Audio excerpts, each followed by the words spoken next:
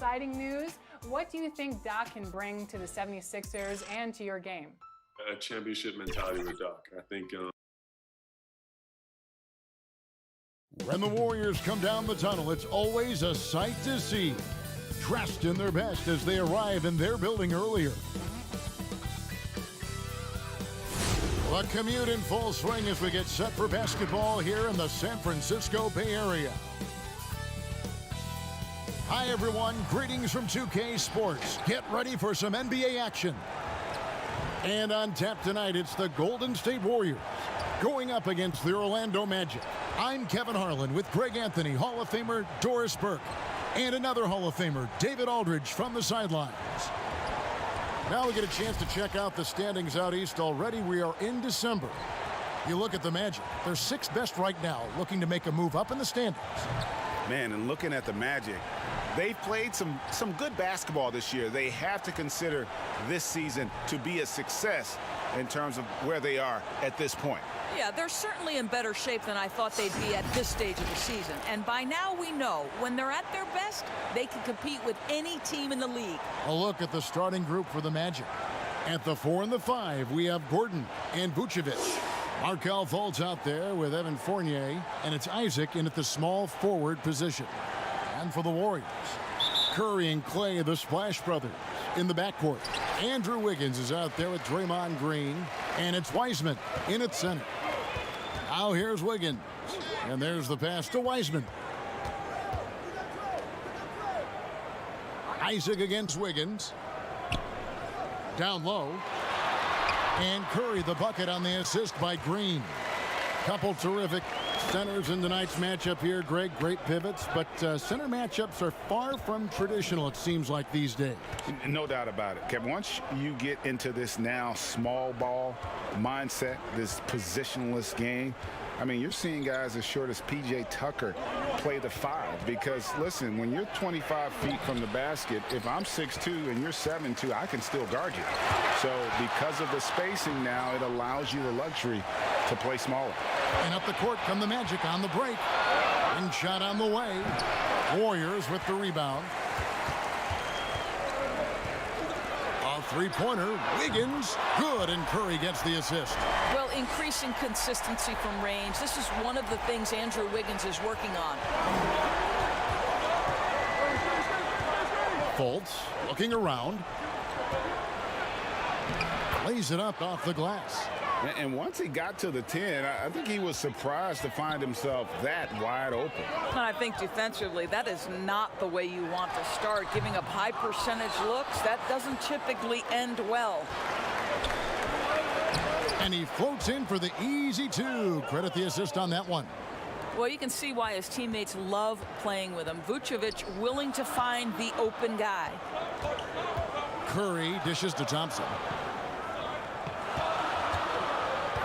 Shines over Fournier. Rebounded by Vucevic. The Magic have gone 2 for 4 from the field so far today. And Evan Fournier good for 3. Just so adept at sizing up the defense, guys. You cannot give Fournier any space. Curry against Fultz. To end the run. And Steph Curry gets the 3. Curry's got 5. And how about the payback there, guys? You do you, I do me. Oh, you love to see the competitive fire. A little bit of pride at stake. And the call on the shot that sends him to the line. Well, it was a career year for Evan Fournier, just at the right time. Opted out of his player option over the summer, and he was a free agent. And Fournier proved that he can put up numbers. Aggressive looking to create with the ball in his hands. This team got a great weapon signing Fournier.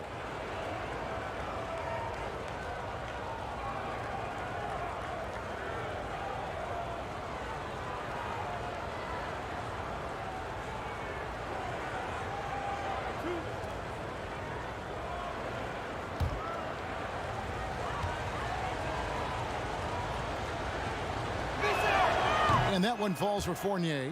You know, there's an unpredictability about what Evan Fournier does that keeps defenders guessing. This guy is outstanding at using that to his advantage.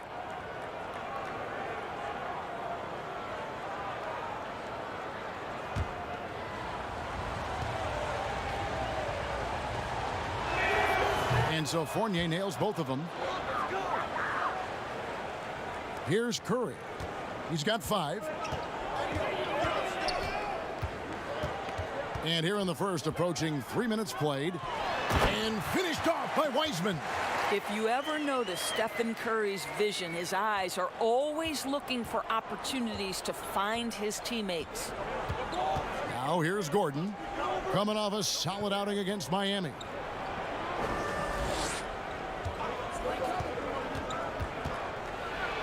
That's tipped. And it's the Warriors on the break.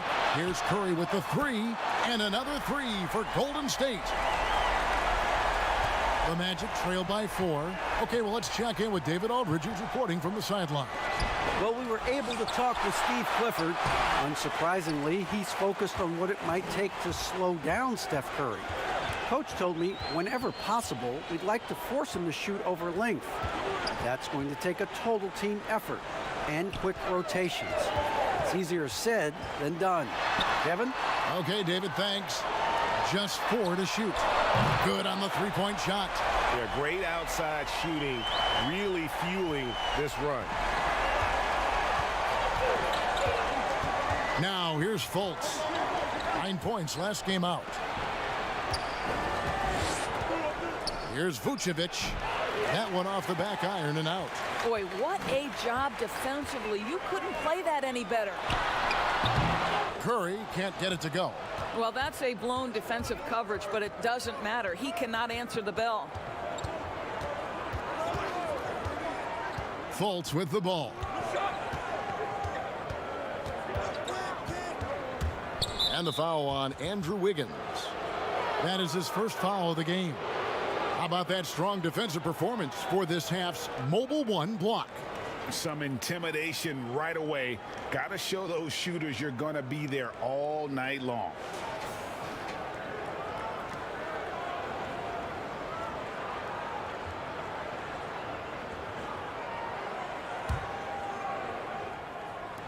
Warriors on D. They lead by 7. Yeah, really like the defensive focus and intensity at the start.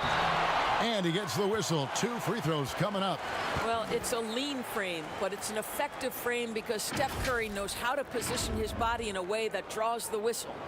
And looking at Curry's stats, one thing that jumps out, and it may be a little surprising, for the last 3 seasons, he's averaged over 5 rebounds a game.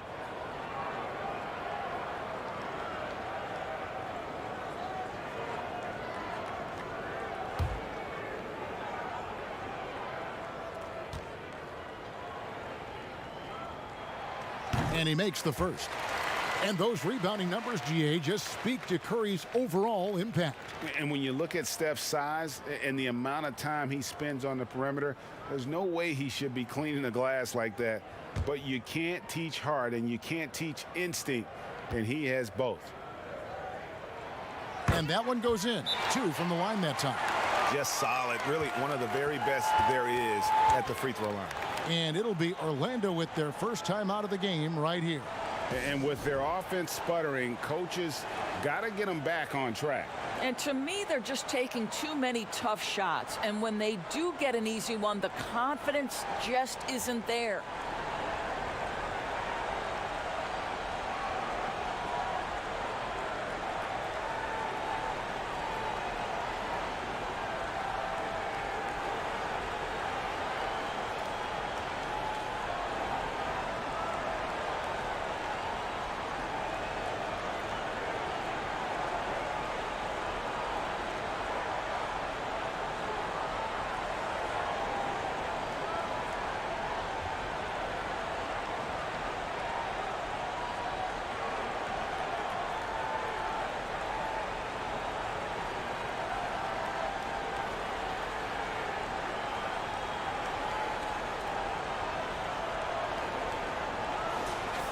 And now with this break, here are the premier glass cleaners among rookies over the course of the past month.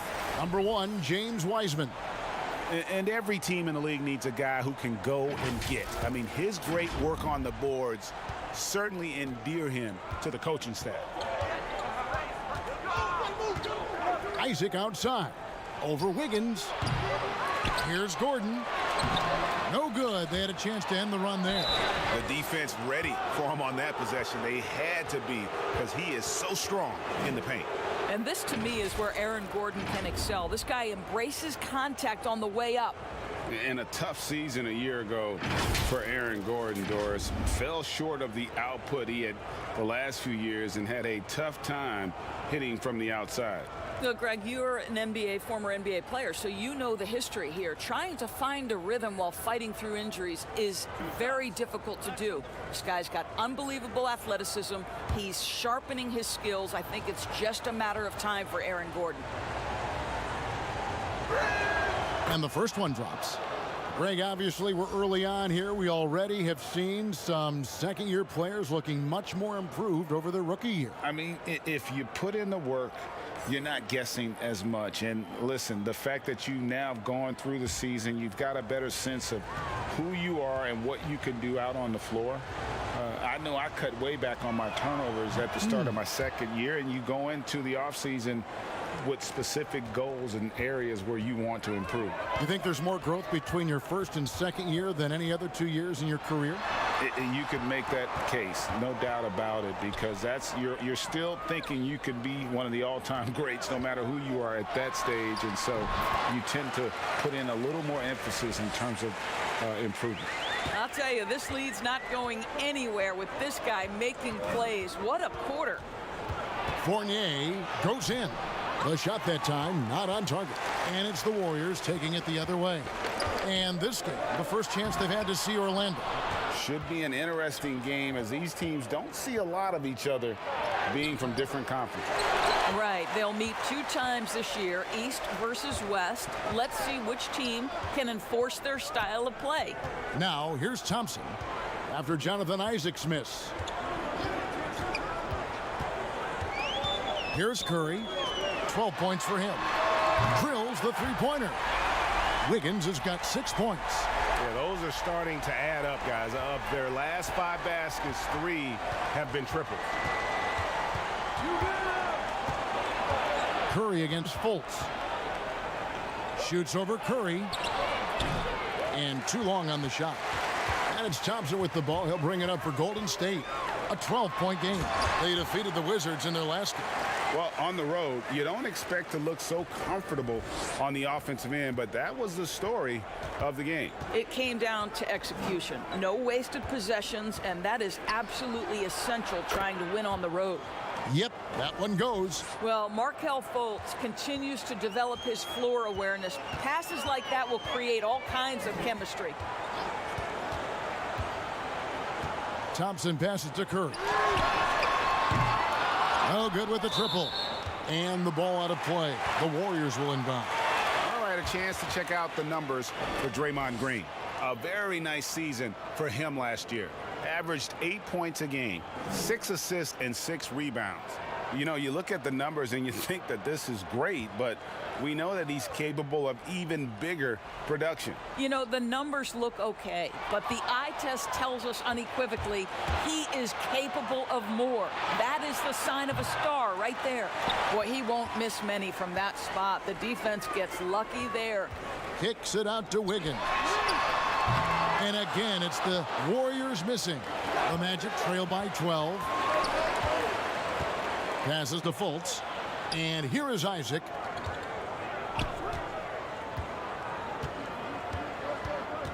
Back to Fultz. Shot clock at 6. Pass to Vucevic. Fournier for 3. The shot will not fall.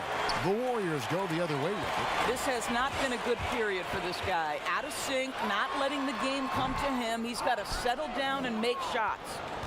Orlando's gone just 1 of 4 from three-point range here in the first. And Vucevic kicks to Fultz.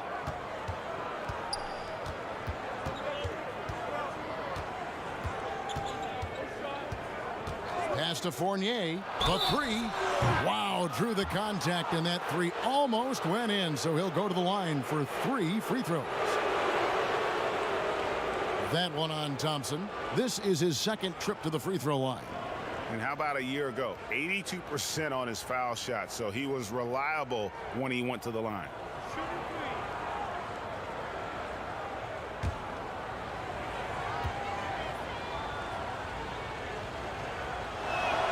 And he hits the first of 3. And some changes here for the Warriors. Looney's checked in for Marquise Chris. Eric Paschal comes in for Draymond Green. And Kelly Oubre subbed in for Klay Thompson. The Magic also changing it up. Bamba is checked in for Vucevic. Ross comes in for Jonathan Isaac. And Anthony subbed in for Fultz. He hits the second from the line.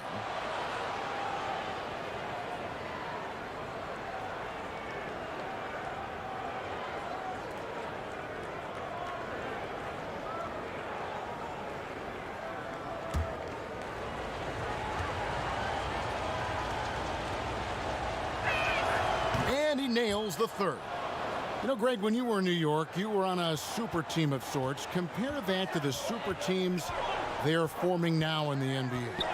Oh, we've always had super teams. And this misnomer that this is something that's just come about with this era is, to me, absurd. You've always had it. Whether the difference nowadays is I think the players have more say in where they go. And they can orchestrate how a team is constructed, but it's always existed. And the reality is this: you become a super team when you win a lot. Sure. And that's what really dictates how super your team is. And they call the foul, so a chance at the line for one more coming up.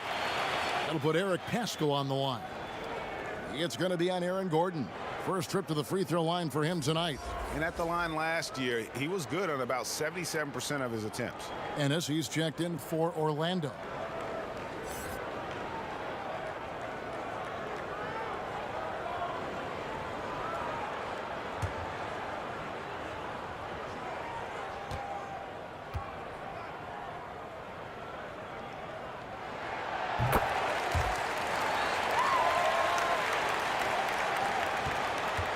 The Magic trail by 9.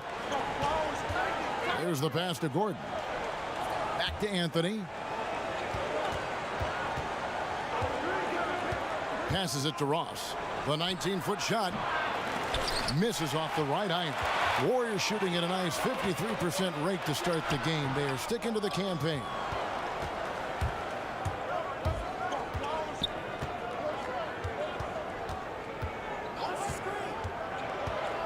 Shoots from 8. Here's Gordon. And foul on the shot. He'll shoot 2 at the free throw line. They get Stephen Curry. Well, there's a versatility and a fearlessness about which Aaron Gordon goes about his business. This guy can be an effective two-way player who's got to keep working on the defensive end.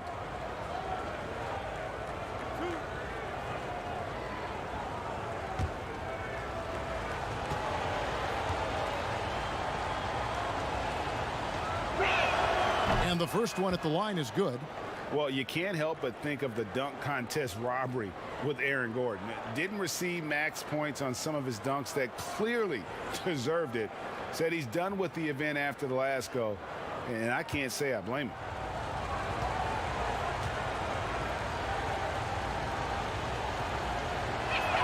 Both good from the line that time.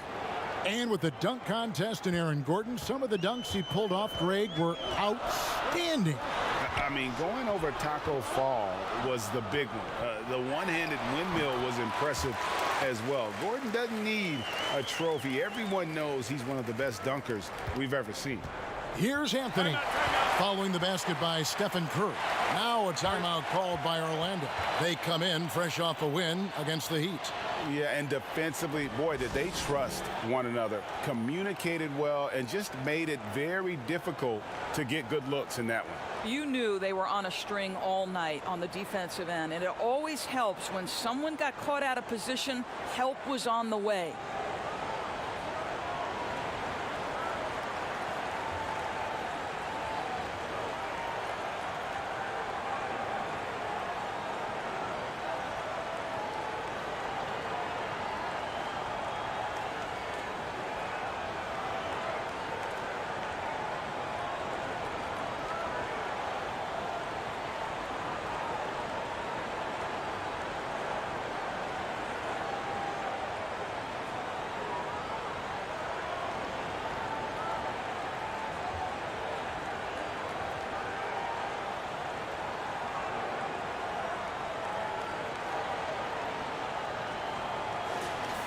Well, so important to have three-point shooters that can stretch the defense and open things up. These small forwards have been doing just that over the last month. Fourth, Kelly Oubre. I mean, you've got a dilemma when it comes to any of the guys on that list. Stay up tight on them on the perimeter, and you risk them blowing by you. But if you back off, you might get your feelings hurt. Yeah, that's a great way to put it. That's what they do with their three-point shooting. They can demoralize a defense. I mean, there are some sleepless nights after having to face any one of those guys. And finished off by Oubre. They've been excellent so far, coming in with a well-balanced attack. On the offensive end, it feels like they're getting the shots they want, and defensively, they are connected and on a string. Now here's Anthony.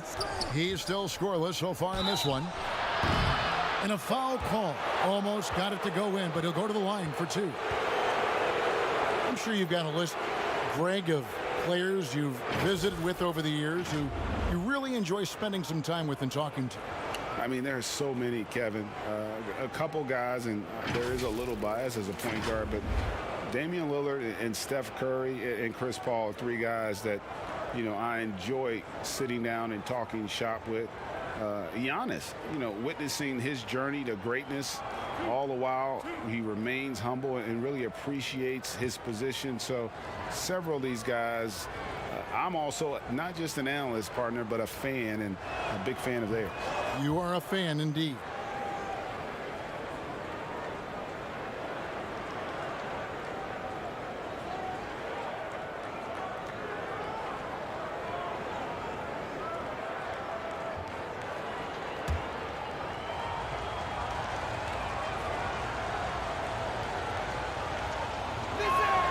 And both free throws good for Anthony.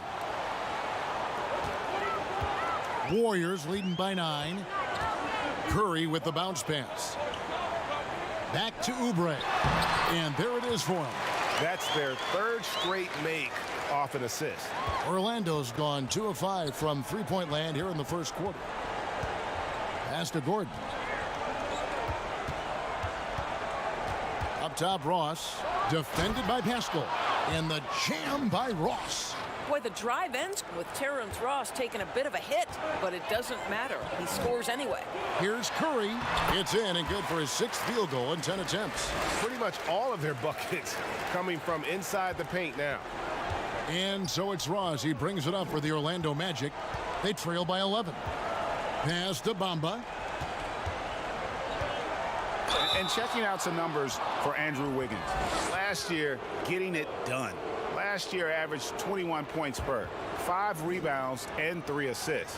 And he paced the whole team in points per game last season. Well, his teammates understood that he was their best option, and understandably, they got him the rock.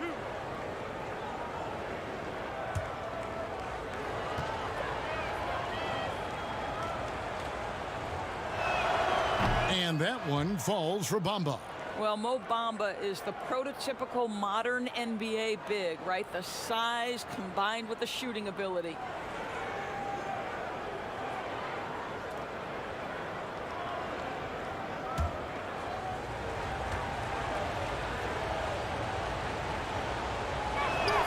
And good on the second, so he makes them both. 59 seconds left to play here in the first. They double-team Curry to the right side. Here's Looney. A three-pointer off the mark. The Magic trail by 9. Now Anthony. The pass to Ross. Releases. And the rebound goes to the Warriors. Here we go, one-on-one. Wiggins with it. Now Anthony defending. Curry can't get it to go. That's a shot he makes with regularity, but that time the defense up to the challenge. The offensive rebound. Out to Anthony. 2-second difference between shot clock and game clock. And the foul on Andrew Wiggins. So that will be his second foul of the game. We're in the bonus, and we'll go to the line to shoot 2. On the night, he's gone 2 for 2 at the stripe. You know, this is not an area where they expect him to contribute. You know, he's a guy that shot below 70% last season.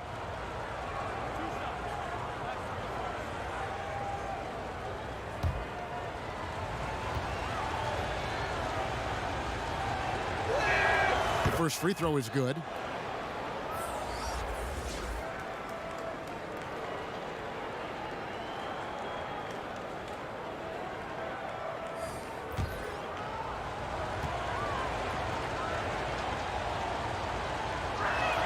And that's good as he hits both of his shots. Here's Wanamaker.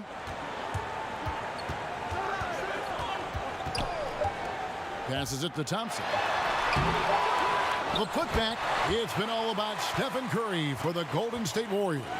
Going on an absolute rampage, piling in the points. He dictated the pace of the entire quarter. And don't go away. We'll be right back.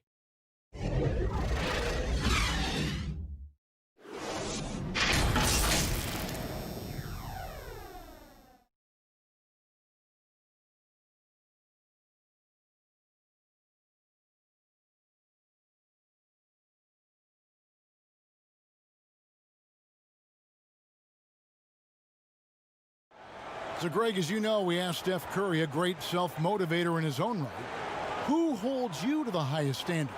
And here's what he had to say. Oh, my wife, for sure. No, never ever want to disappoint her. She shoots it to me straight. That's the biggest thing, whether I play well or not. I don't get too big of a head, or I don't feel too down on myself either. Sounds like he's got a good team, both at home and right here in front of us. Steph has already put up a Hall of Fame career, but you can tell he doesn't feel anywhere near being done. And if you're just joining us, we've played through one quarter in this one. And from what we've seen so far from the Warriors, how would you grade them? What we saw in that first quarter, they won their matchups defensively. I think across the board, a number of guys who've done a great job guarding multiple positions. And a moment now to reset the lineups, courtesy of Gatorade, all fueled up for the second quarter of basketball. On the court for Orlando, Gordon and Bamba, the combo inside. Terrence Ross is out there with Carter Williams, and it's Ennis in at the 3 spot. And here's Gordon after the three-pointer from Stephen Curry, and it's blocked out of bounds as Orlando keeps possession.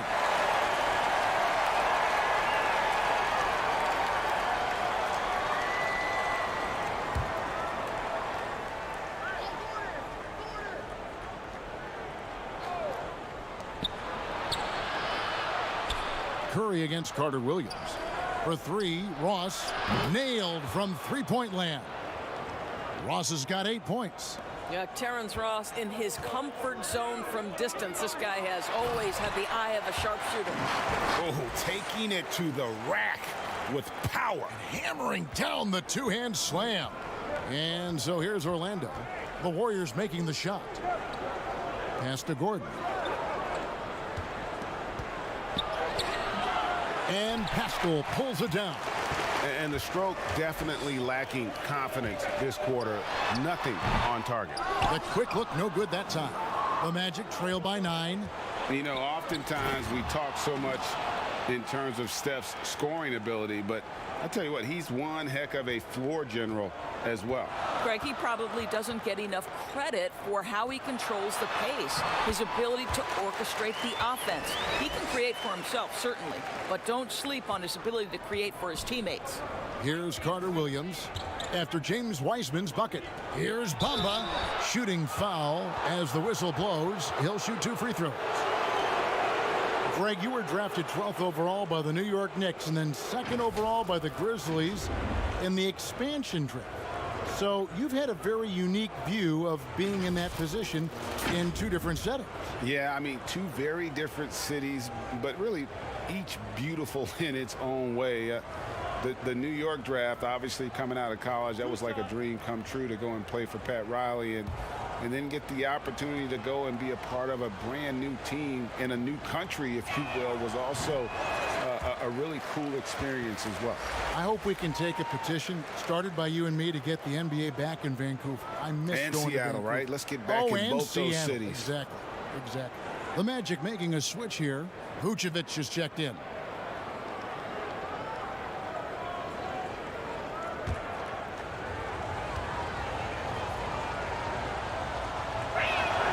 And the second free throw, good.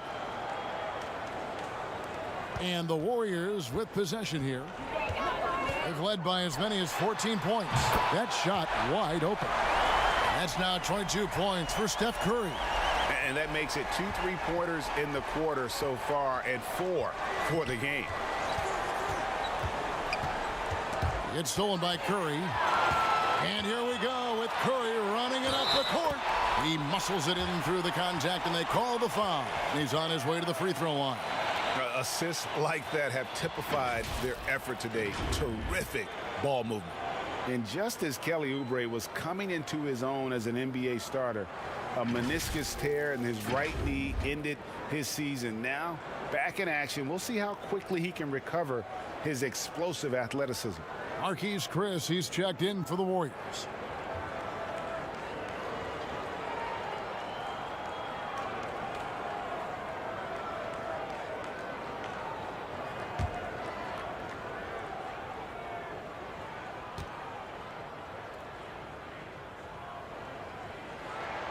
And before the injury, Kelly Oubre playing a career high in minutes. 38 to 40 minutes a game with regularity. G8, do you think that load could have contributed to his injury?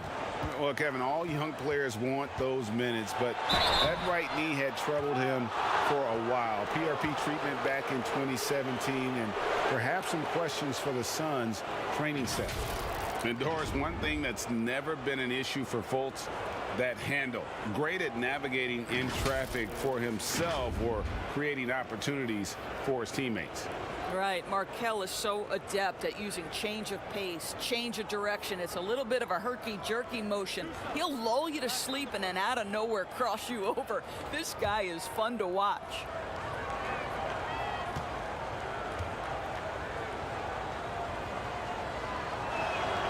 That free throw, no good.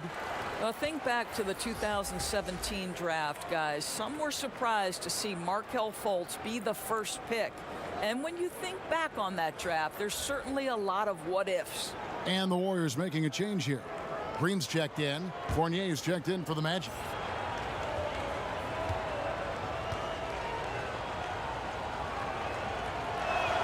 Good on the second free throw. We're just over 2.5 minutes into the second quarter. And here's Wiseman.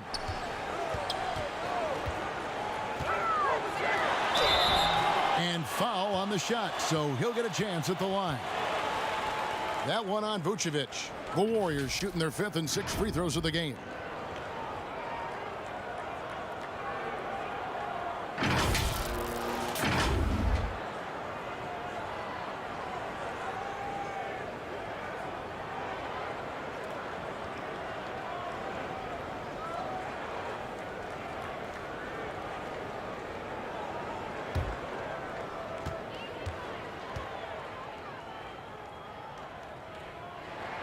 First one falls for him.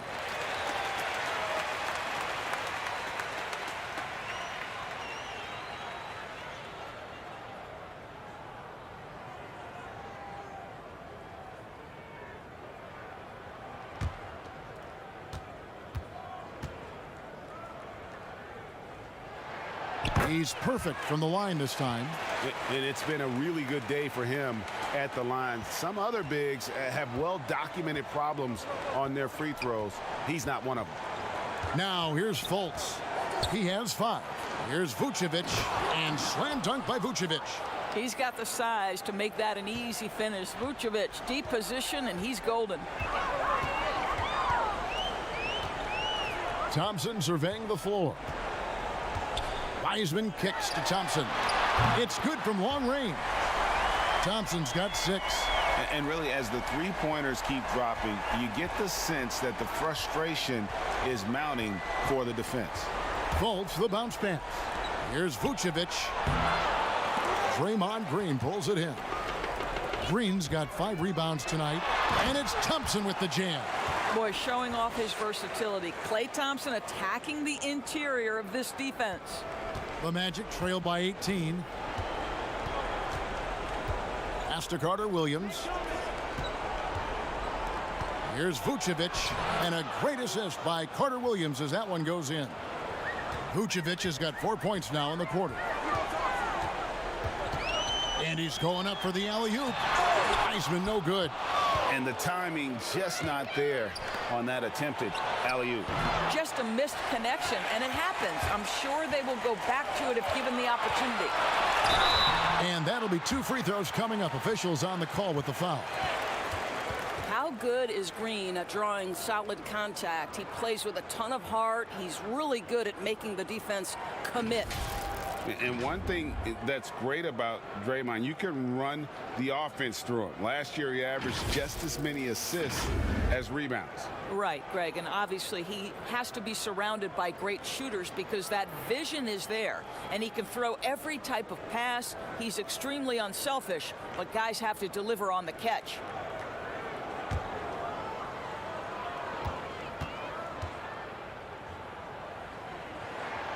Free throw good, Green.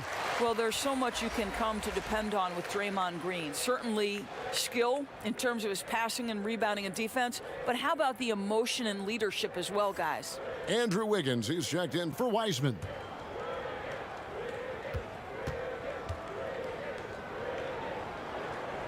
And both free throws good for Green. And they have yet to miss a shot from the line here this quarter. Now here's Fultz. He's got 5. Fournier gets a wide open look, and he's good on the 3 ball. Fournier's got 13. When Evan Fournier is this assertive, because he's got such a versatile game, he is hard to slow down. Thompson passes to Wiggins. Tried to come right back with the 3 of his own, but it's no good. Here's Vucevic. 2 free throws coming up, and they call the shooting foul. It's going to be on Andrew Wiggins. This guy's so polished inside. Nikola Vucevic, great at being assertive and earning these fouls. And although the passes aren't flashy by any means, Nikola Vucevic, a very effective playmaker at the pivot. And Vucevic is very calm when pressed. Reads the defense well and makes the simple but impactful pass. Great in dribble handoffs. It's a big reason he averages almost 4 assists a game.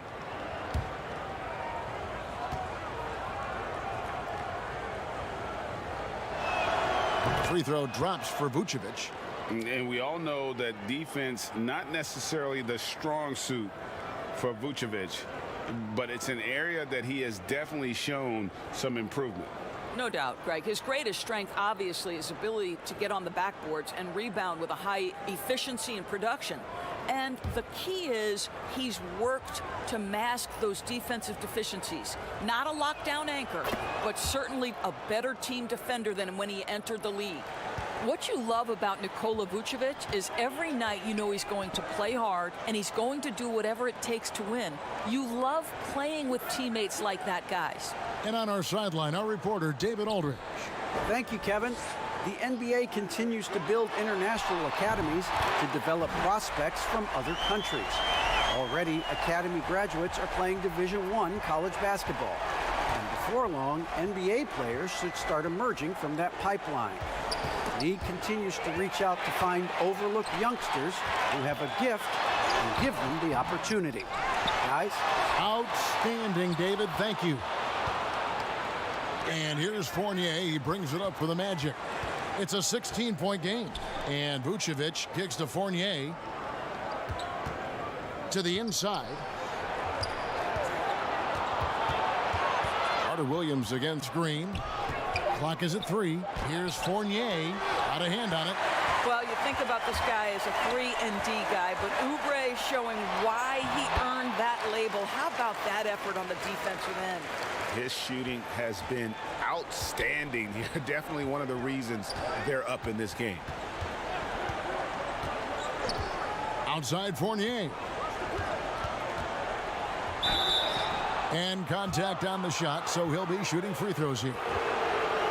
Well, Evan Fournier proving adept right in that instance of making the defense bite and put him at the free throw line. He's made all 5 of his attempts at the line so far.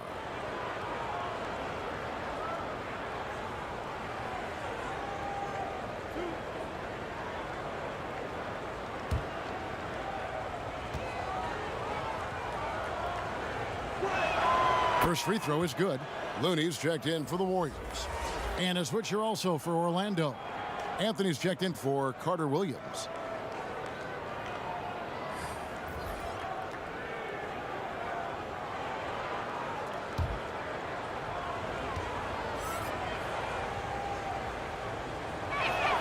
And so Fournier nails both of them.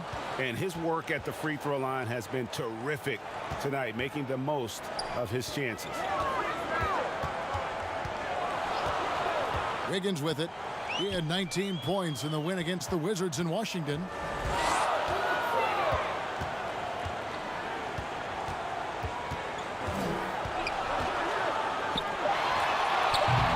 And no good. And Orlando the other way now. Up next for them, the Grizzlies at the FedEx Forum. That'll be game 2 of 4 straight on the road. Well, you like that he shakes off that rocky first period and knocks down a shot. Nice. Now here's Thompson. 23 points for him the last game against Washington. Boy, and defensively, he had them off balance. He was able to come away with 4 steals. You know, you have to use the bounce pass in that instance to make the catch easier. The Magic trail by 16. Another foul would give him 3 before the half. Something to keep an eye on, guys. He's made 1 and missed 1 so far in the game. And from the line a season ago, 73%.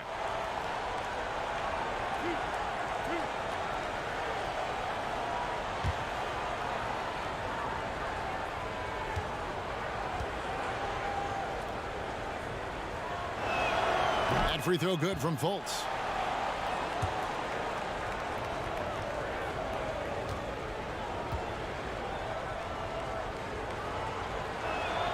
So he gets them both. Here's Wiggins, 11 points in the game.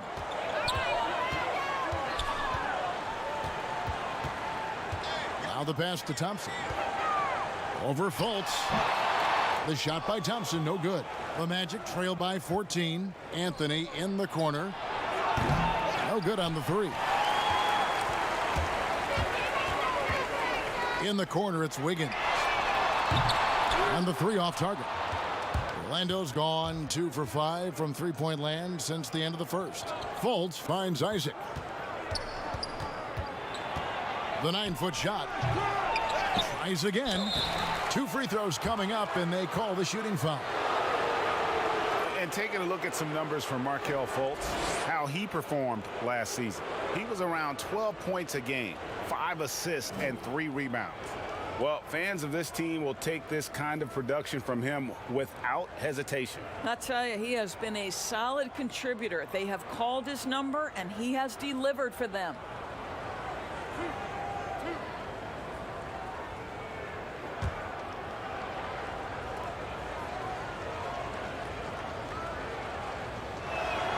The first one falls. The Warriors making a switch here. Curry's checked in.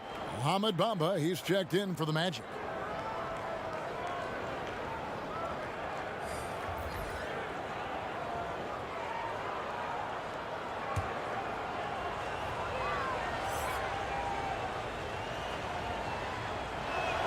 And both free throws good for Anthony. So it's the Warriors now. They led by as many as 18 points. Curry dishes to Wiggins. Over Fultz. And it's Wiggins missing. Well, you know, they're in the lead, but he's still been frustrated from an offensive standpoint. Fultz, no good. Warriors leading by 12. Now the Warriors moving it up. It's tipped. Stolen by Bamba. Fultz with the ball. Now defended by Wiggins. Bamba's shot is off. And so it's Wiggins with it. He'll bring it up for the Warriors. Chris can't hit. Curry against Anthony. Here's Looney. 14 points from him the last game against the Wizards in Washington. Outside Curry. Wiggins passes to Chris. Back to Wiggins. That 3 off the mark. Nothing seems to be going his way this quarter. Well, not at the offensive end, certainly. He cannot buy a bucket right now. This guy just can't find his rhythm, and you look up at the scoreboard, they absolutely need his productivity. Let's take a look at some of the leaders of the NBA. These point guards have been shooting lights out during the last month. Third is Stephen Curry. Some remarkable shooters in that group. I mean, you know that when you're seeing those types of numbers at the point guard position, you're talking about some very intelligent and patient players. You know, that intelligence is really their hallmark. Always taking the smart shot, never forcing it when it's not there. You know, that's how they're able to keep their percentages so high. That and the fact that they can flat out shoot it. Free throw, good, Oubre. And remember, you know, he grew up in New Orleans, but Kelly Oubre had to move to Texas after Hurricane Katrina. Some tough times that he said put a little bit of a chip on his shoulder to this day. Eric Paschall, he's checked in for the Warriors. The Magic also changing it up. Aaron Gordon, he's checking in for Vucevic. Ennis comes in for Evan Fournier. And Terrence Ross is subbed in for Fultz. Boy, showing a lot more aggressiveness now after making 0 trips to the line in the first quarter. Guys, they're looking for a way to score here. Yeah, they've had a tough time taking the lid off. Boy, he really wanted that shot, trying to make the defense pay for leaving him that wide open. And again, it's the Warriors missing. The Magic trail by 14. Here's Ross. And the shot is long.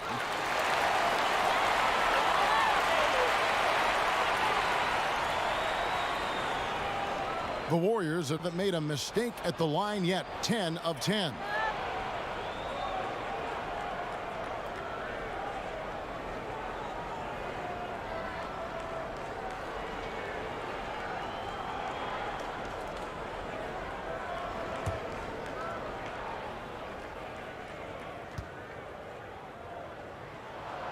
And he knocks down the first one. What I love about Stephen Curry is the pure joy he gets from playing the game of basketball. He will put everything on the line every single night he's on the floor. And both free throws good for Curry.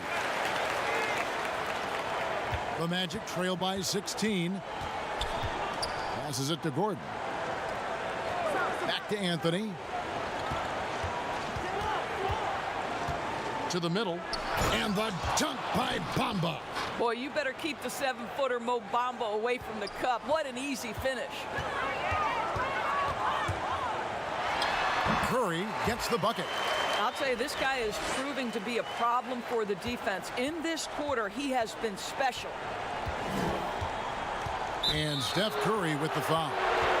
That's his third foul so far. Bonus situation in effect, so we'll head to the free throw line for 2. This is his third trip to the free throw line.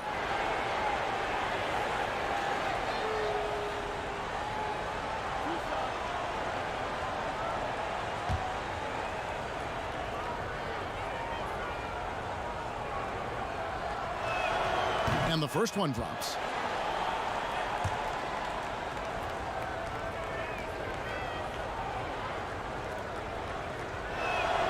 So Anthony nails both of them. And there's a minute 45 left to play here in the second quarter. Pass to Oubre. Here's Looney. Golden State moving the ball around. And foul on the shot, so he'll get a chance at the line. It's on Cole Anthony. No question, he got bumped on that shot. And this will be his second and third shots at the line here.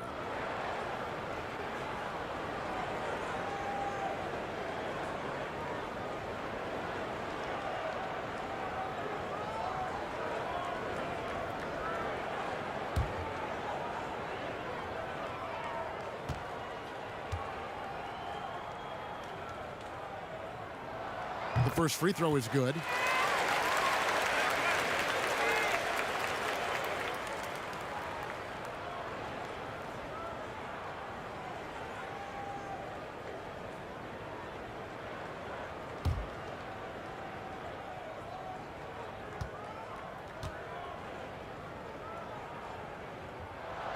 That one falls, so he hits both of them. The Magic trail by 16. We've got 1:23 left here in the second. Outside Anthony. Lets it go with a three. The Warriors pull it in. And how about a 44-inch vertical leap for Andrew Wiggins, and yet not interested in competing in the dunk contest. Greg, he can really get up, but says he keeps it simple when he does. One hand or two, he's a game dunker more so than an exhibitionist. Here's Anthony after the made shot from Kelly Oubre. And it's the Warriors on the break. Curry leading the charge. And this is what dominating the glass looks like. He just cannot be contained. Wow, what a performance. And he's not just winning with physical ability, he's winning with anticipation. And here is Curry after the three-pointer from Cole Anthony. Wiggins dishes to Curry. And he sinks that one, hitting the back of the rim on the way in. Curry's got 12 points now in the quarter. 2 seconds separating the shot clock and game clock. Anthony taking his time here. 11 seconds left in the first half of basketball. Just 5 to shoot. It's tipped. Here's Oubre, and right as the buzzer sounded, he just dunked it right down. Wow! Solid finish to the quarter, making sure that one went in. And so it's the Golden State Warriors taking a 19-point lead into the break. From the field, they have been outstanding, amazing shooting. That's what has them headed to a blowout. And now we'll send it over to David Aldridge, who is standing by courtside. David. Thank you, David, and we'll be right back after halftime to start the third quarter. See you in just a bit. The 2K Sports Halftime Show.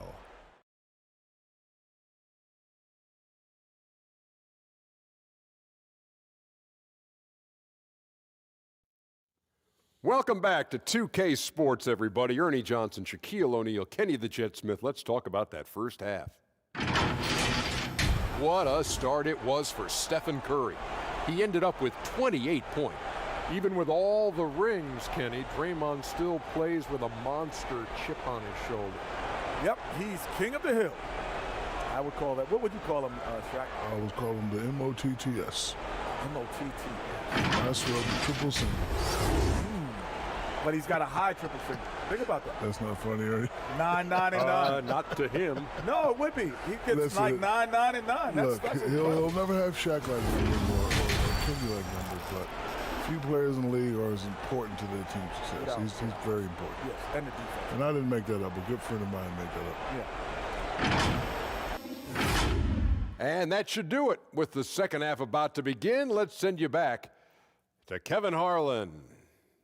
Go back to Kevin Harlan. Go. Just go over there.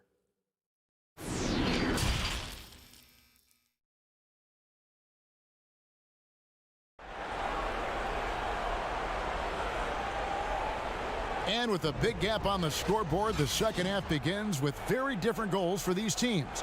One side trying to mount a comeback, one side trying to protect their lead. Really an incredible game from Stephen Curry.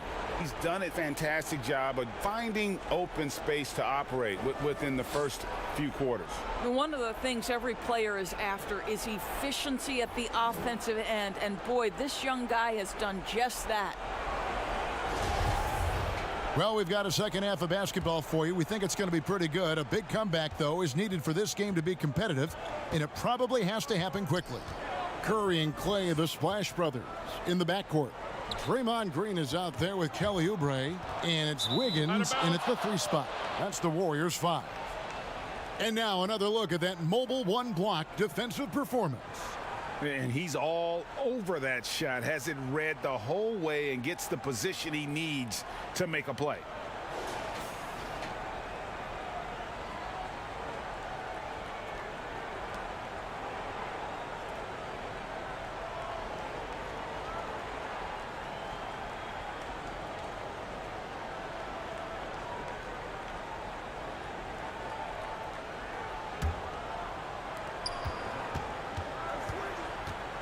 Fultz against Curry.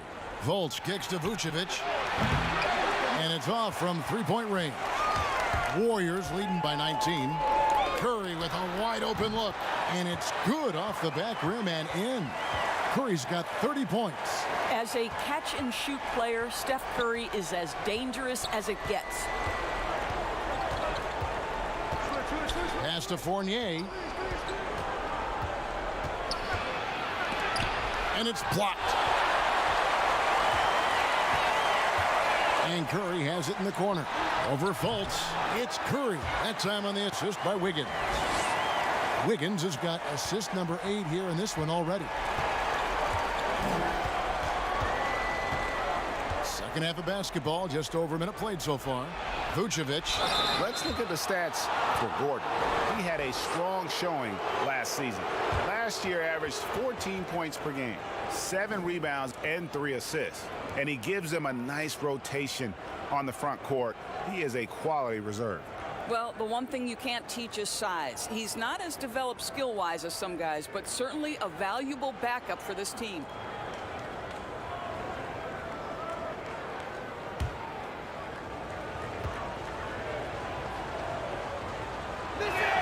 And he makes the first. Chris, he's checked in for Wiseman.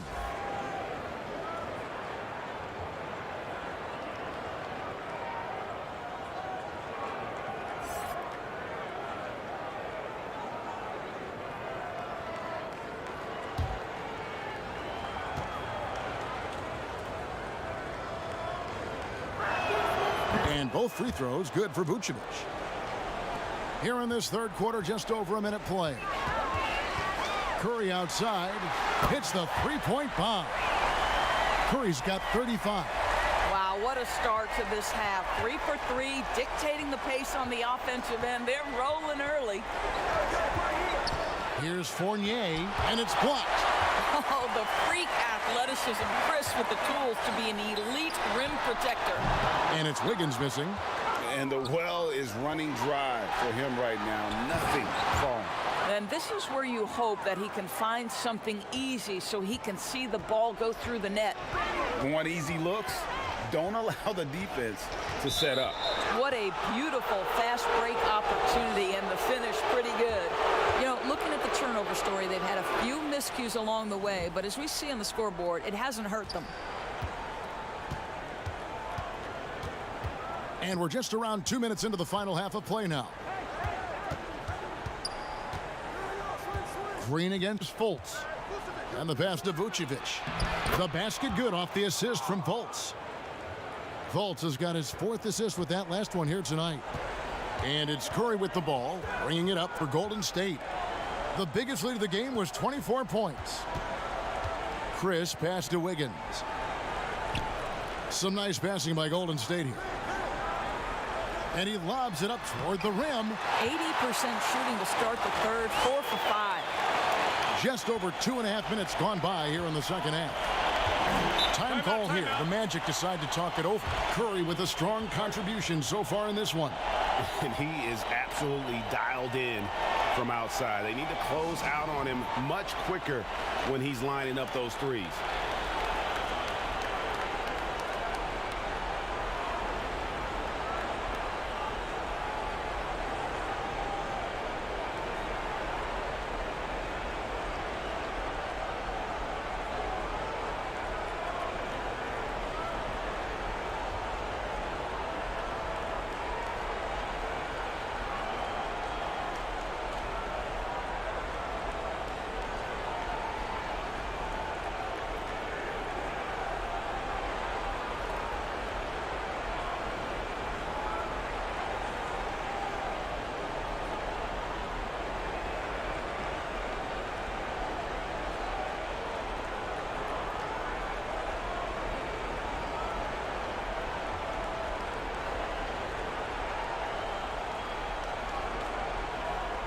Already a lot of talk about who's going to take part in the three-point contest this season, and here's a look at the players most likely to make it. And so many great shooters in the NBA these days, and these guys, quite frankly, the best of the best. I wouldn't be surprised if we see a scoring record broken in this year's competition. You take a look at Thompson. He's all the way up there at number 2 in the voting for the three-point contest. Fans and the media know that he is one of the premier long-distance shooters in the league today. And Kevin, not to take anything away from the other facets of his game, but let's face it, that three-point shooting is what puts him on a whole nother level. And it's going to be an exciting showcase this year. Some incredible shooters, that's for certain. We'll keep you updated as we find out more. Yeah, I think we're in for a real treat. I think the increased importance of the three-point shot in today's game has really shined a light on the talent, precision, and really the wow factor of how these guys can drill the long ball.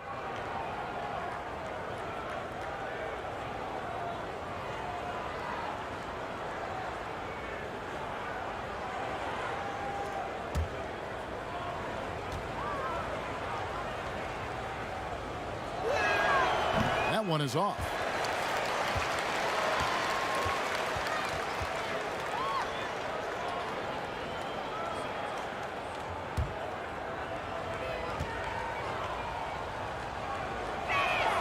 And he sinks the second.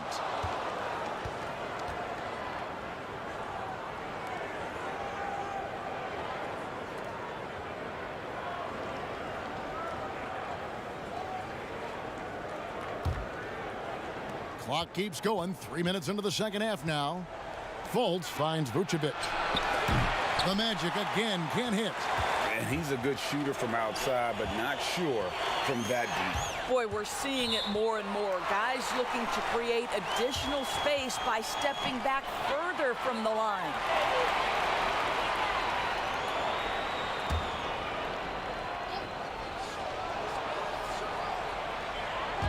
Thompson inside the line. Well, I'd like to see Evan Fournier focusing on the defensive end. He's got the potential to get better there. Isaac misses. Warriors leading by 21. Boy, Jonathan Isaac comes out of Florida State back in 2017. 6th overall pick. Obviously, with that high a pick, you think, oh, he's come out of his career a little bit slow. But this team believes in his upside and is committed to building with him. They double-team Curry. A shot by Thompson, and no one's around. Drains it from beyond the arc. Thompson's got 13. Having a lot of trouble stopping the three-point shot. And with Isaac, there is a lot to like. He could be a huge two-way forward for this team. Right, Greg. A modern NBA big has got to develop a consistent perimeter game, which Isaac is working on. This guy's a big-time finisher right now. So with that frame and that age, this guy's upside's absolutely tremendous. Fultz the pass to Vucevic. Doesn't go for him. Wiggins with some nice D. At the elbow, Green. Outside, Curry. Good, and it's Green picking up the assist. Green's got his 5th assist in this one. Yeah, in the first half, he was unstoppable from deep. Now, 2 more since the break. Now Fournier, he's got 16. Second chance shot, and foul on the shot. He'll shoot 2 at the free throw line. It's going to be on Andrew Wiggins. This will be his 5th trip to the free throw line.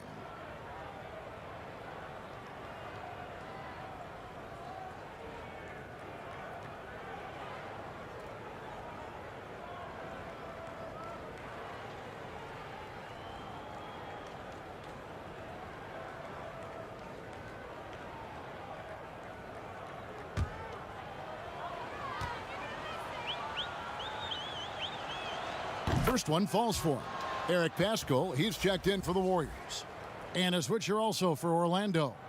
Carter Williams is checked in.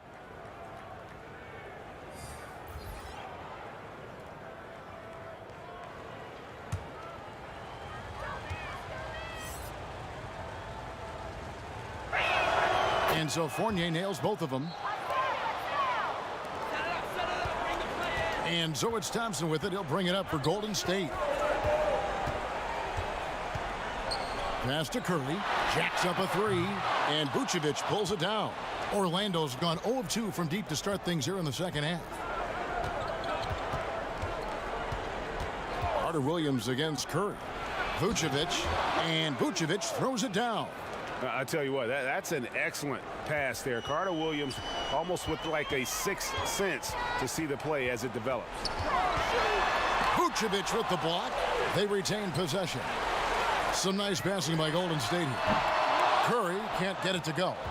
The Magic trail by 21. Outside Fournier. Green with the block. A valuable, dogged defender. Draymond Green doing his thing. And the Warriors making a change here. Looney's checked in. Then for the Magic. Bamba is checked in for Isaac. James Ennis comes in for Fournier. And it's Ross in for Fultz.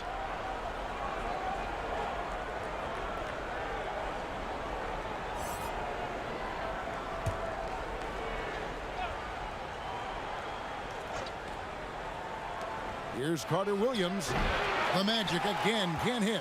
Warriors leading by 21. It's Curry outside. That's in, coming off the assist from Thompson. Thompson's got 3 assists in the game. The Magic shooting about 26% out there. They need to get a better look. Pass to Ennis. And here is Ross. He's got 8. Over Green. Green with the block. And here we go. Fast break. Curry's got it. Shoots over Bamba. Bamba with the block. That is a combination of length and defensive instinct. Send it back, Mo Bamba. From 8. Kicks it to Carter Williams. Pass to Ross.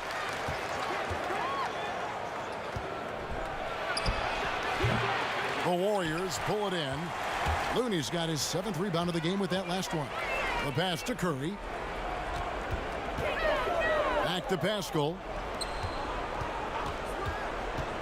Looney passes it to Curry. And Bamba pulls it down. Bamba's got rebound number 8 here tonight in the game. He kicks to Carter Williams.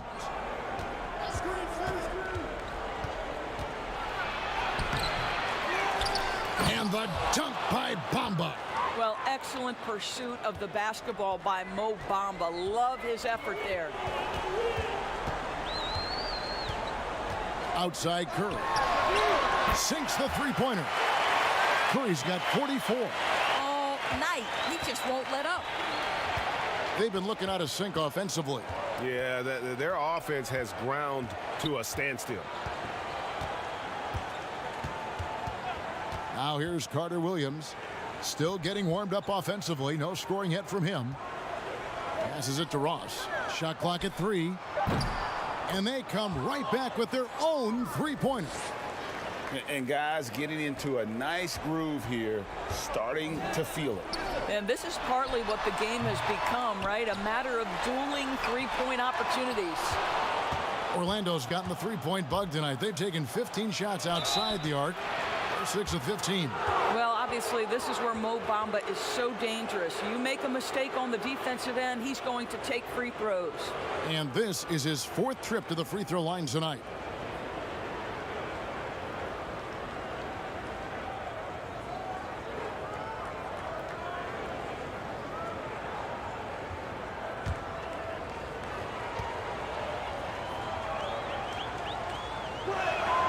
And that one falls for Bamba.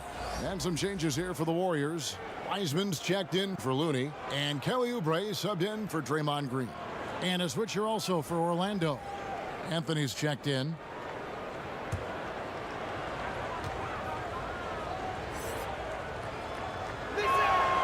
He doesn't get the second one. Warriors leading by 21.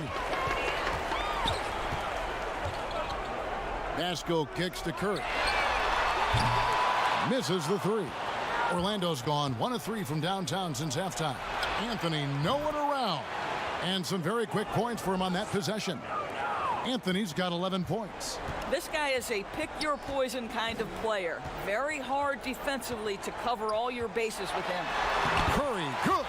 Well, all night he has made an impact at the offensive end. Now he's trying to shut the door. Anthony, the pass to Ross. Here's Vucevic. Who's back up?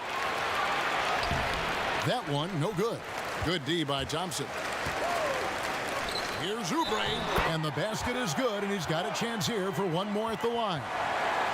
You're going to have to hit Oubre hard to prevent the bucket, boy. If you don't, he's going to play through it. He is 3 for 3 from the free throw line. And I look back at his numbers from the free throw line last year, 78%, so not too bad.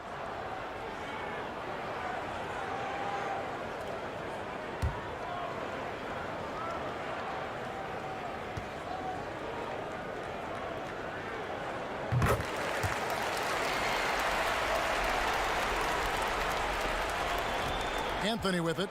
He's got 11. Three-pointer. Warriors with the rebound.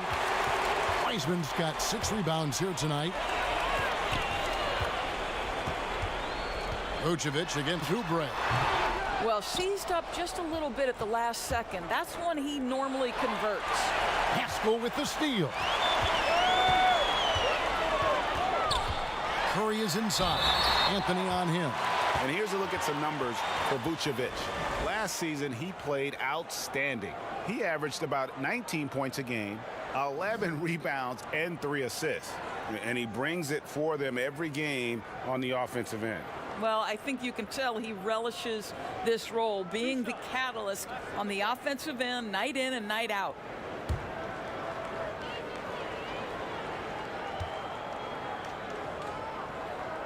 The first one falls.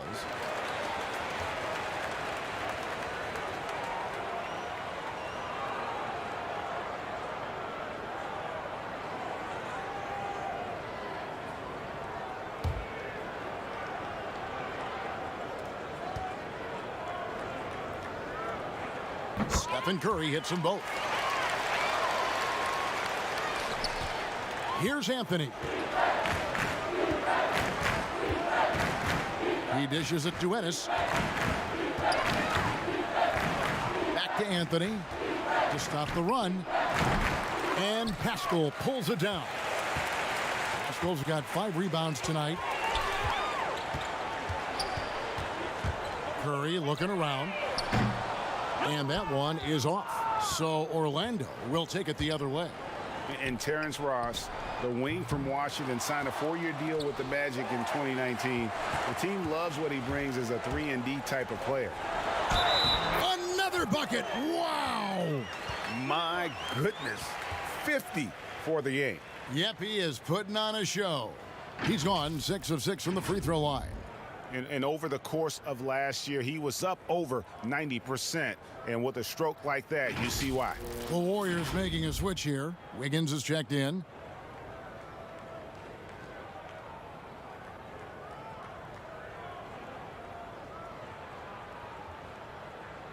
Shooting one.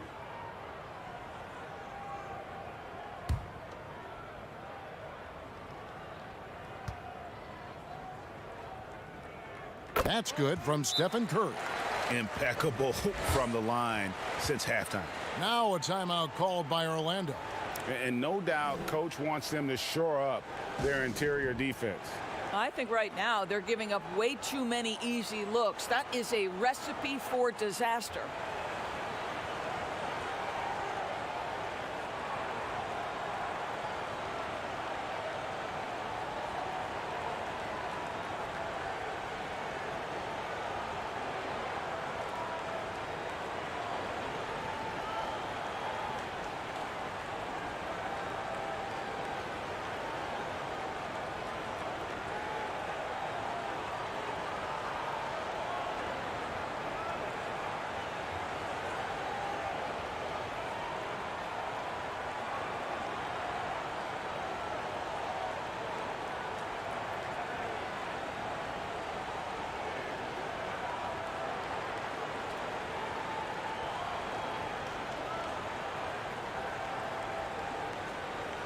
Brad Wanamaker's checked in for Steph Curry. While we have the chance, we'd like to reveal the list of the past month's best fast break teams in the NBA. The Warriors, number 1. They've been playing an exciting brand of basketball during that time. I mean, taking every chance to get out in the open floor. Pass to Bamba, looking to end the run. Wiggins with the rebound. No matter what looks they get, they just can't convert to stop this run. And I think you can start to feel their frustration mounting. With every missed bucket, it becomes more and more desperate. And the Magic making a change here. Gordon's checked in.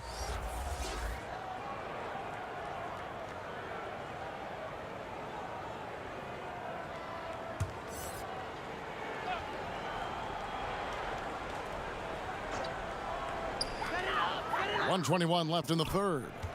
Here's Wanamaker from outside off the mark. And they had some botched coverage that turned into no coverage. Ross for three. Wiseman with the rebound.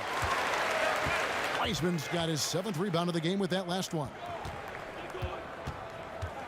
Wanamaker the pass to Wiseman. Back to Wanamaker.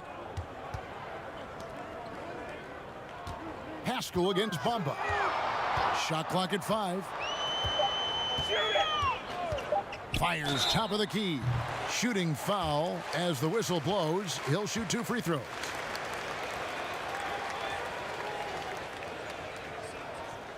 He's got free throw attempts number 4 and 5 here.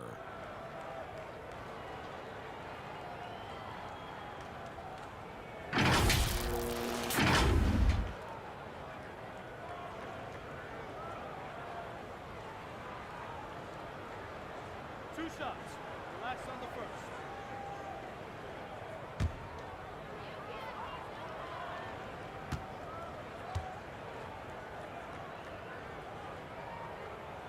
And the first one at the line is good.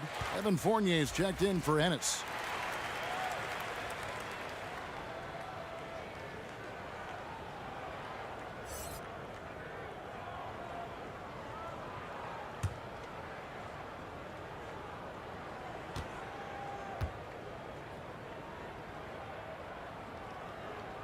And so he makes both from the line. Here's Anthony. He's got 11. They need a bucket in a big way here to regain some confidence. Trying to get something going. Offensive rebound. Nice shot there by Bamba. Bamba's got 5 points now this quarter. Well, Mo Bamba, if he gets that kind of position, turn the lights out. About 3 seconds between shot and game clock. And slam dunk by Haskell. Absolutely the prettiest play in basketball, executed to perfection. I don't think you'd get an argument there. Everybody loves the alley-oop. Fournier against Oubre. The 3 ball. And no luck with that time on the buzzer beater. And so it's the Golden State Warriors leading by a full 31 points at the end of the quarter. Defensively, they have gotten after it, contesting every shot going up. We'll get right back to the action when we return.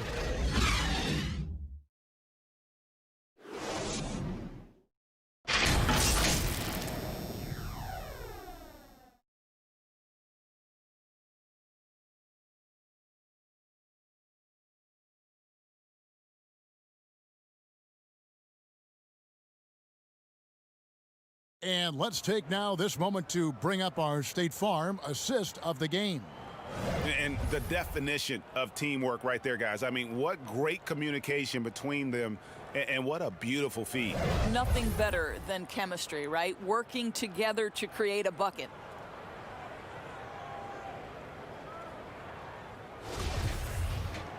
And there have been 2 very different performances from these teams today as we get going in quarter number 4. And so in the game for the Magic, they've got Anthony, also Evan Fournier out there. Clark is out there with Aminu, and it's Okiki in at the power forward. On its way from Clark for 2, and the defense really pressing up on him. Made that a tough shot. Here's Wiseman. Fouled in the act of shooting, gets the bucket anyway, so a 3-point play chance for him. Quick job of getting up the floor and creating early offense. You don't give the defense any chance to set up. Sometimes you just love an easy look. Marquise Chris, he's checked in for Eric Haskell.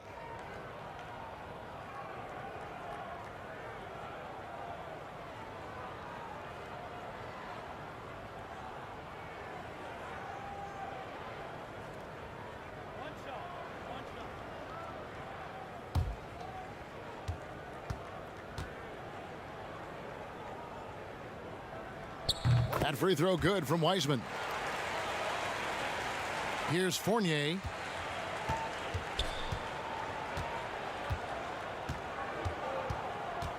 Clark outside.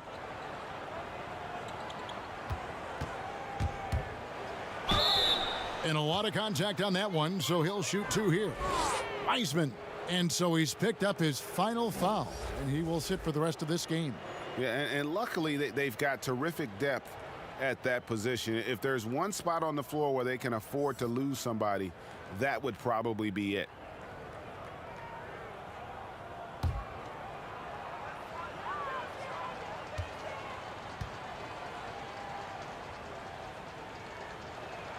And that one falls for Clark.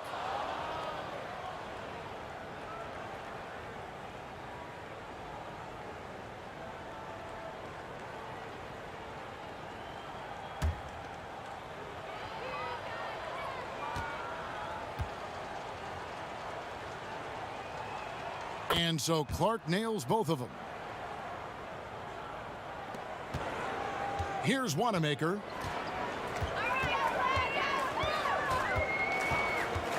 Pass to Lee from deep. Kept alive. The Magic shooting a pretty pitiful 25% in this game. Offensively, they can't get anything going.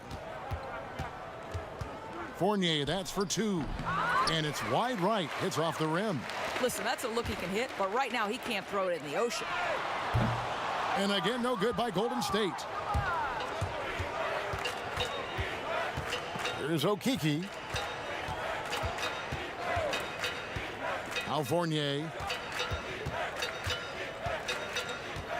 And here is Clark. The Warriors pull it in. Looney's got rebound number 10 tonight with that last one. That one falls. Unwilling to let up even for a moment. That's his killer instinct, just fanning the flames. One thing I enjoy is watching players who don't pay attention to the score. You lock in on the moment and play the right way. I'll tell you, this has not been his game, and he's making it worse with shot selection like that. Hammers the alley-oop through. Well, they've won the battle of transition buckets, and those easy points have helped them build this lead. Well, this is their pace. This is exactly how they want to play. A little fast, a little loose. Fournier passes to Okeke. No good from outside. And so Wanamaker will bring it up for the Warriors. A great fourth quarter, just giving up 2 points. Yeah, they're rolling right now. That lead continues to grow. And one of the things that's helped that is they're getting it done on both ends. Terrific focus on offense, and they're locked in defensively. Here's Fournier, and that'll be 2 free throws coming up. Officials on the call with the foul.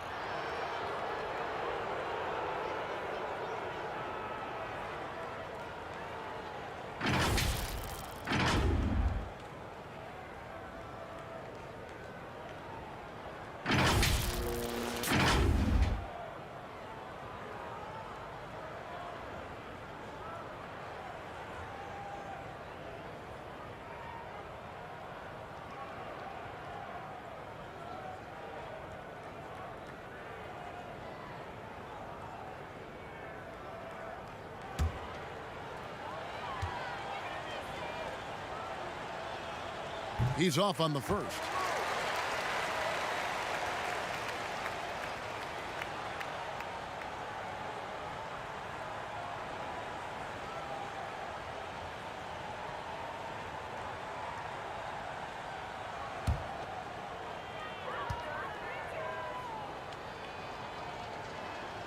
And he's good on the second.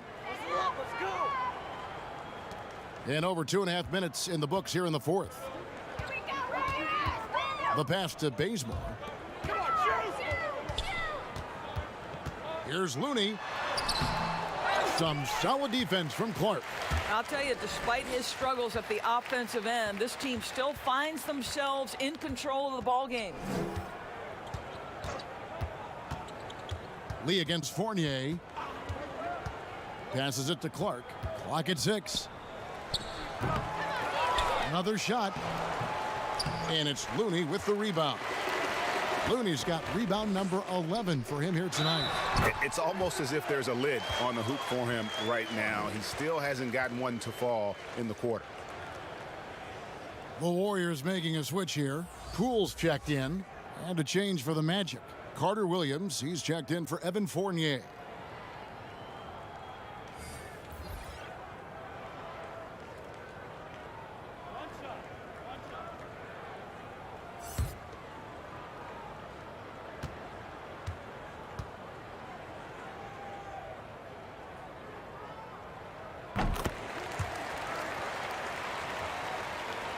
Well, if you're just tuning in, welcome. We've got about 3.5 minutes gone here in the fourth quarter. Now here's Carter Williams. The three from Anthony. Bazemore grabs the miss. Well, after hitting one triple in the first half, it's been all radio silence since. Orlando's gotten off to an 0-for-2 start from downtown here in the fourth quarter. Anthony's shot is off. What a brutal night for this guy, and it is having a ripple effect throughout the team. This is tough. He hangs in there and cashes in on the second chance points. And not hard to see why they are giving up points on this run. Just too many good looks from in close. Here's Clark. Kicks to Aminu. Anthony with it. Again, the miss by Anthony. And it's Golden State's ball. They're on a 14-3 run. And Lee with the stuff. How good a playmaker are we watching? Always leading, always trying to create for others. Here's Anthony. Pass to Carter Williams. Feeds it to Clark. Aminu dishes to Carter Williams. And a miss there on the triple. Warriors have gone 7 of 13 from the field here in the fourth. In the corner, Bazemore with it. And he overshot that one, missing. I guess even he has to miss one of those once in a while. Okeke passes to Clark. It's blocked. I'll tell you, a rough quarter for him, and that puts so much pressure on the guys around him. And Lee with the stuff. What an excellent post-entry pass. Good things happen when you make that next look. Well, Orlando shooting a rough 22% so far in this one. Anthony up on top, looking to get it going, and he lays it up and in. And I'll bet his percentage is pretty high from that range. And so here is Golden State. They've only given up 5 points here in the fourth quarter. Poole, the pass to Lee. The three. Unable to get that one. So Orlando will take it the other way. Some tough offensive sets. They want to turn it around. Yeah, right now you just need a bucket to get some momentum. To the paint. Here's Clark. It's deflected, and they'll keep possession. 6 on the shot clock. Okeke, no good. Warriors have gone 8 of 16 from the field in the fourth, exactly 50%. Bazemore gets the bucket. And that's 6 straight for him on fast breaks. And it's Carter Williams with the ball for the Orlando Magic.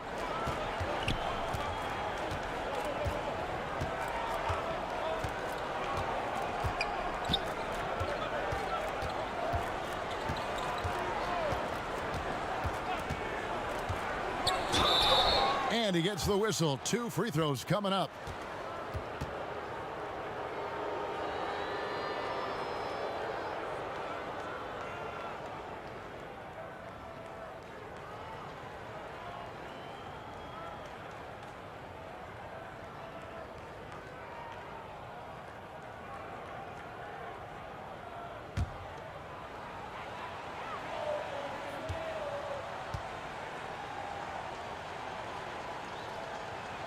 First free throw is good.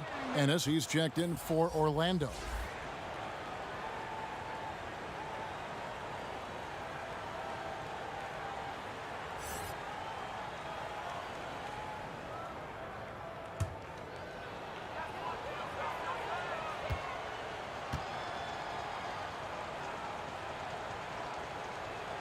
Carter Williams hits them both. Here's Poole. On offense, here are the Warriors. They're on a 20-7 run. Okeke grabs the miss. Okeke's got his 5th rebound in this one. He feeds it to Clark. Now Ennis. Pass to Carter Williams. He can't hit that time. He's so frustrated. Hasn't had a make all game. It's making it very difficult for them to find any success. Outstanding pass in transition there for the easy deuce. And here's Ennis. Clark outside. 11 feet away. And Looney sends it back. Good ball movement here by the Magic. 4 on the clock. Here's Ennis. And there's the foul on the shot. He'll go to the line for 2. And the foul called on the Golden State Warriors.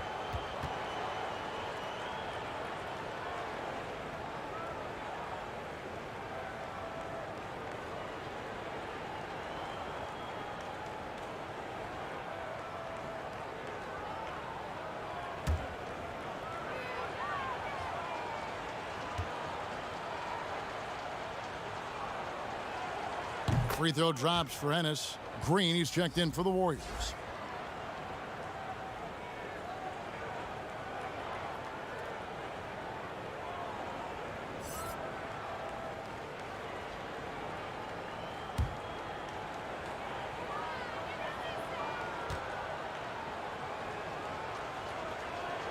And Ennis drops them both. And here are the Warriors now. Here's Poole.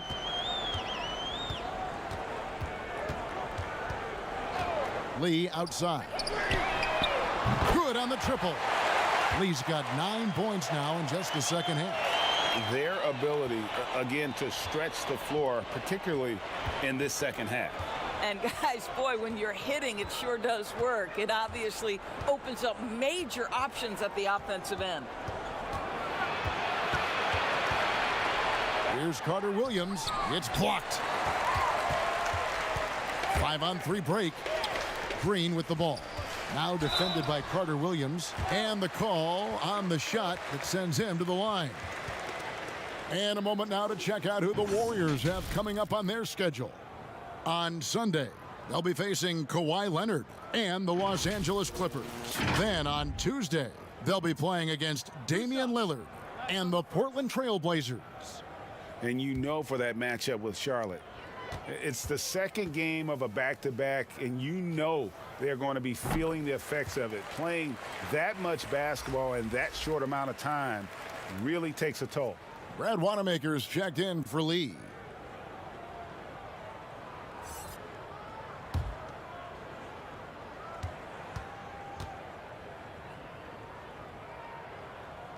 That's also good, so he hits both free throws. Here's Carter Williams.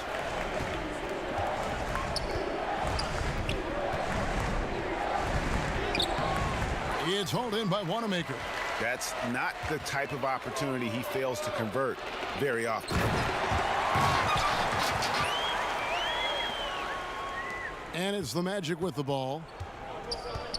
They've been struggling here on offense. Yeah, a bit of a dry spell for sure. They need this, and it's finished off by Carter Williams as he lays it in. Carter Williams has got 4 this quarter. And so Bazemore will bring it up for the Warriors. Inside, and the wide open shot from Green. Chris pass to Green. Some solid defense from Clark. Orlando's gone 0-3 so far in the 4th quarter from long range.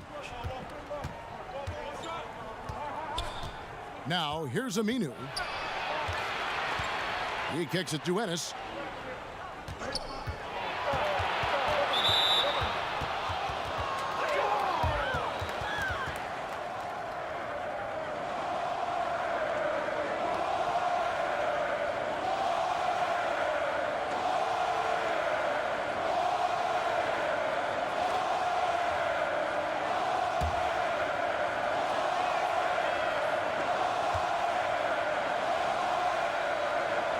The first free throw is good.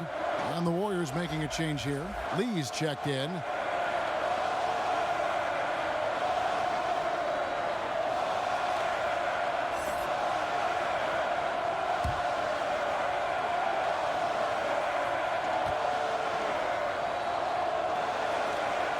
And Ennis drops them both.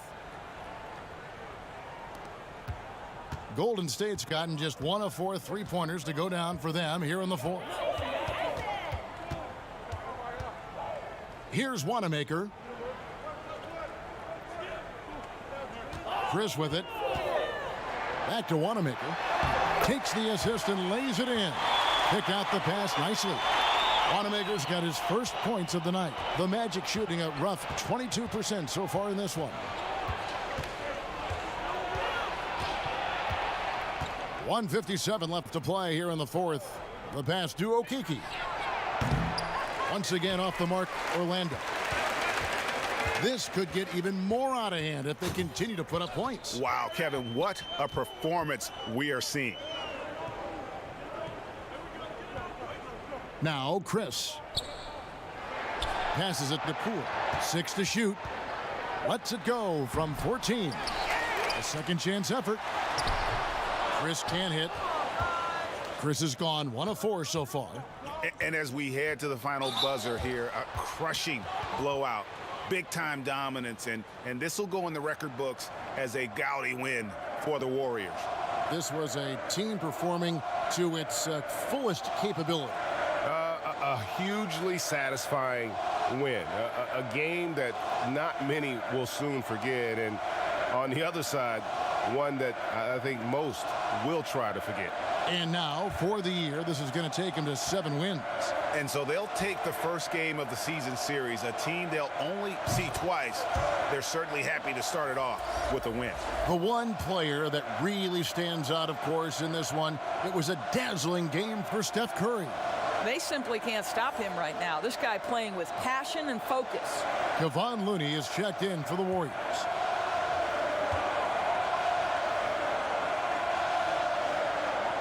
Two free throws for Aminu.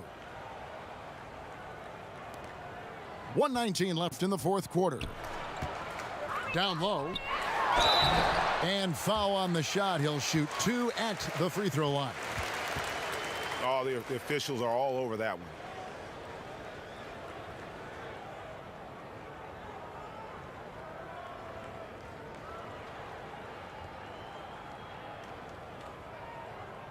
Two shots. Relax on the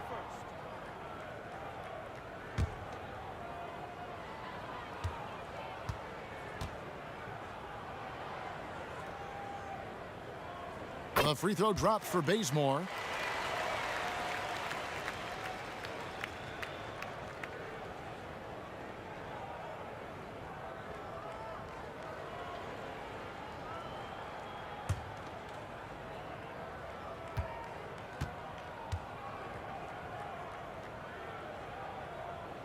He hits both from the stripe. So it's Orlando now. And here is Carter Williams. 1:02 left in the fourth quarter. And Looney sends it back. Just 5 on the clock. Here's Ennis. And the rebound goes to the Warriors. Here's Wanamaker.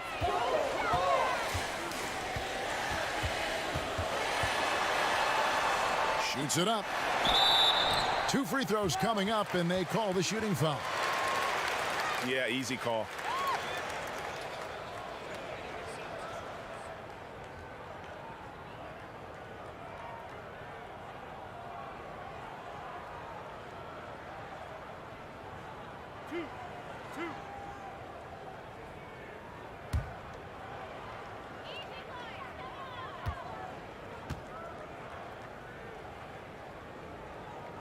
The first one falls.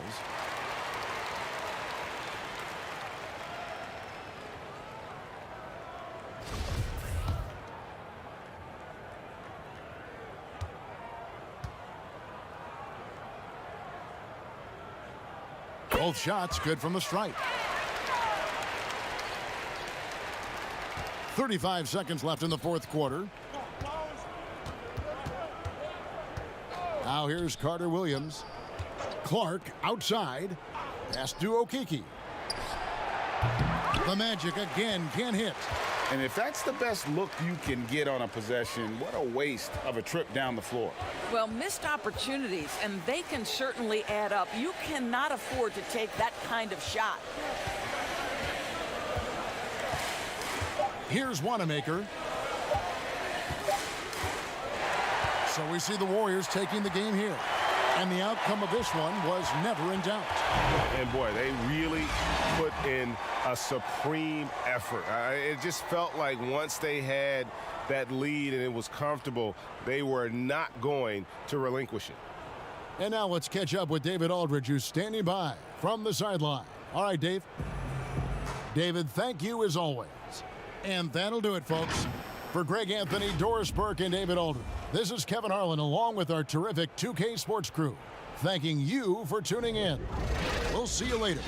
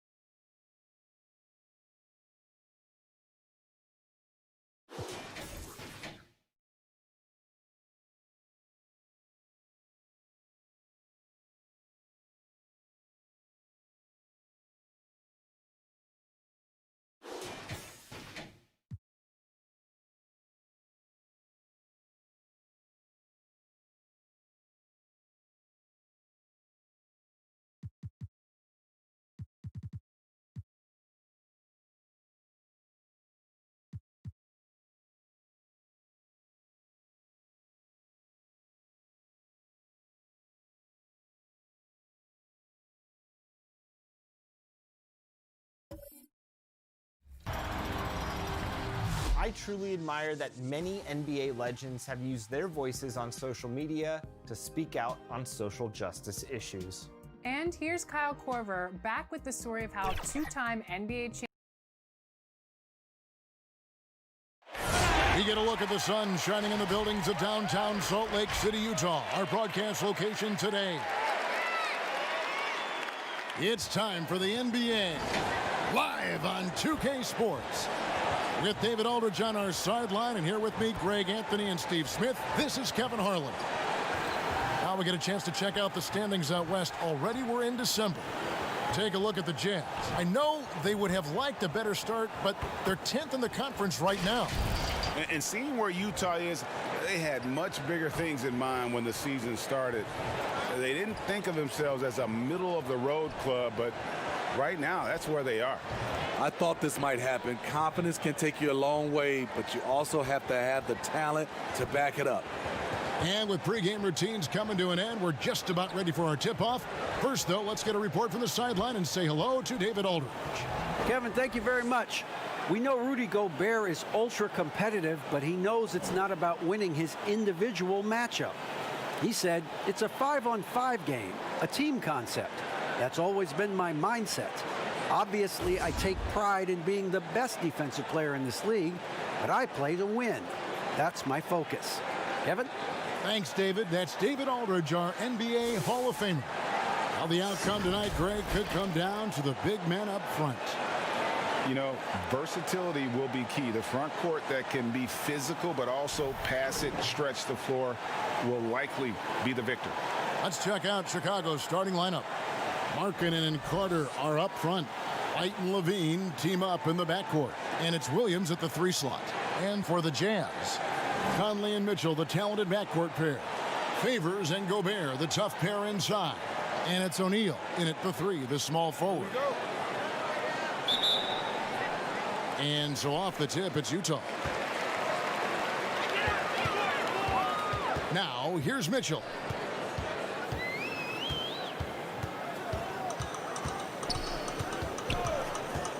Let's go. Rebound by Williams. And it's Williams with the ball for the Bulls. To the inside.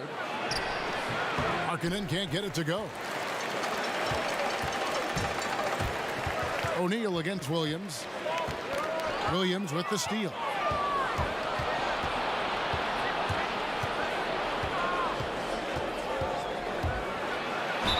And that'll be 2 free throws coming up. Officials on the call with the foul.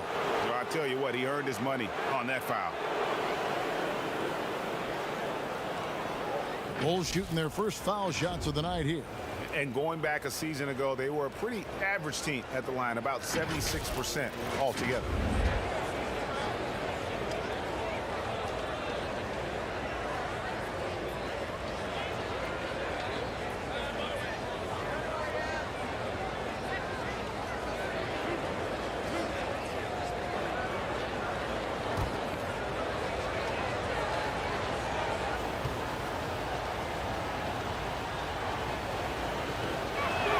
First one falls for him.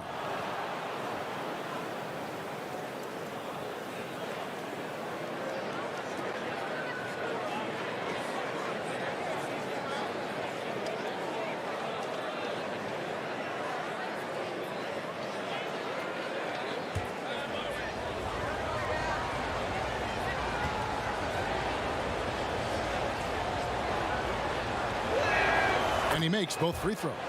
We've seen him put a lot of pressure on the defense and then cash in at the line. Mitchell with it. 29 points for him last game against the Clippers in Los Angeles. And don't forget about the work he did on the boards. His rebounding was a huge help in that game. Any chance you get, you want to put yourself in a position to succeed, and that's what he did there. Great job of reading the floor, got to the rim, and made a play. Now here's Conley. And there's the whistle. 3-second violation.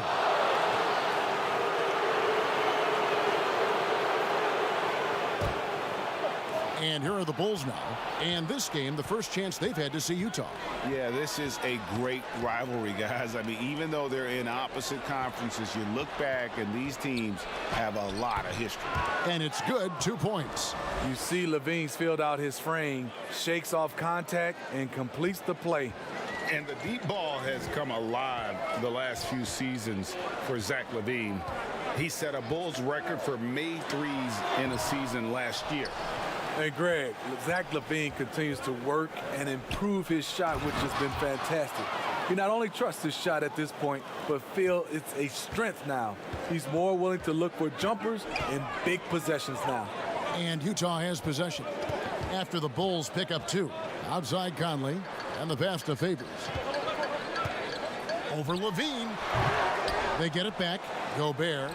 Good for the basket. Starting off 1 for 1 with that shot. There, they get it going. 1 for 4 now. Always feel good to get that first one. Some nice ball movement by the Bulls. 2 open that time. Made it look too easy. Williams has got his 3rd bucket of the night. And it just seems that every pass they make is leading to a score. Just great ball movement. Conley kicks to Mitchell.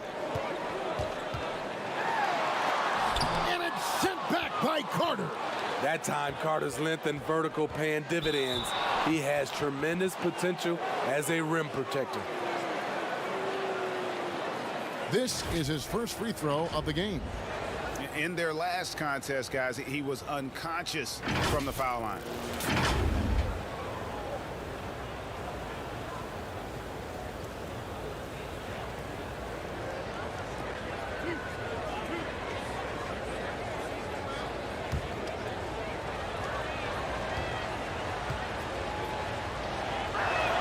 And he makes the first.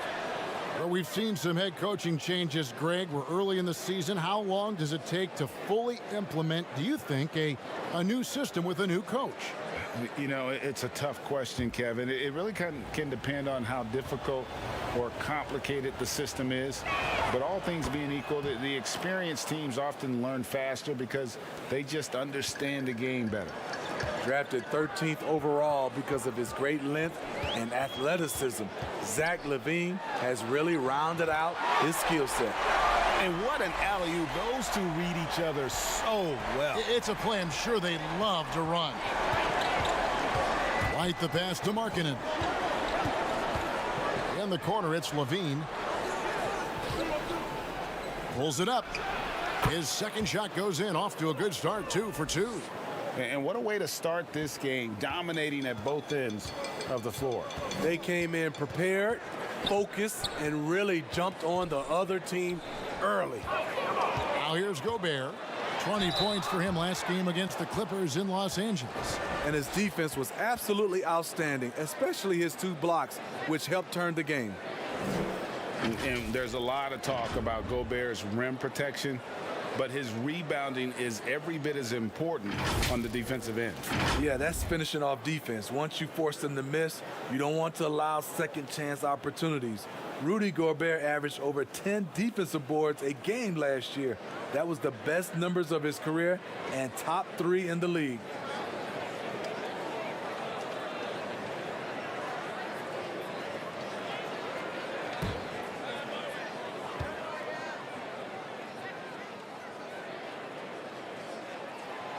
A free throw drops for Gobert. What you have to love about Gobert, he's improved across the board. We're even seeing it at the line.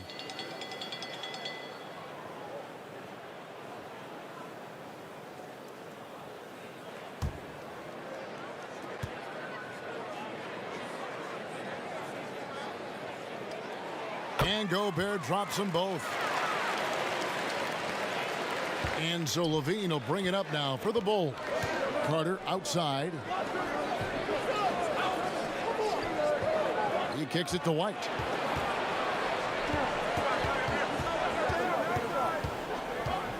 Outside Williams. 5 to shoot. Over Favors. No good on the shot, a bit long that time. And the Jazz pushing it up now. And the layup's good off the glass. Man, that's a big dude, but Derek Favors shrugging off contact and helping his team. To the middle, and finished off by Carter. Wow, and that sort of showmanship is just deflating right now to a team trying to get back into a game like this. Ouch, Greg, that is definitely an emphasis jam. A big apostrophe or exclamation point, maybe even a question mark. Mitchell kicks to O'Neal. Conley scanning the floor. Off target with his 3. The Bulls leading by 9. Here's White. Here's Williams, and he finishes nicely on the layup.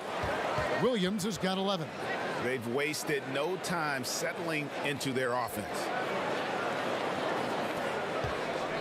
Last outing for the Bulls, it was a loss to the Suns. Here's Conley.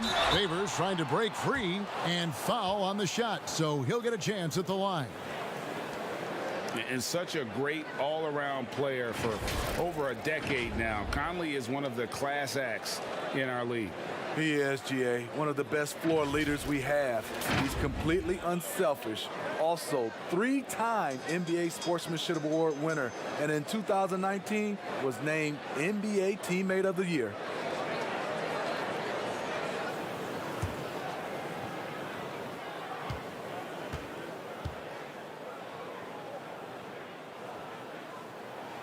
And the first one at the line is good. It's so good to see Mike Conley out there. After all the injuries, I just love how the offense runs with him at the helm.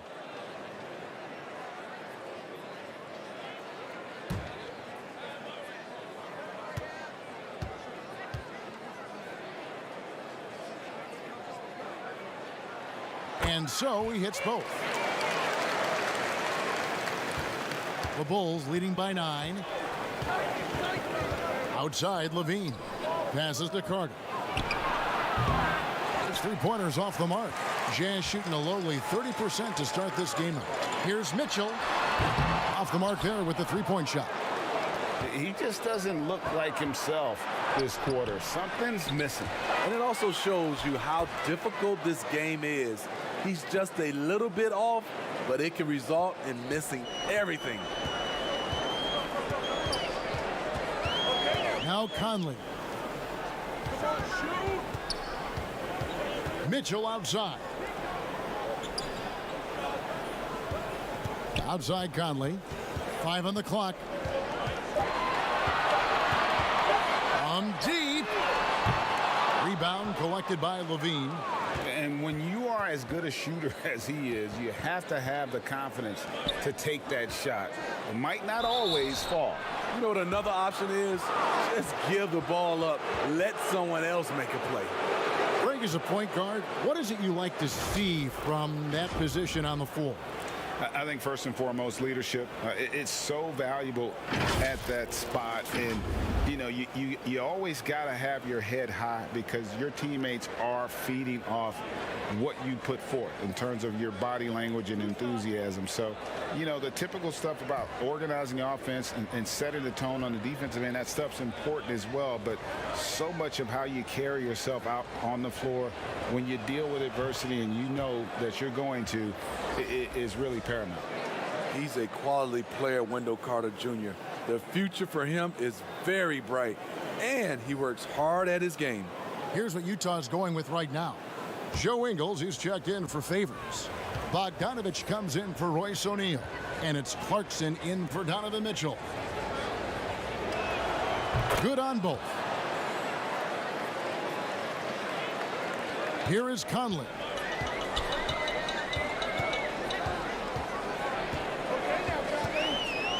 Pass to Clarkson. And it's Bogdanovich in the corner. Down to 5 on the shot clock. Up again. Controls the rebound and puts it back up and in. See, this is where the better conditioning comes in. Rudy Gobert able to stay active. Bean passes to Satoransky.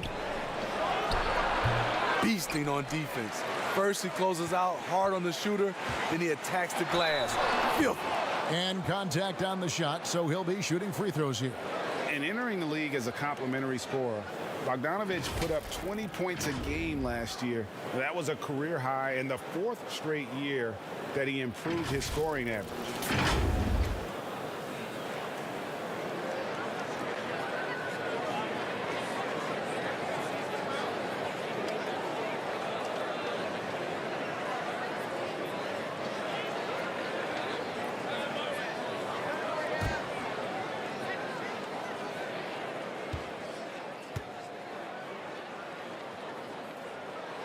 Free throw good, Bogdanovich. And another area where Bogdanovich is helping the offense. Greg is doing a better job of creating for others. I mean, he still has that shoot-first mentality, but now if he doesn't have a clean look, he's much more willing to make the extra pass, and that makes him just that much more valuable to this team. Catching up on the changes for Chicago. Porter comes in for Wendell Carter, and it's Denzel Valentine in for Williams. You know, a pretty consistent scorer throughout the course of his career. Bogdanovich, he was just born to get buckets. Pulls up from the corner. Levine can't hit. Can't fault the play call. Even though he couldn't convert, that's a good shot. And slam dunk by Gobert. Just throw it up to Gobert, and he'll take care of the rest using that enormous wingspan. And the first time out of the game called for Chicago. And last season, at least at first, it was a challenge for Ingles to mesh with Mike Conley. Yeah, I mean, Conley came in to run the offense, which kind of took the ball out of Ingles' hands a little bit. But then Conley goes out with the hamstring, and that allowed Ingles to get back into rhythm, and he's been able to handle that load many times for this group.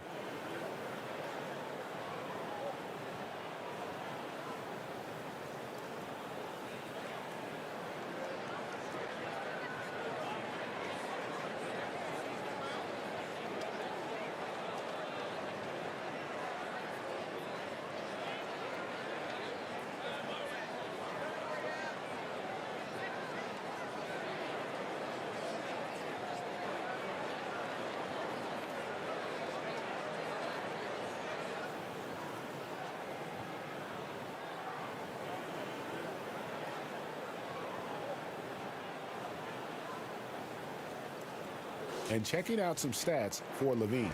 Great showing for him last season, putting up about 25 points per, 4 assists, and 5 rebounds. And he is such a huge part of what this team does on offense. Yes, night in and night out, he's their go-to option. He accepts that responsibility and thrives at it. Now here's Levine. He had a 36-point outing in the last game against Phoenix. And it wasn't just the points. He brought hustle, he brought energy, and he brought it on the glass. Nice little run here to shrink that deficit, but can they get over the hump? This is the tricky part, having enough left in the tank to finish the job. Satoransky finds Porter. Clarkson against Levine. They've been beating them to a lot of those loose balls and rebounds here to start. And he gets the whistle. 2 free throws coming up. It's on Thaddeus Young. I mean, not only does Bogdanovic stretch the floor, but he can really stretch it from beyond 30 feet. Greg, he is blessed with incredible range and a quick trigger, might I add. You have to stay connected to Bogdanovic defensively because he can go on scoring tears where there's just no stopping him.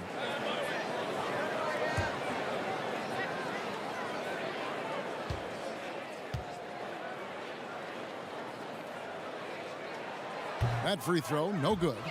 Greg, which team do you think has the toughest offense to stop in the NBA? You know, in their heyday, it was the Warriors, no doubt about it. Now, though, things are changing a little bit. It's a tough one to say. The Bucks seem to be amazing with what they're doing with Giannis. The Rockets with that 1-2 punch of Harden and Westbrook is incredible. And don't sleep on the Lakers or the Clippers, partner. Right now, there's a few of them out there that I would lose a lot of sleep over trying to prepare to play against. Yeah, I'm glad you included the 2 LA teams. And with that basket, he's able to end a 10-0 run by Utah. Pass to Conley. Fires for 3. Falls through. He's now made 2 of 4. And Mike Conley can do this now. He can play off the ball and punish the defense for giving him space. And Satoransky kicks to Levine. Shooting foul as the whistle blows. He'll shoot 2 free throws.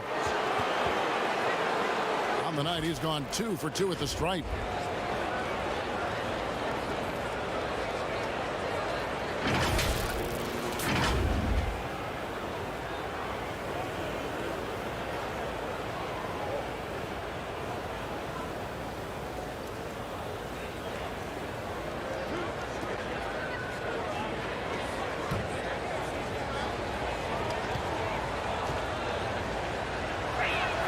And the first one drops. The Jazz making a switch here as Azubuike's checked in.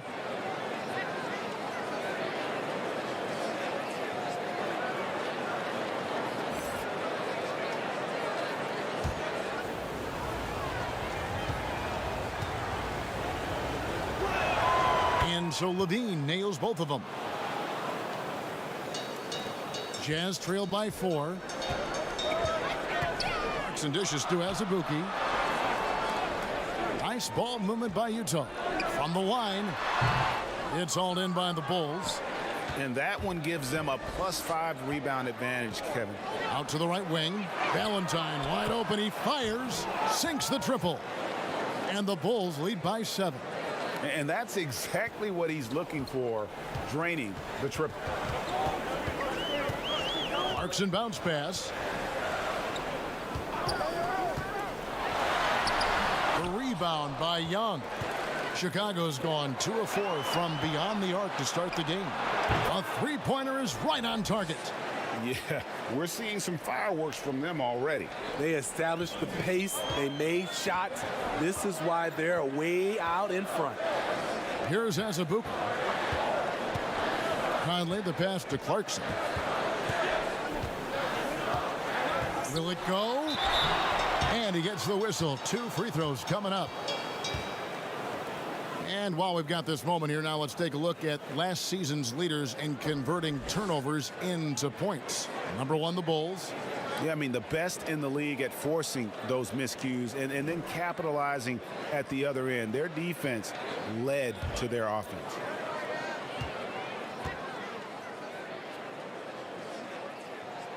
And he knocks down the first one. And, you know, Clarkson entering the league as a second-round pick, a little unsung for most of his career, but always seems to find a way to contribute. George Niang, he's checked in for Utah. And the Bulls making a change also. Lauri Markkanen's checked in for Thaddeus Young. And both free throws good for Clarkson. And so Satoransky will bring it up for the Bulls. They're leading by 8. Markkanen down low. He's covered by Azubuike. And blocked. That one goes careening off the glass.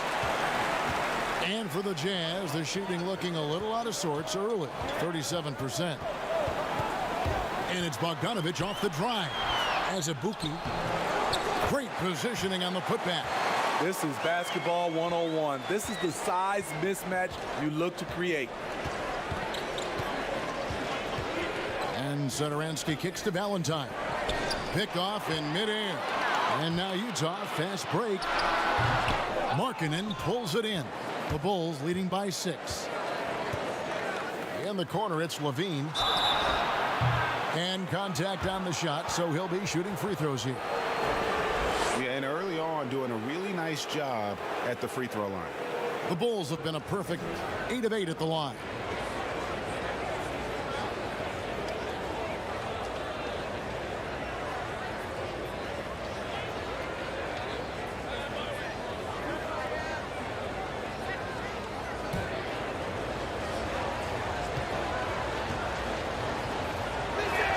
First one falls for him.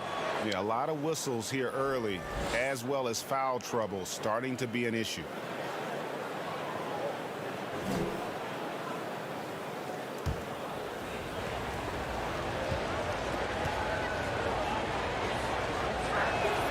And so Levine nails both of them.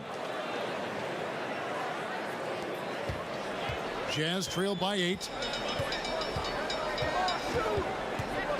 Outside Conley. It's Bogdanovic on the wing. Over Valentine. And it's Bogdanovic again missing. Launches the 3. Here's Levine. That one no good. The Jazz go the other way with it. Bogdanovic wide open. A three-pointer no good. And on an open look like that, he's very gifted at making the weak coverage pay. Clarkson against Satoransky. And foul on the shot, so he'll get a chance at the line. Yeah, way to play in attack mode and get to the line. And this is his second trip to the line tonight.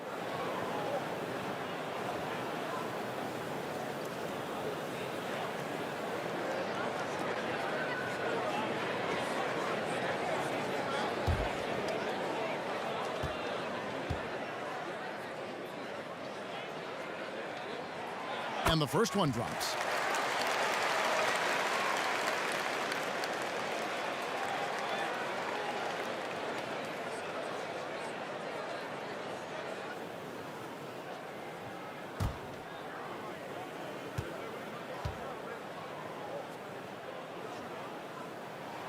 And both free throws good for Clarkson.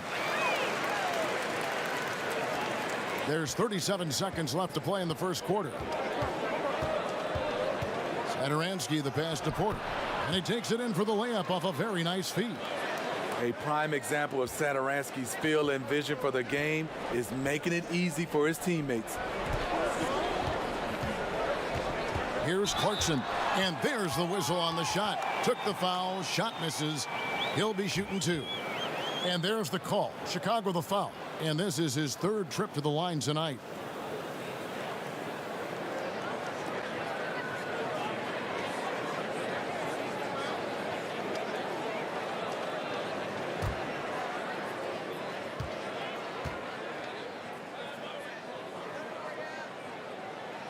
And the first one at the line is good. Mitchell, he's checked in for Mike Conley.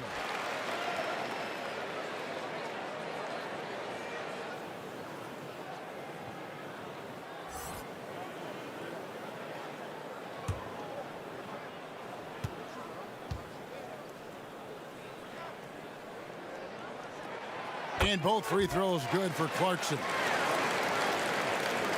Chicago leading by 6. Levine up top. He's covered by Clarkson. The shot by Markkanen. Nobody around. And Porter putting it right back in. Porter's got his 2nd basket of the night. On that play, this is where Porter's length is such an asset, creating second chance opportunities. And so it's Zach LaVine making things happen for Chicago. He totaled 14 points in the quarter. He's given them all the offense they need right now. And we'll be right back after this.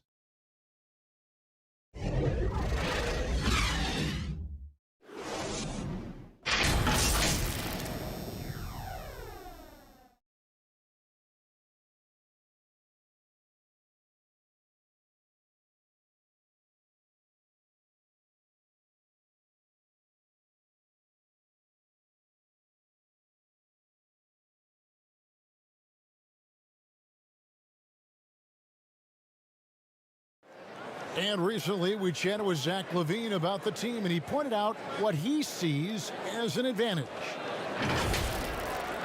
You know, we should have energy, and we should be outplaying the other team, like I said, just competitive-wise. We don't have all the miles other teams have. We should have energy, you know, young, hungry dudes that are ready to compete and show what they have in this league. And we shouldn't be tired out there. We should be the most conditioned team, and we should be running people up and down. Greg trying to turn their youthful exuberance into a weapon. I like that he's focused on increasing their level of activity because it's something within their control. And thanks again for tuning in. If you're just joining us, we've played through 1 quarter of action so far. And taking a look at Chicago's performance here, guys, what have they been doing or not doing? You could see they were well prepared defensively coming into this one. Yes, what they do, they take away the things that teams like to do offensively, also keeping them out of sync. On the court right now, 2nd quarter for the Bulls.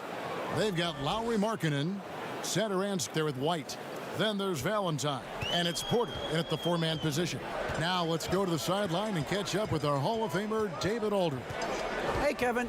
Bojan Bogdanovic was a pro in Europe for a decade before he joined the NBA. And the Croatian sharpshooter says, a lot of players who are happy over there, but I wanted to have another challenge, to play against the best in the world. That was the only thing that was important to me. Guys, he's lived up to that promise. He loves that challenge, and he's having success. D.A., thank you. Here's Porter. Bogdanovic grabs the miss. And so it's Bogdanovic who brings up the ball for Utah. They trail by 7. And really throughout his entire career, Otto Porter has been a solid shooter from distance. Great option to plant in the corner and really open up a defense. Yes, Otto Porter shoots around 40% from his career, GA, beyond the arc. What I love about him, he has a quick release that he can get off without much room. Also, Porter keeps defenders honest with his ability to put the ball on the floor. And he drops in the layup off the glass. Clarkson's got 5 points in the quarter. And his competitiveness showing through. That's an aggressive finish. He is just unwilling to settle. He gets right to the rim and makes sure they come away with points. And again, no good by Chicago. Here's the Jazz with the ball. Good momentum, 8 straight points. And it's Mitchell missing.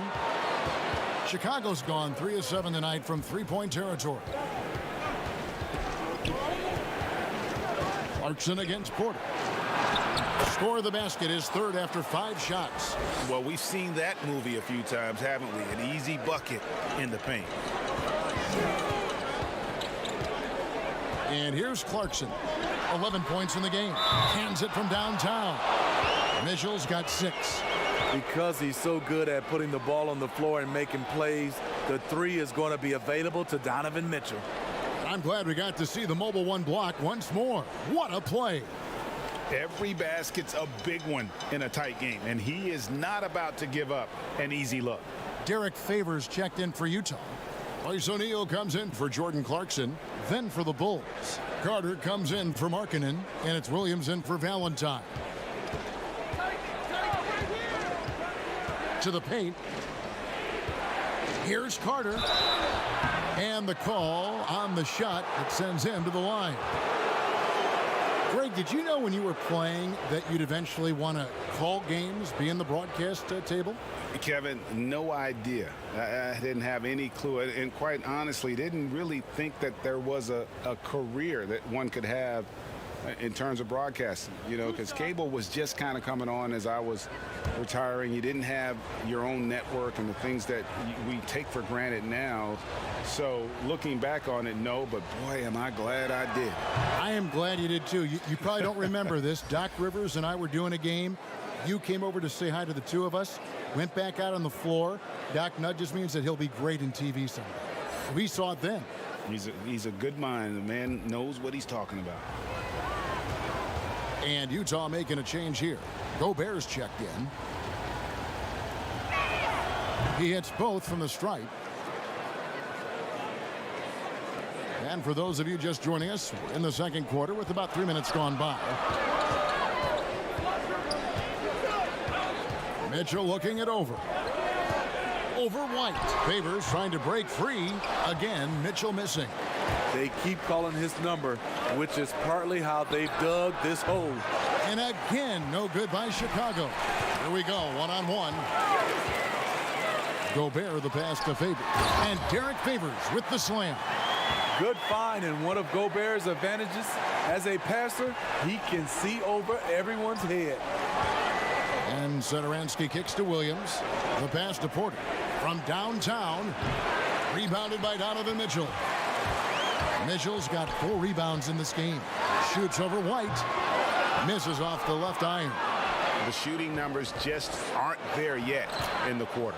Kobe White excels at turning on the Jets in transition. Jazz trail by 3. Passes it to O'Neal. Here's Niang, guarded by Porter. Niang passes to Favors. Looking for Gobert. He gets it there. Lock at 6. O'Neal kicks to Niang. No good. That would have tied it. Just enough coverage to bother that three-point attempt. Porter finds Satoransky. That's a good opportunity, but he needs to go up a little stronger, in my opinion. Gobert the pass to O'Neal. Knocks it loose. Favors at the elbow.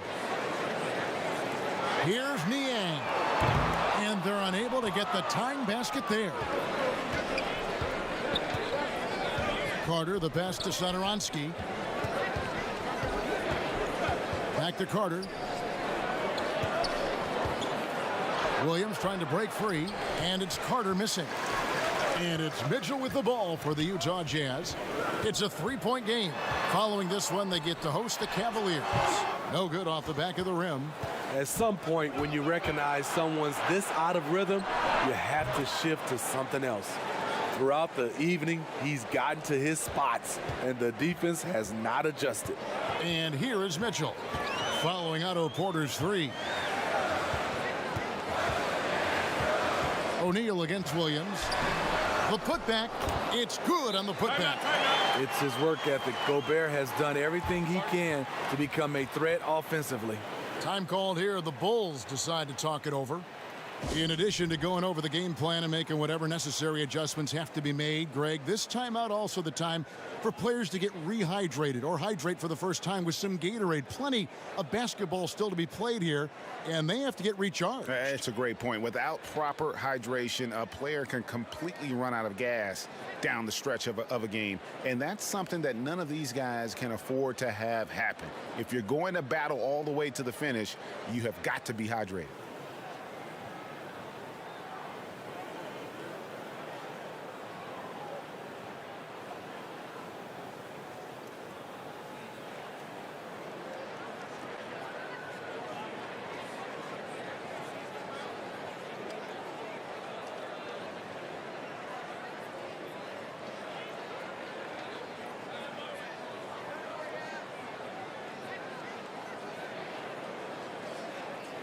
Joe Ingles, who's checked in for Utah. Chicago also making some changes. Thaddeus Young, he's checked in for Porter. And Levine subbed in for Satoransky. Now here's White. 20 points for him last game against the Suns in Phoenix. And the jam by Levine. You love the execution here. Well-timed pass. Zach LaVine showing off that 41-inch vertical. Mitchell finds Favors. Now here's Ingles. Pass to Mitchell. Pass to Favors. And it's going to be out of bounds. The Bulls will take it. And let's take a peek at the players contending for a spot in the dunk contest this year. Each and every one of these guys can do amazing things around the bucket. And they will. I guarantee you that we're going to see things in this year's contest that we've never seen before. Those fellas have some tricks up their sleeve for sure. You look at Mitchell sitting at the top of the heap. Looks like he'll be planning on an appearance at the dunk contest this year. Yeah, and I'm not surprised with his athleticism. This guy has got the goods, no doubt about it. The hops are incredible, and we'll just have to see what sort of creativity he can apply. So there you go, and as it's looking, this year's dunk contest is shaping up to be a fantastic competition. We'll keep you updated on the voting. No doubt it's going to be a good one, Kevin. We've got players on that list who'll do things that you didn't even think were possible. Michael Conley, he's checked in for Royce O'Neal. And the Jazz with possession here. Trailing here by 8. But they recover it. Gobert fouled on the shot and picks up 2 points. So one free throw coming up. Rudy Gobert not content to just take the foul. Use his size to follow through for the bucket. This will be his 3rd free throw shot of the game.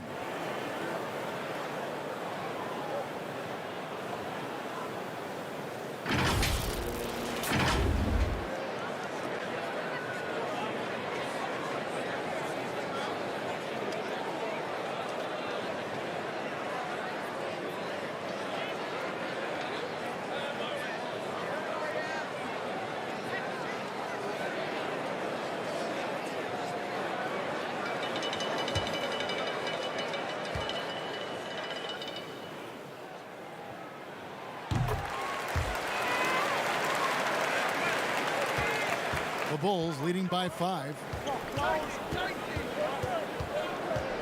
Outside, White. Beyond the arc.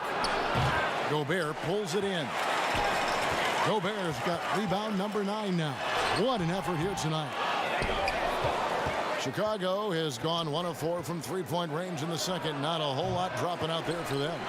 It's amazing. All night he's been out of sync on the offensive end, yet they continue to lead.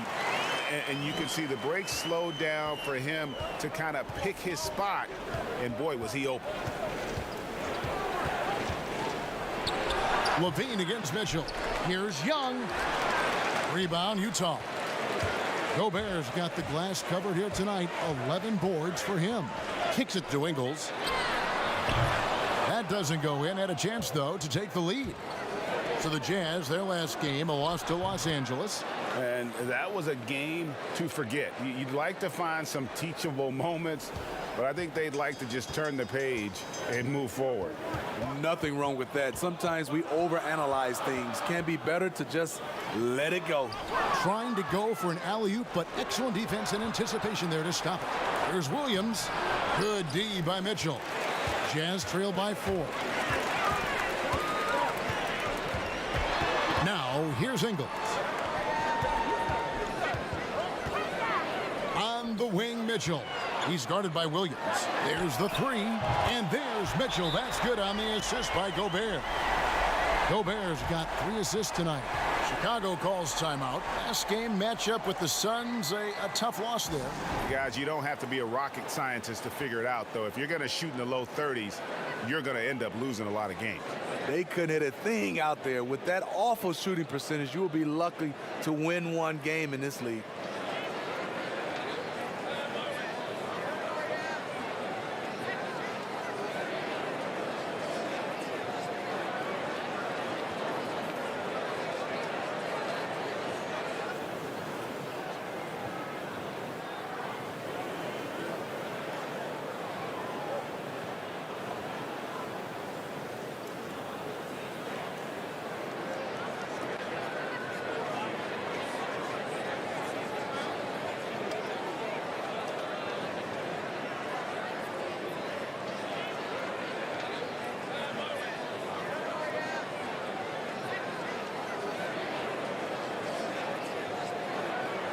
And now we get a chance to check out Donovan Mitchell. He had a strong showing last season. He averaged about 24 points a game last year, 4 assists and 4 rebounds. Fantastic totals for him across the board. I wouldn't be surprised if he keeps rolling. It's not the monster game that we see for him occasionally, but it's still incredibly impressive. Here's White, and it comes off the front of the rim. And so Gobert will bring it up for the Jazz. They trail by 1. The thing that really separates White is the quickness. Whether it's with the ball in his hands or running off screens, he's very difficult to stay connected to defensively. The game has been very close in a lot of areas, but rebounding has been the one differentiator thus far. White, wide open. He fired. Trying to answer back, but that 3 is off the mark. Outside Favors. And that'll be 2 free throws coming up. Officials on the call with the foul. It's on Thaddeus Young. And last year, Greg, we saw White get more comfortable in the offense as the season went on. You know, more scorer than a playmaker at this point. Drafted 7th overall because he has the potential to do both. If he can add strength and cut back on the turnovers, he's going to be a very good player for a long time.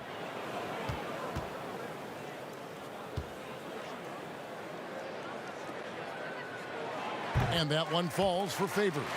The former 3rd overall pick in the 2010 NBA draft, Derek Favors is a gifted big man and a crucial player to this team.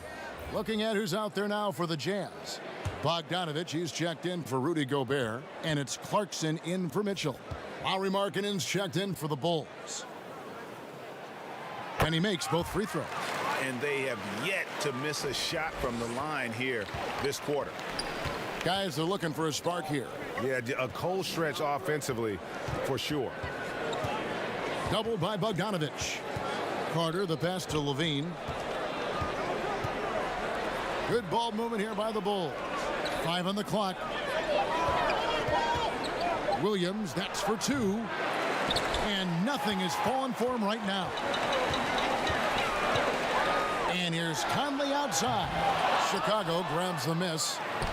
Williams has got his 5th rebound in this one. Markkanen passes to White. The dish to Levine. Got it. Good job in the low post. Levine's got 6 points in the quarter. 1:57 left to play here in the half. Conley with it. 8 points for him. Outside Bogdanovich. Another miss by Utah. And when you can't get anything to fall, it definitely gets in your head. And his rhythm, it's been way off. The goal now might be to get him something easy at the rim so he can just see the ball go in through the net, and that helps. Here's Clarkson after the made shot from Zach LaVine. And Derek Favors with the slam. Favors using his imposing frame to rock the rim. LaVine against Clarkson. Whistle blows, basket is good, so a chance here for a 3-point play. They're scoring boatloads of buckets. It's raining buckets from inside. The Jazz making a switch here as Abuki's checked in.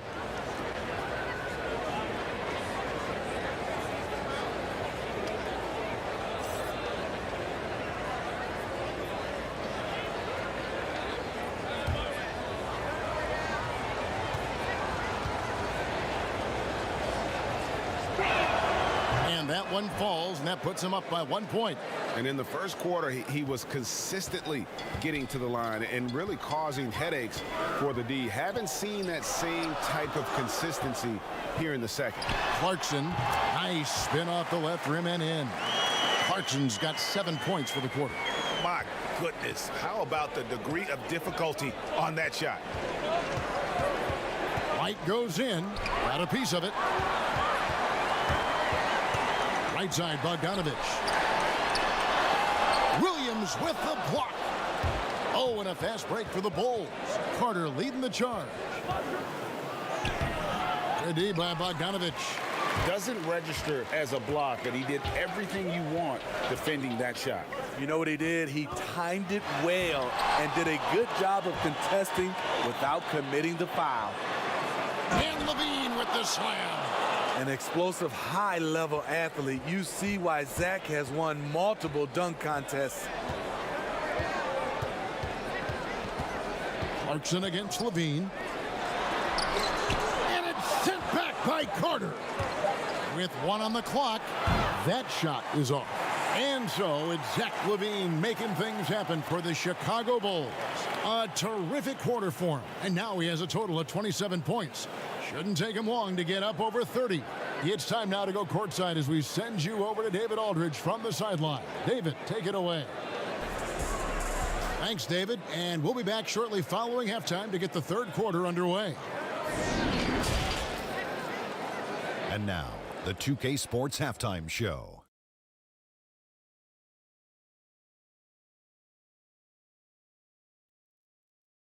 Hey, everybody. Tremendous first half. Glad to have you back. Ernie Johnson, Shaquille O'Neal, Kenny the Jet Smith. Zach LaVine led the way in the first half.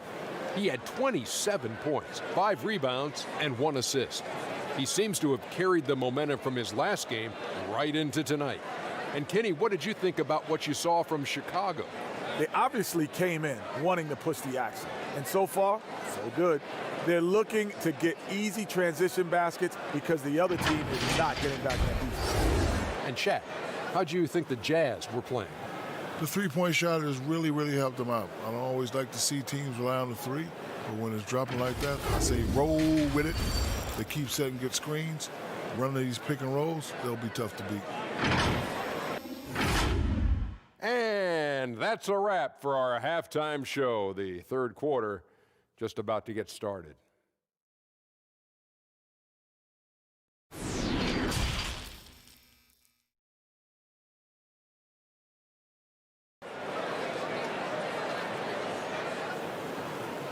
And we've got second half action for you. Thus far, a pretty evenly contested game. You look at Zach LaVine, he's really been playing well.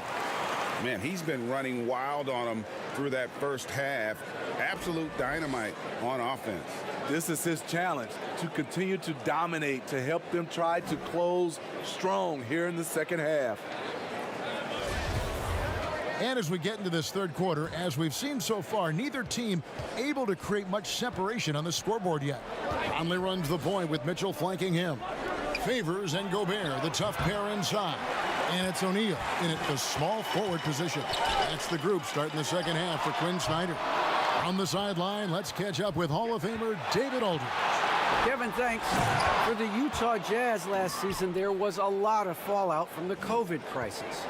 But Rudy Gobert was able to patch up things with his teammates, and specifically guard Donovan Mitchell, after Gobert realized his mistake. For a team with so much maturity and potential to win, it's good to see them finally be able to turn the page. Guys? Good to see things back on track. Thanks, David. And the Bulls tack on 2 more. 3 straight baskets in transition now. They'll want to end that trend in a hurry.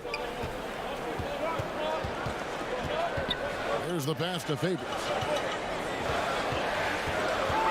Here's Conley. And Derek Favors with the slam. Derek Favors is a strong-willed player who fights for extra possessions. You gotta box this guy out whenever a shot goes up. Levine can't hit. Jazz trail by 3. O'Neal kicks to Conley.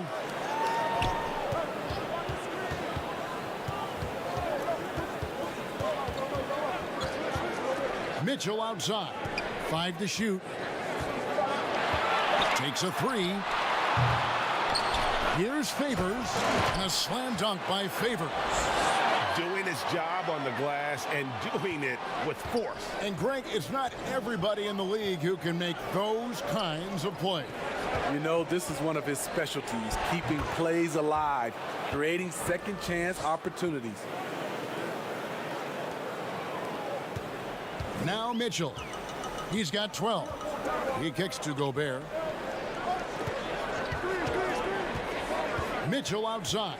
Outside Conley. And it's Chicago with the rebound. 13 points was their biggest lead in the game. He's had a tough time getting it going, and he's put this team behind the 8 ball. And it's going to be out of bounds. The Bulls will retain possession. We have got to see that sensational mobile 1 block again. The defensive awareness, the timing, when you have to face a defender that can reject you like that, it can alter your approach.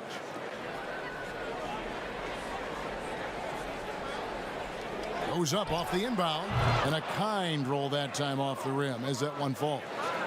Now it's a 5-point Chicago lead. For Utah, they've gone 2 of 7 from the field in the third. That leaves room for improvements here. The drive by Mitchell.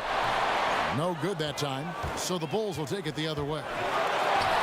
Levine wide open. Drops in the tray off the fast break. Levine's got 30. Such great balance and rhythm on this shot. Zach LaVine making it look easy. Favors passes to Conley. Mitchell with it. Now defended by Markkanen. And it's Mitchell missing. And for his offense, this has just been a brutal period. Levine can't hit. So Favors will bring it up for Utah. 8-point game. Here's Levine. He has 30. Over in the corner, Williams. Carter against Mitchell. Carter kicks to Levine. He dishes it to Markkanen. Over O'Neal. Markkanen can't get it to go. Utah's gotten blank from three-point land so far in the third. Still 0 for 3. The Jazz with another miss. In transition, here come the Bulls. Here's Carter, and then Carter with the jam. Beautiful find by Levine there. Takes his time to survey the floor. Jazz trail by 10. Timeout is called. First of the game for the Jazz. Yeah, just looking to tighten up their defense in the paint. They've got to be better. It's a matter of want to. Helping out, contesting shots. You have to want to make the effort.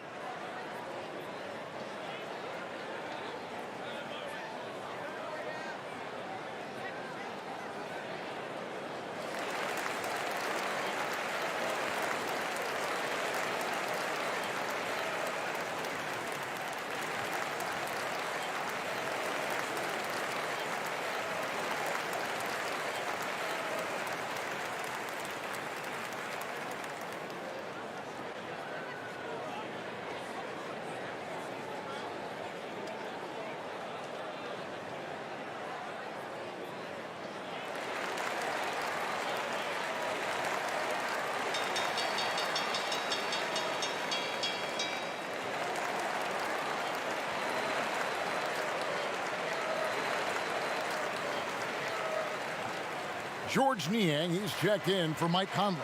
And a change for the Bulls. Young's checked in. Mitchell against White. And it's Mitchell missing. He has gone ice cold this quarter. Obviously not helping their cause. Young's shot is off. Jazz trail by 10.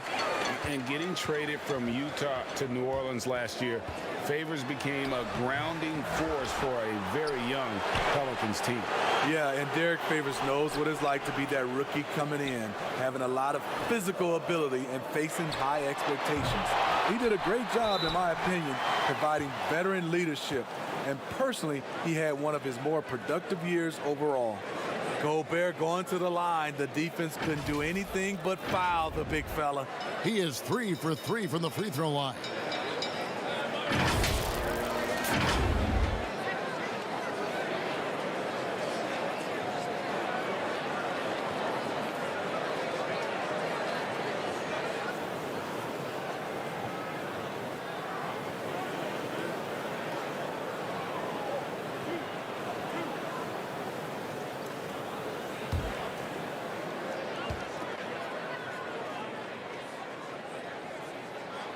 The free throw drops for Gobert. Bogdanovich, he's checked in for Utah. And the Bulls making a change here as well. Porter's checked in for Young.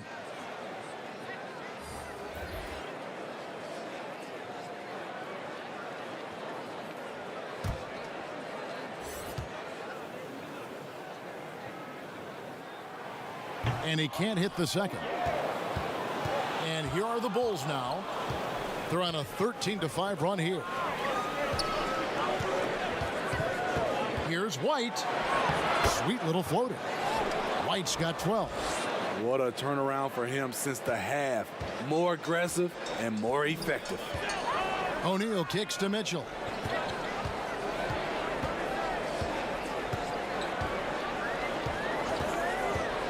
Looking to get back on track here.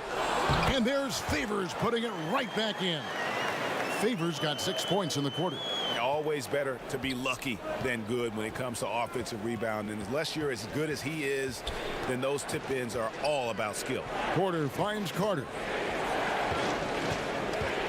Outside, Levine. That one falls, coming off Carter's feed. Levine's got a pair of threes now here in the third for Chicago. And here is Mitchell. He's got 12. Gobert dishes to Mitchell. Passes it to Bogdanovich. Oh, and he almost had a 4-point play right there. He'll go to the line with a chance for 3.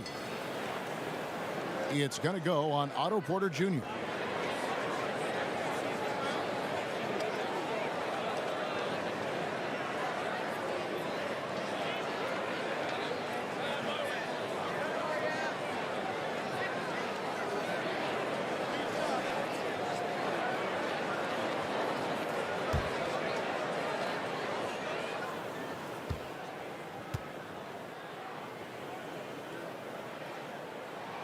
And he makes the first. And the Jazz with some changes. Azubuike's checked in, and it's Joe Ingles in for Derek Favors. Saransky's checked in for the Bulls.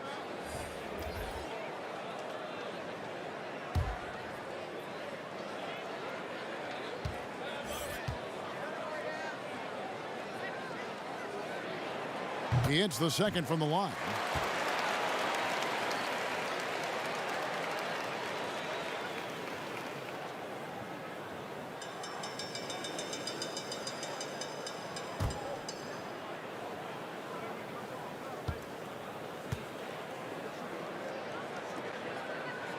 And he makes all 3. Here's Chicago. They're on a 14-6 run. Outside, Porter. Pass to Levine.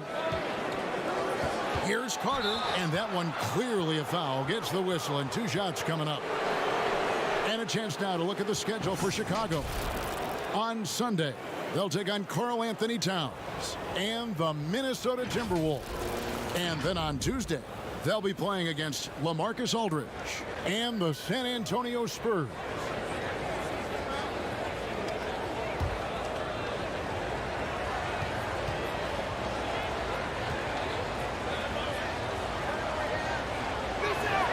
And he can't get the first one.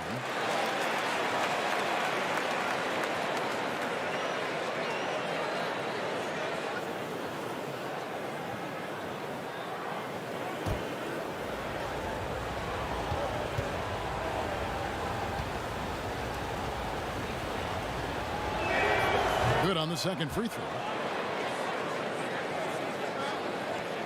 Now, here is O'Neal. He's been patient so far. Nothing on the scoreboard yet. Pass to Azubuike. Dishes it to Bogdanovich. Latre connects from three-point range. Bogdanovich has got 6 points in the quarter.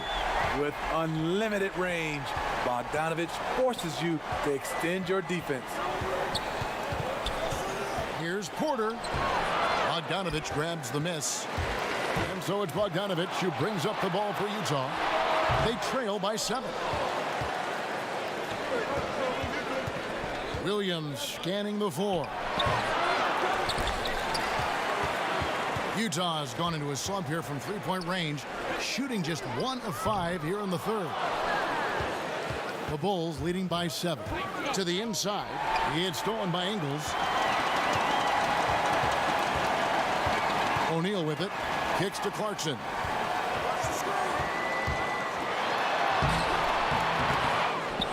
And foul on the shot. He'll shoot 2 at the free throw line.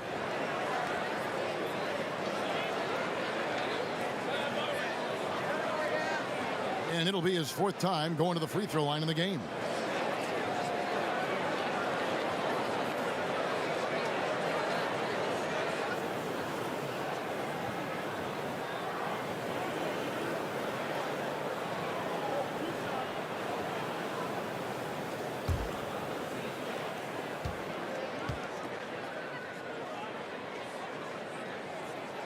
Free throw good. Clarkson.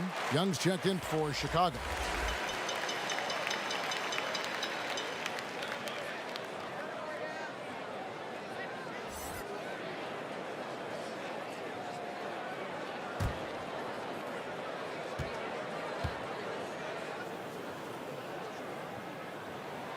That one misses, so he goes 1 for 2.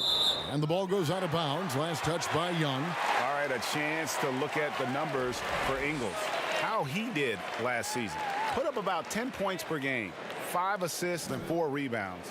He's been making the right decisions and letting the game come to him. Solid play all around. He's not trying to take over necessarily. He's just taking what the defense allows and contributing to the cause. And now a chance to check out Bojan Bogdanovich. A very nice season for him last year. 5th for free throw percentage. And with that effortless stroke, he climbed all the way to the top 15 in three-point percentage. And yeah, he was money from the charity stripe. Only a handful of players shot a better percentage last season. Tremendous asset. A very good athlete, very mobile. Wendell Carter getting it done defensively. And then Carter with the dunk. Any chance you get, you want to put yourself in a position to succeed, and that's what he did there. Great job of reading the floor, got to the rim, and made a play.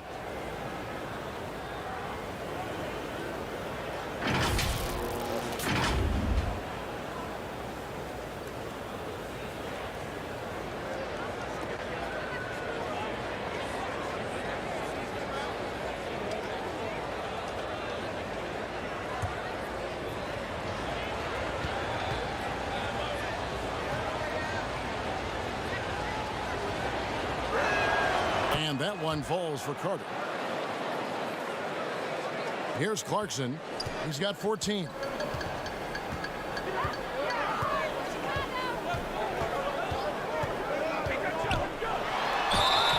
Two free throws coming up, and they call the shooting foul. And let's go to our leaderboard. Instant offense is the specialty of these guys. The highest scoring shooting guards of the past month. Donovan Mitchell, 3rd. And, of course, Zach LaVine. And night after night, we see this group punish opposing defenses. I mean, if you pick one way to deal with them, they'll beat you another way.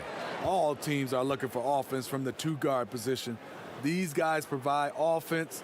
They are elite players who can carry the scoring load for their teams.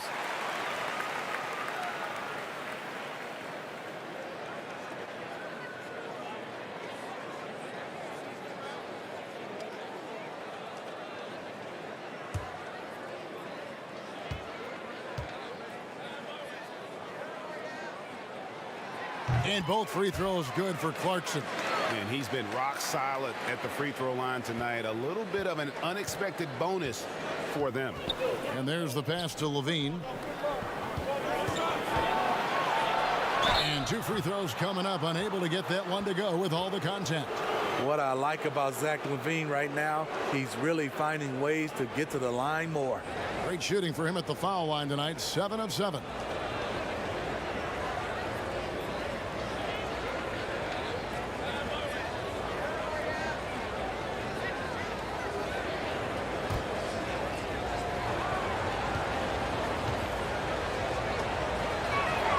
The first one falls.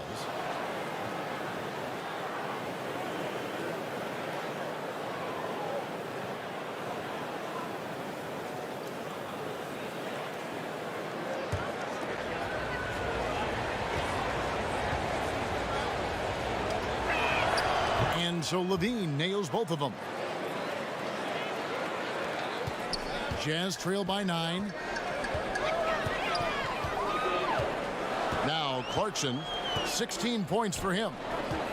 And it's Bogdanovich in the corner.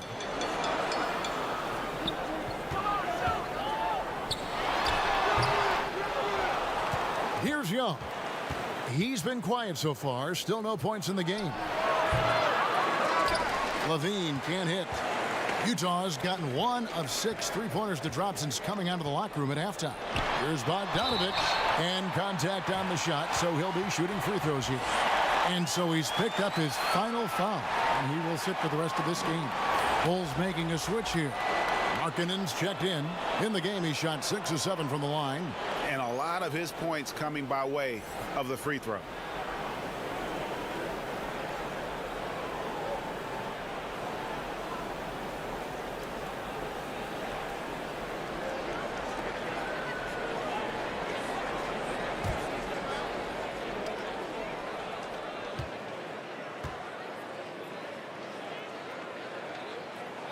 Free throw good, Bogdanovich.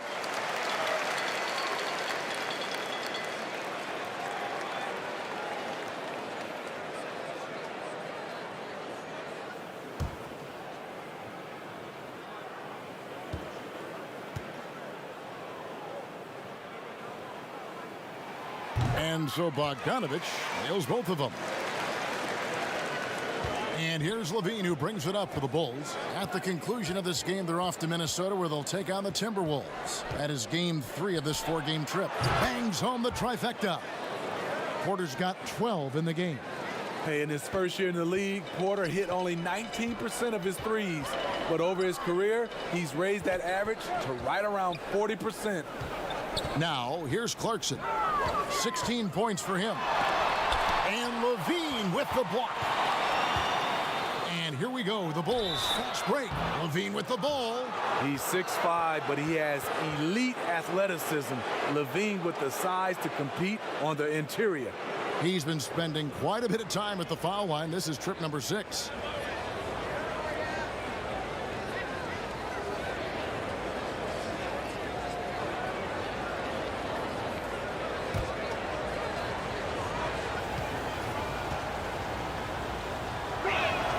First free throw is good.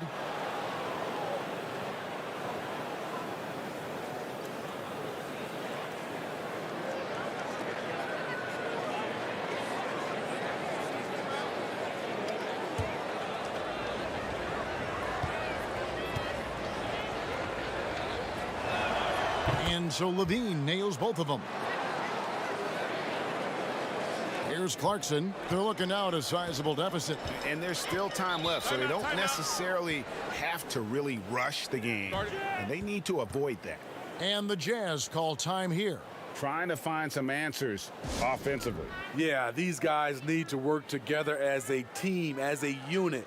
Try and carve out some easy buckets.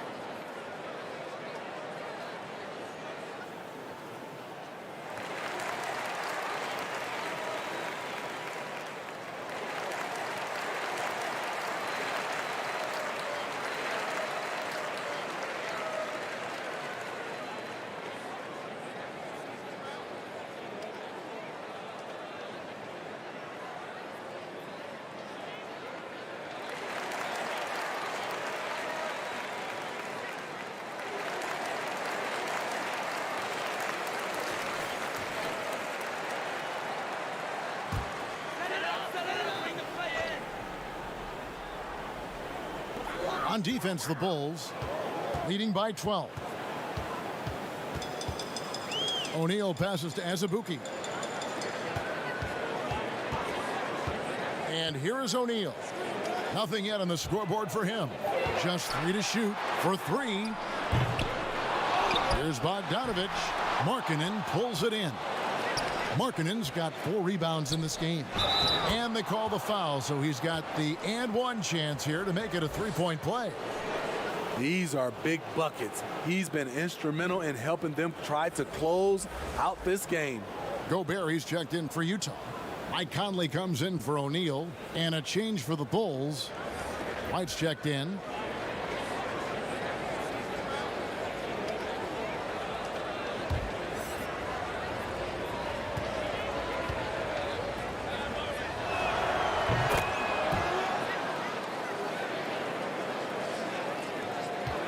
Jazz trail by 15. Now here is Conley. 8 points for him. Gobert down low. Harder on him. Shooting foul as the whistle blows. He'll shoot 2 free throws. The length of Gobert causes the defense plenty of problems. He's very clever at drawing fouls on his shots. He shot well from the line tonight, going 4 for 5.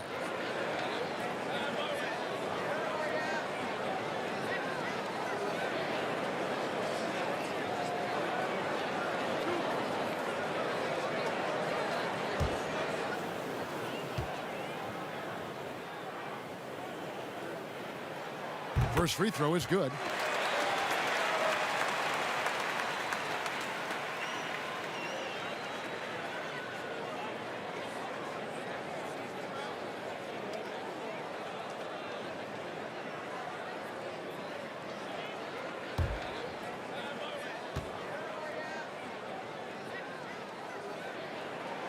And Gobert drops them both. And really making the most of his opportunities there tonight. Hasn't been the struggle we sometimes see him go through. Now here's White. He's got 12. And that'll be 2 free throws coming up. Officials on the call with the foul. Kobe White just erupted his rookie year in the NBA. Set a franchise record with Chicago for most threes in a quarter. First trip to the line for him here. And you know, something I remember from their last game was how good he was at the line.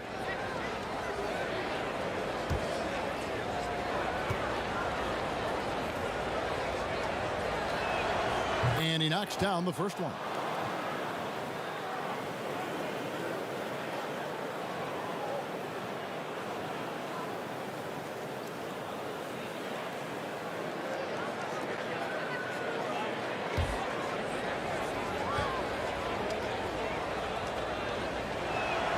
And that's good as he hits both of his shots.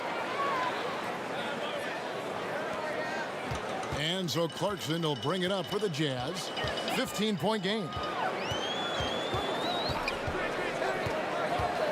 We've got 1:48 left here in the third quarter. Bogdanovich.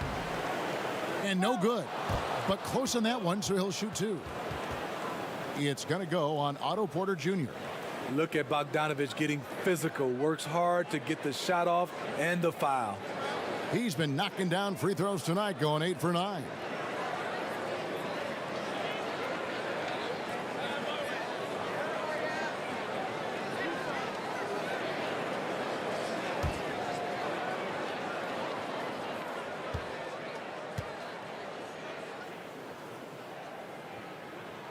Free throw good, Bogdanovich.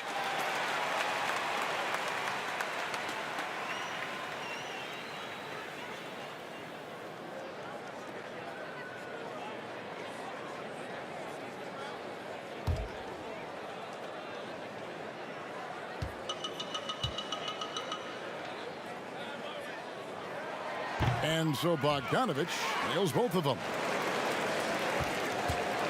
The Bulls leading by 13. On the wing, Levine. Ball's knocked loose. Stolen by Clarkson. Here's Bogdanovich, and he's fouled pretty hard on that shot, but he's got the chance to pick up the points at the line. It's going to go on Otto Porter Jr. And I tell you, Bogdanovich is crafty inside, knows how to get under the skin of the defense there and forces them to foul.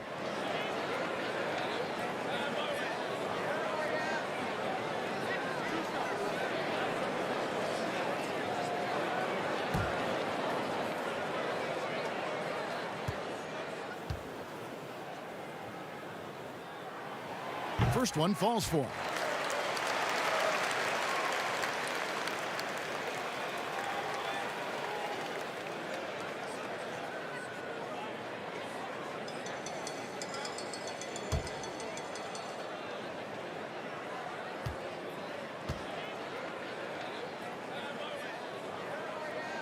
And that one goes in. 2 from the line that time. The Bulls leading by 11.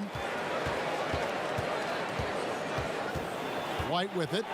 14 points for him. And it's still a rare sight to see rebound numbers like the ones he's had tonight. It's incredible, and I'll tell you what, it's a joy to watch. There's more to his game than threes and dunks. And with Lauri Markkanen, the former 7th pick in the draft, you like him best when he's aggressive and looking for his own shot. You're right, Greg. I like angry Lauri Markkanen because he's dangerous when he has that type of mindset. He needs to have that mentality of a #1 option, even if he's not one. That's when he's the most impactful on the floor. Gobert with the block. You got to keep your head on a swivel when you go up against Rudy Gobert.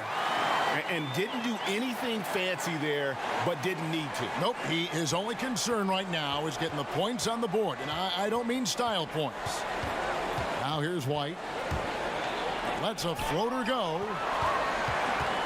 And the Jazz pushing it up now, and here's Ingles outside. The shot by Clarkson, no good. Hasn't been able to dial it in from distance. He has just the 1-3, and that was in the first half. Bean passes to White, and White with the stuff. Kobe White with the quickness and the dunk at the end. Here's Clarkson, and it is flushed down with a nice jam. Yeah, he just punched the ticket on that one. That'll get the job done. Powerful two-hand jam. Here's Levine, and the last second attempt does not go in for him. Well, through 3/4 of play, down double digits, it may be difficult to overcome. It's the Bulls. They lead by 12. Live from Vivint Smart Home Arena, you're watching 2K Sports.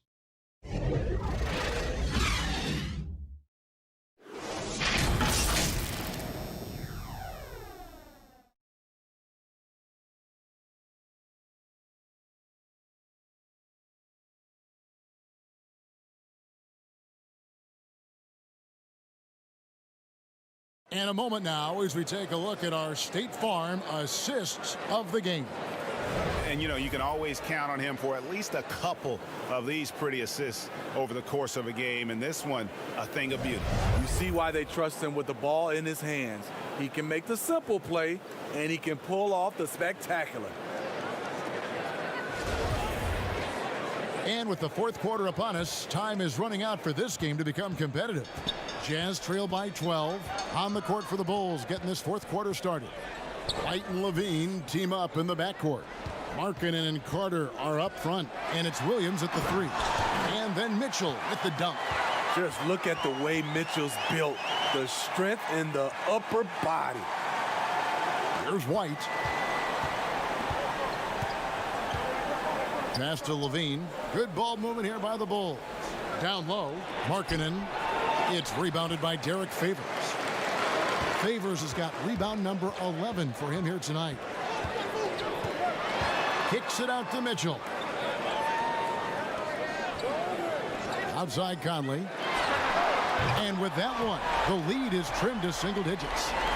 Watch out. Now that he's got his first 3 of the half, there may be more in store. White goes in. Here's Markkanen, and Markkanen throws it down. Putting his size to great use. When Markkanen is assertive on the boards, good things happen. Pass to Gobert. Conley dishes to Mitchell. Oh, and the dunk by Mitchell. I got a feeling Donovan Mitchell will be watching this highlight over and over and over. White against Conley. And he could not get that one to go. Out of contact, and he'll go to the line for two.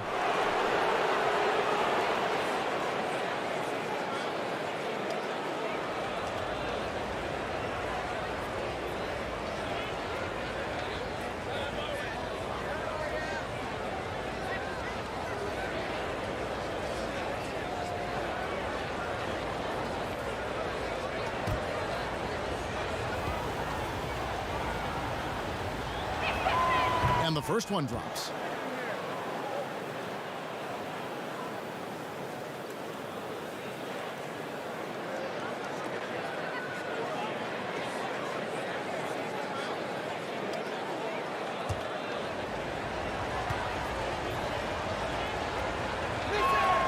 And both free throws good for White. See, now he's getting defenders back on their heels a little bit, getting to the foul line here in the second half. Conley kicks to Mitchell. Shoots over White. And it's Mitchell missing.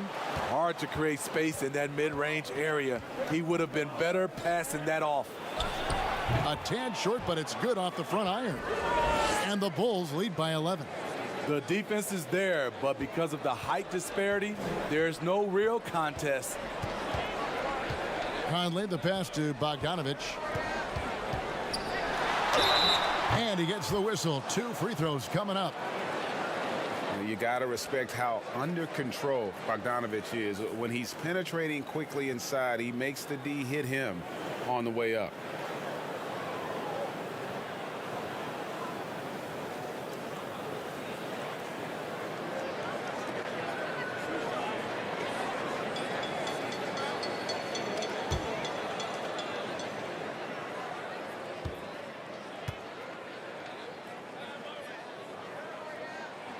Free throw good, Bogdanovich.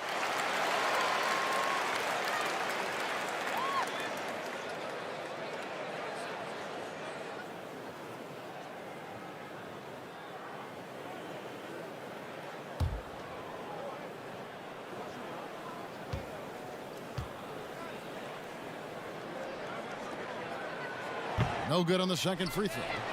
Chicago leading by 10. And, oh, here we go. Carter's got it in the fast break chance. Levine can't hit. And Favors kicks to Conley. Gobert the pass to Favors. Second shot opportunity. They grab their own miss. Almost, but it rolls out. And so Markkanen will bring it up for the Bulls. The biggest lead of the game, 15 points. Favors with the ball. Now defended by Levine. Bogdanovich, that's for 2. Good, and it's Mitchell picking up the assist. Mitchell's got 3 assists tonight. For Chicago, they've gone just 33% from the field in the fourth quarter so far. They are 2 of 6. Time called here. The Bulls decide to talk it over. And when you talk about certain players having that it factor, Donovan Mitchell fits that bill. He does. Confident in his approach, GA. Fearless on his attack. Donovan Mitchell is one of those guys who can go off for 50 if you let him get into rhythm. As long as he's in Utah, that team will remain competitive.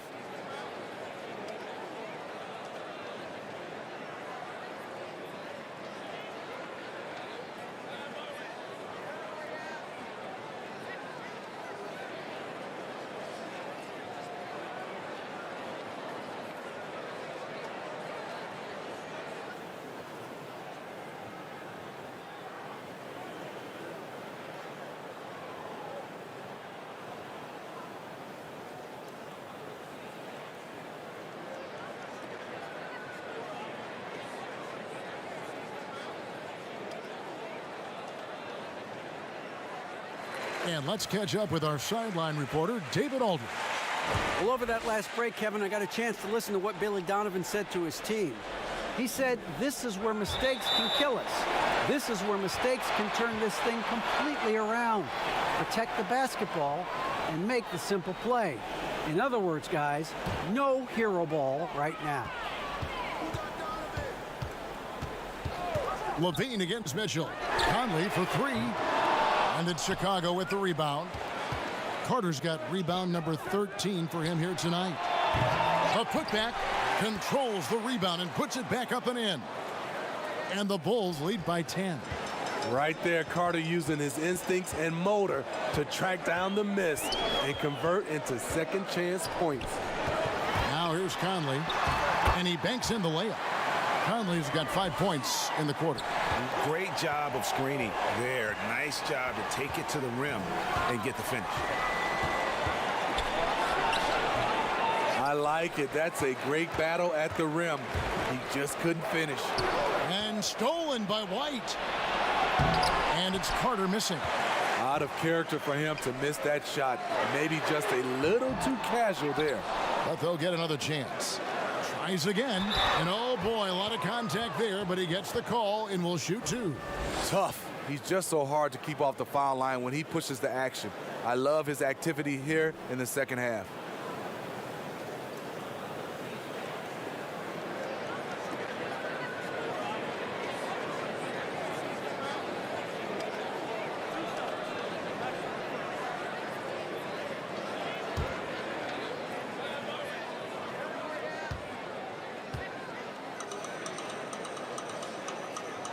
Free throw good, Bogdanovich.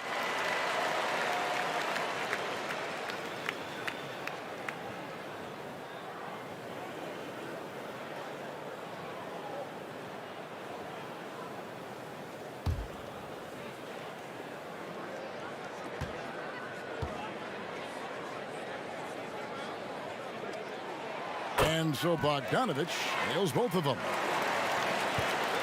The Bulls leading by 6.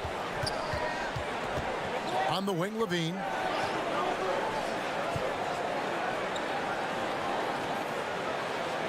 Right side, Williams. Over Bogdanovich. Second chance shot. Gobert with the block. They've been the better rebounding team by a healthy margin, but it hasn't been enough. And his teammates appreciate the unselfishness. Bogdanovich willing to get it to his open guys. Markkanen kicks to Levine. Williams with a clean look, and the Bulls get it back. Jazz trail by 4. Favors can't get it to go. Williams inside. He's covered by Bogdanovich. That one drops for him. And guys, all about hard work from this point on. They've worked hard to create that high-quality shot and then able to knock it down. Now here's Conley. Kicks it out to Bogdanovich. Pulled the shot a little left, but the bounce goes his way. Bogdanovich has got 22. You know, as ice cold as he was in the first half, that's how hot he has been since the break. No one can match up with him right now. Levine, no good on that one. Good D by Bogdanovich. To the middle. Here's Favors, and Derek Favors with the slam. And they have gotten themselves back into this game just in the nick of time. If that one had come any later, it would have been Katie bar the door. They've done a great job, but they're not done yet. That's just his first turnover of the night. What a steady, efficient game he's played thus far. And that is a big loss for this team. This game's still in the balance, and he's someone they always want in there at crunch time. O'Neal's checked in for the Jazz. And the Bulls making a change here as well. Cornette's checked in. Now, here's Mitchell. And no good. Had a chance to take the lead there. Phenomenal how many threes he drained in the first half, especially considered he's hit none since. For 3, Levine. The shot, no good. And it's Utah the other way. Mitchell wide open. No good on the triple. Man, at what point do you blame the play calling more than the player? And the Bulls with another miss. And since halftime, he has just been ice cold. Just can't seem to get anything to go his way. Chicago leading. Oh, and a fast break for the Bulls. They get the rebound. Markkanen can't get it to go. And here are the Jazz now. They're on a 13-4 run right now. Conley gets the bucket. Mike Conley makes just enough of these to keep the defense honest. Right the pass to Cornette. The dish now to Williams.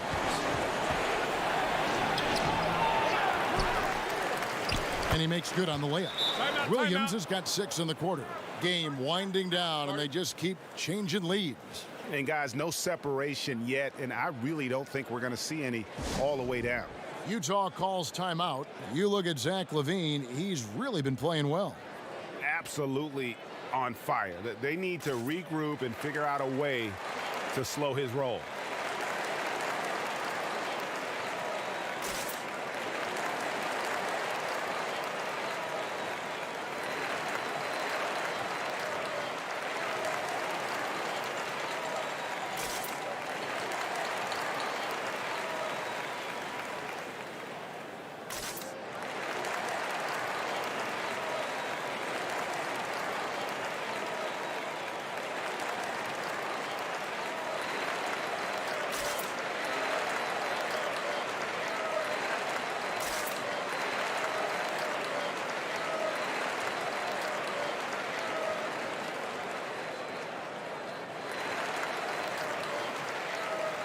And now let's take a look at the New Balance player of the game, Zach LaVine. And it's been a ridiculous performance in the best sense possible. I mean, everything about his game has been working. And no matter what they've thrown at him, he's had the answer. And Utah making a change here. Favors is checked in.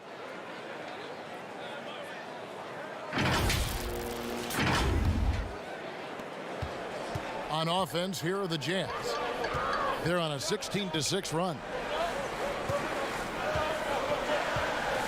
Mitchell against Porter. And it's Mitchell missing. And so it's Porter bringing it up now for the Chicago Bulls. The biggest lead of the game, 15 points.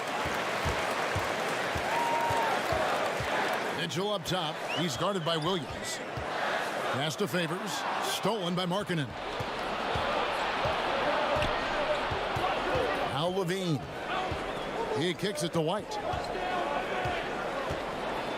And that one clearly a foul. Gets the whistle and 2 shots coming up. They get Derek Favors. Tenacious inside play from Kobe. Gets the shot off and a trip to the line.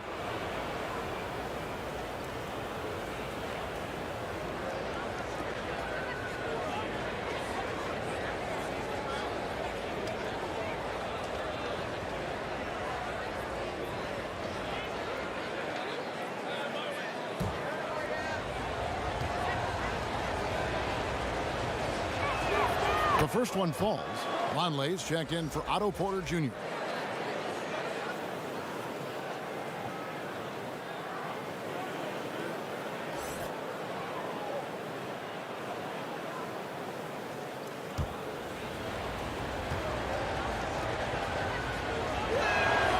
So after making the first, he goes 1 for 2. Well, they should be looking at a 3-point lead. Hopefully for them, that miss won't cost them. Mitchell dishes to Favors.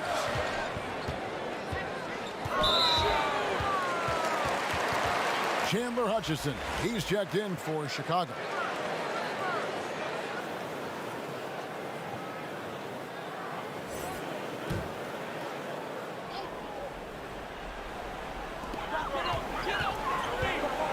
Here's Gobert. It's good for his 8th consecutive basket in only 8 tries. Wow. And as Rudy Gobert has been adding bulk, he's only getting better at finishing through contact. LaVine looking around. And they pick up 2. LaVine's got 42 in the game. Ooh, heat check after heat check. He rises to the occasion, trying to will his team to victory. Now here's Conley. He dishes it to Mitchell. And it's Mitchell with the jam. This just goes with the narrative. Mitchell is a baller, wants to be considered among the best in the game. Favors against Markkanen. Back to White. Inside. Here's Hutchison. That one misses. O'Neal with the defensive effort. And the call on the shot that sends him to the line. It's on Lauri Markkanen. In a short time span, I'm amazed at how far Donovan Mitchell's come. He has very few weaknesses for a young player.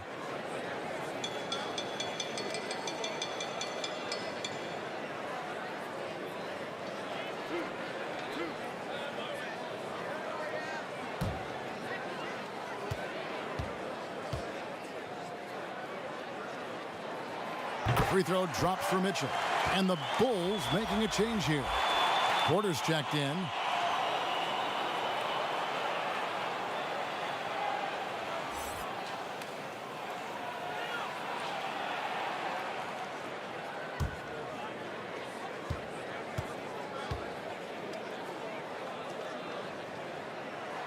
And Mitchell drops them both. Here's Levine.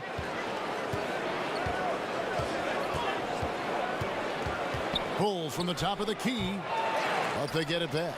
And that's a good job of just getting after it on the backboard, gets them another possession, and allows them to run even more clock. Lauri Markkanen making his presence felt as this game heats up. And favors kicks to Conley.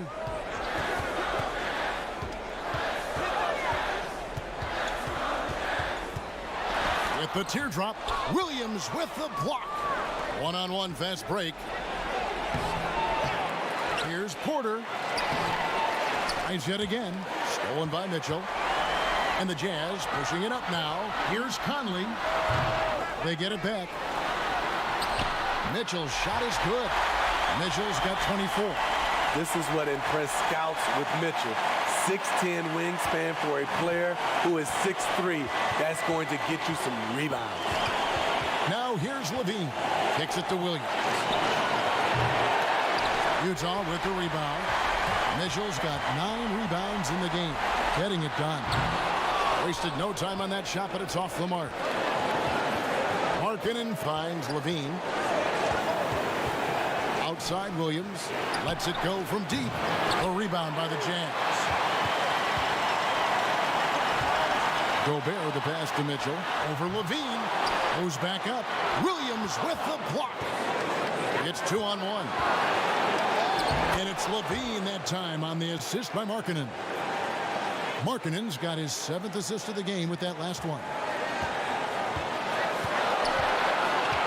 Levine against Mitchell. Fires from deep. Another shot. Porter pulls it in.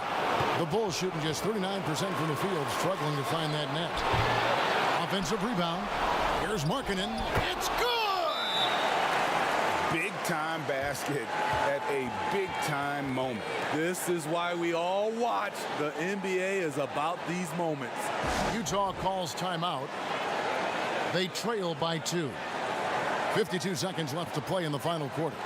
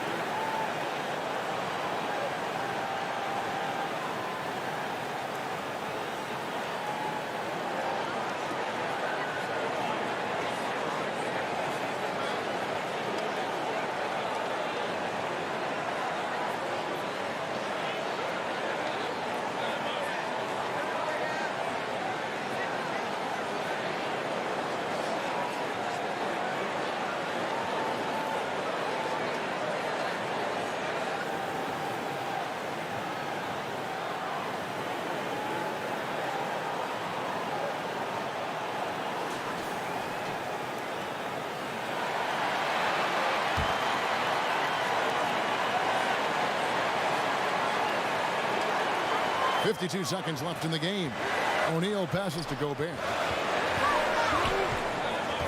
Here's Mitchell. Count it! The youngster is not going to buckle or fold. Donovan Mitchell is not afraid of the moment. Chicago calls timeout.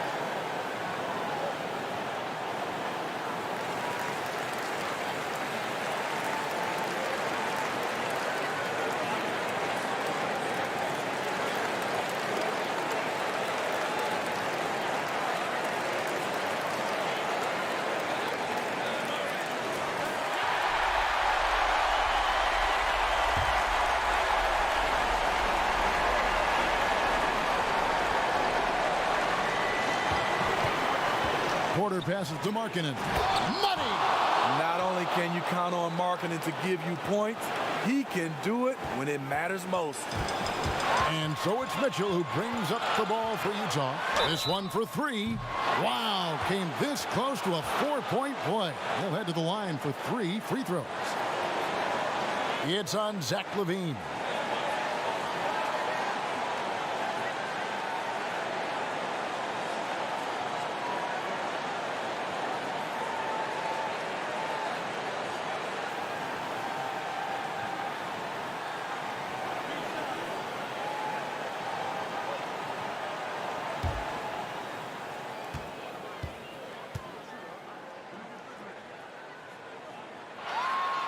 He makes the first of 3, and that narrows the gap to 1.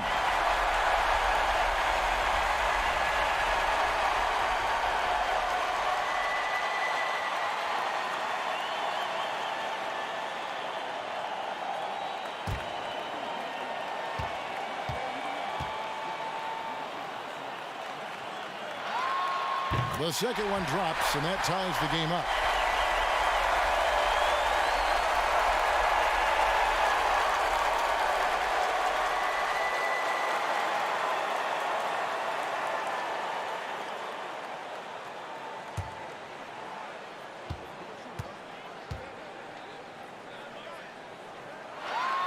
And so he's good on all 3 free throws, and that gives them the lead. No doubt about those free throws. This is why you put the ball in his hands. And here are the Bulls now. Chicago calls timeout. They're down by 1. 29 seconds left here in the fourth quarter.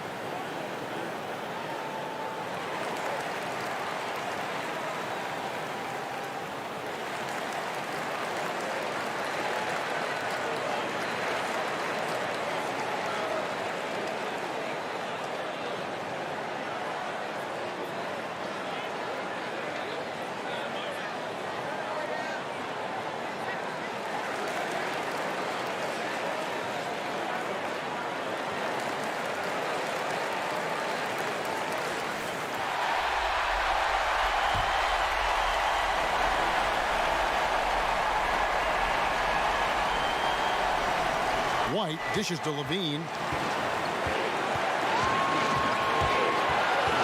We've got 22 seconds left in the fourth. It falls! If you want to know what Zach LaVine is made of, you just found out.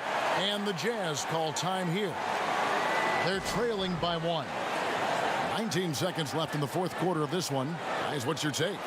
This is where great coaching can pay dividends. These are the plays that people remember. I can't wait to see what he has devised.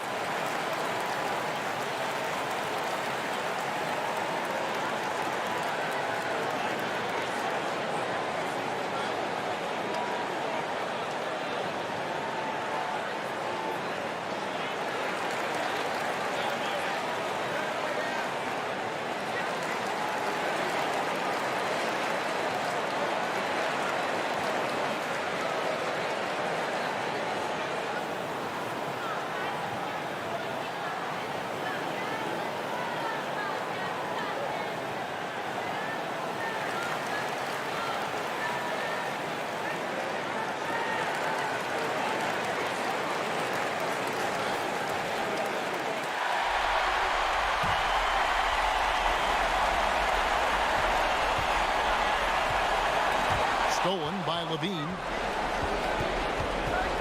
Outside White. And they commit an intentional foul. Let's see another one of those so they can get into the penalty. That's right. No other option but to foul and hope for some misses. And now we've got the intentional foul.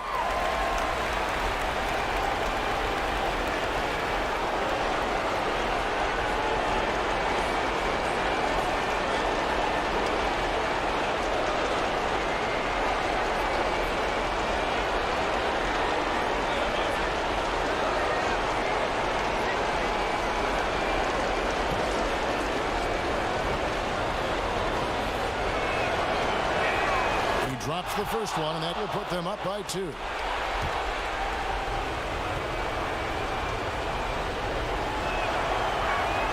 And he hits both free throws here. So now it's a 3-point game. Huge shots. Tremendous job stepping up in a big way for them at the stripe. From deep 3-point range, the 3 won't fall. And there's Gobert putting it right back in. Stepping up big. Gobert showing why he's considered a cornerstone for this franchise. And he commits the intentional foul.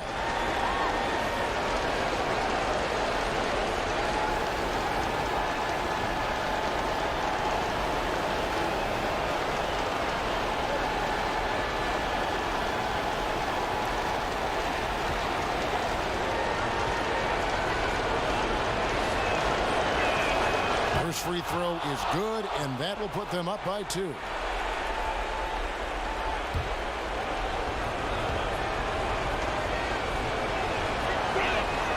And a tough break is his second attempt at the line. No good.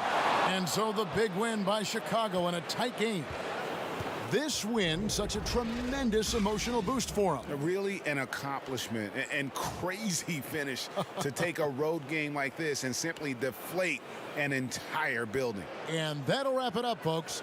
For Greg Anthony, Steve Smith, and David Aldridge, this is Kevin Harlan saying thanks for watching. We'll see you next time.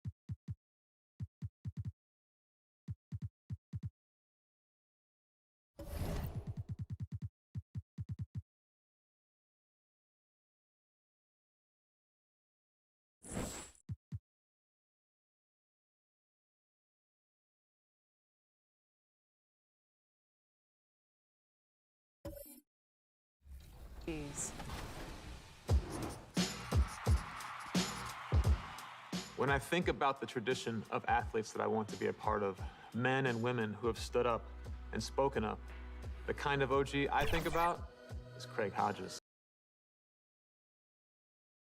And getting mentally prepared to compete. You see the focus. You feel the energy. These guys are ready to go.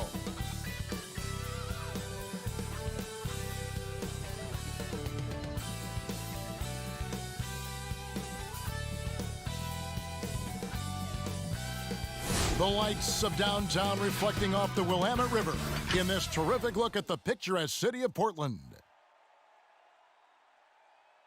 Welcome, sports fans. Thanks for joining us.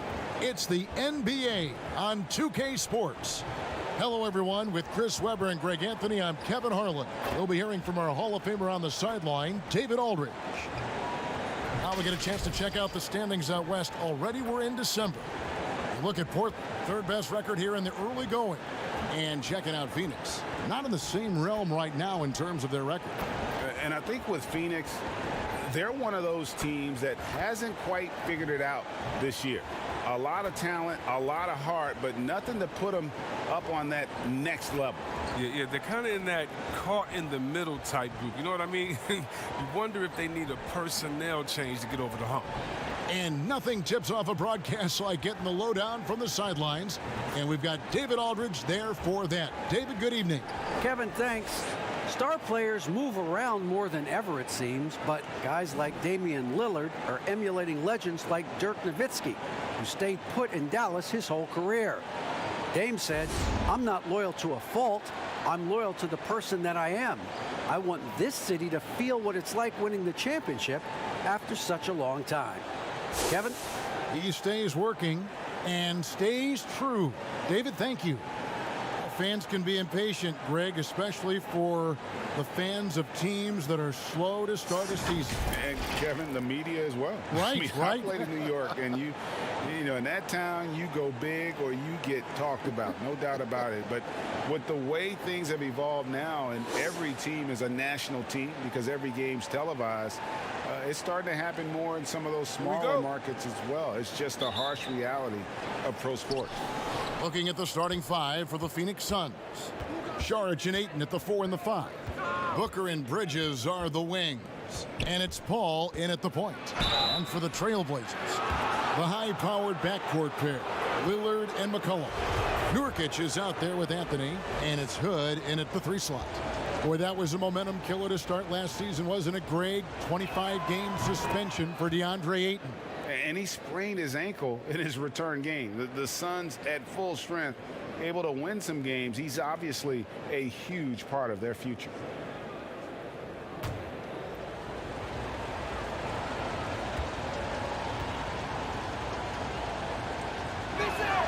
Ayton hits them both. And you see the raw talent Ayton has. An intimidating big man with a high ceiling and a desire to grow. Now, here's Lillard. Kicks it to McCollum. Releases. And the first shot of the night for him, missing. Here's Booker. He can't get it to go. Great D that time from Nurkic. To the inside. And the rejection by Ayton. Here's Paul. And misses it off the right side of the rim. To the middle. Here's Nurkic. Portland again missing. And here's Ayton. He'll bring it up for the Suns. Here's Booker. Uses the glass to finish the layup. Not just an outside shooter. Booker is also skilled at getting it done from that area as well. McCollum, left side. Count it. And the lack of effort to fight over the screen there makes that an easy shot. We see this all too often. You have to be willing to put in the work. Now here's Booker. He's coming off a 28-point game against Chicago. Yeah, and his energy level in that game was amazing. He did all that work offensively and controlled the boards, too. Here's McCollum. Following the basket by DeAndre Ayton. Portland moving the ball around. Pulls up.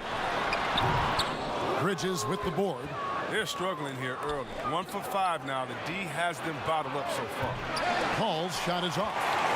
For Portland, they've gone just 1 for 5 from the field to start the quarter. And really deep through that time. Outside shot of Lillard is pure. I mean, he always seems to have the look that's going in. Booker the pass to Paul. Shoots over Lillard. Bank shot. No good. For Portland, they've gone 2 of 6 from the field. Hood deciding where to go with it. Pass to Nurkic. Shot clock at 6. McCollum. They get it again. No, when you see the hard-working mentality of Nurkic, I mean, love how assertive he is on the offensive boards. Booker up top. He's guarded by McCollum. And 2 shots coming up at the line as he gets fouled on the shot. And Portland called for the foul.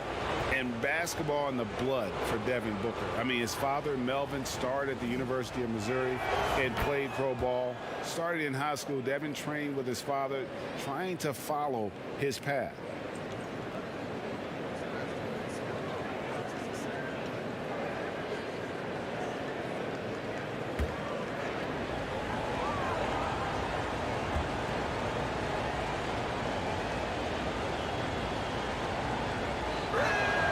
Both free throws good from Booker.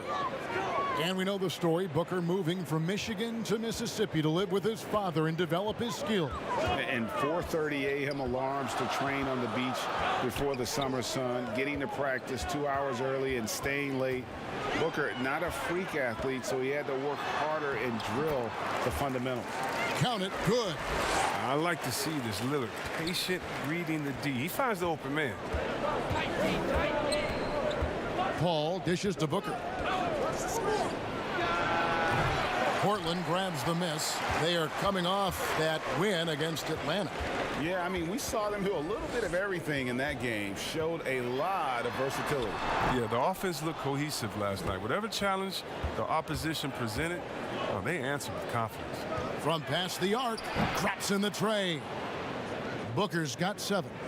And really, Booker is as lethal as they come from deep. Can't allow him to get into a groove. Lillard against Paul. Nurkic, he hangs in there and cashes in on the second chance points. Just in a perfect position to grab that rebound and then get the putback. Saric outside. Pass to Bridges. Back to Saric. Looking. Oh! That is just nasty. The athleticism on that finish. No. I love the play call. Aiden's a well-coordinated athlete. You know he has the reach. Give him a chance to go up and get it. And it's Lillard again missing. This quarter has been hit or miss for him. Mostly miss. Here's Ayton. Plays it up and banks it in. He's got 8. And the sheer muscle of Ayton. Sometimes he's impossible to stop on the way up. So timeout called here, the first for Portland.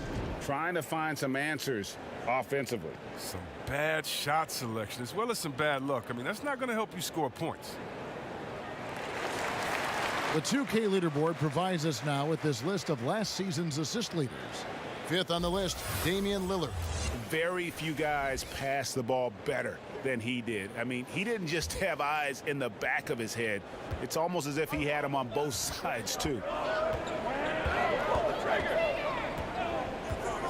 From the arc. Here's Anthony.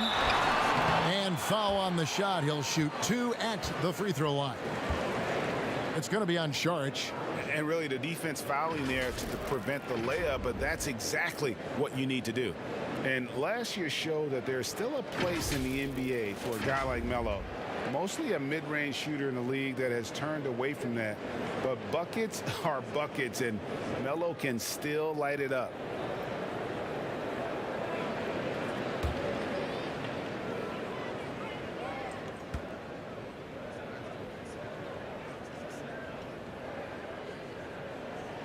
That free throw good from Anthony.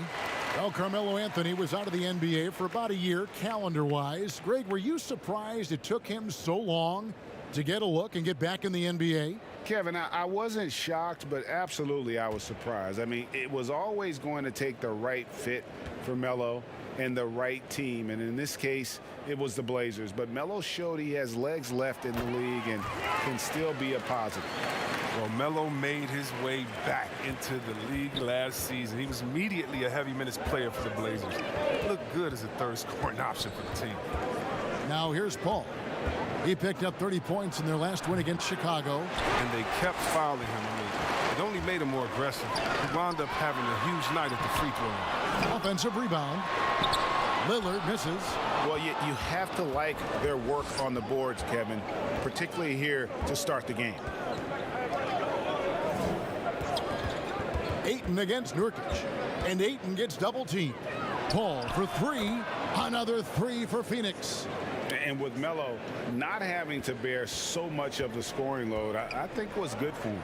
Yeah, especially since he took about a year off from playing. Melo had to take a long look in the mirror about how he can help teams win during his absence. He clearly has something left to offer. The real come at us, and we're coming right back at you. Let's talk about it. Great competition going on. That's what makes a matchup like this so much fun to watch. The shot by Sharch, no good. And so it's Anthony bringing it up for the Portland Trail Blazers. Trailing by 2, and the bucket is good. Three-point play chance here for him. So Hood will go to the free throw line. Mikal Bridges picks one up. For Portland, they have had 2 chances at the line already, making them both. And as a team, excellent. A season ago, about 80% when they got to the line. Robert Covington's checked in for the Trailblazers. And for the Suns, Smith comes in for Sharch, and it's Crowder in for Bridges.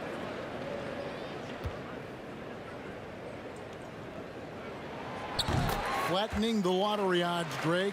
Do you think that's worked out as intended?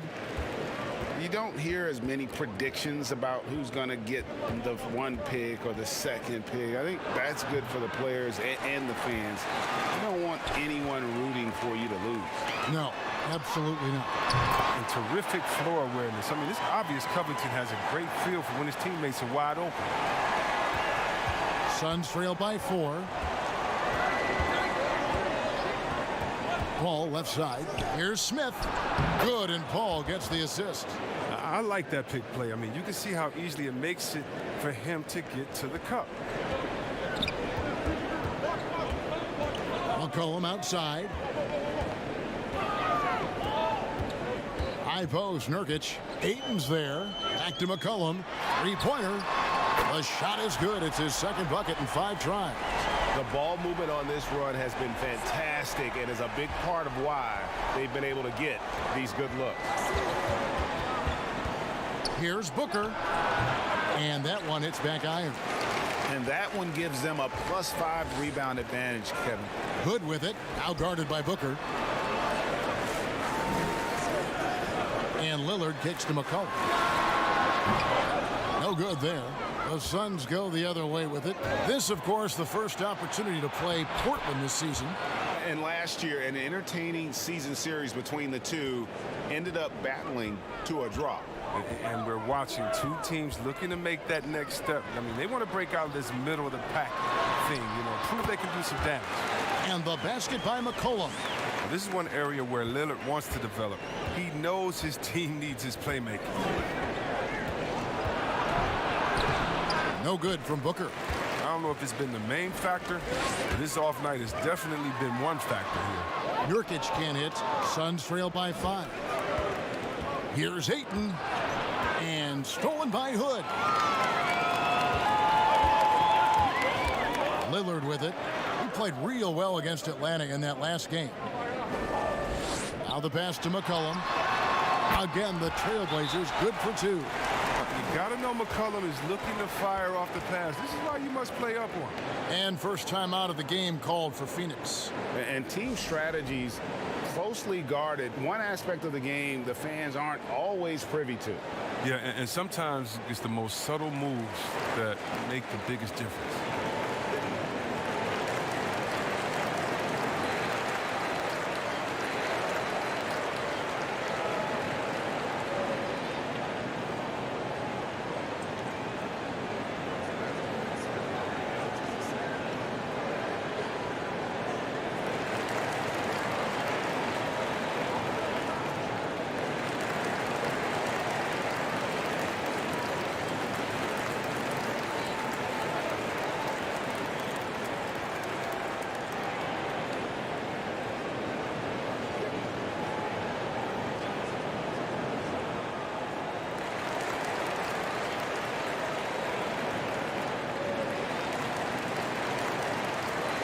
Both teams will make substitutions.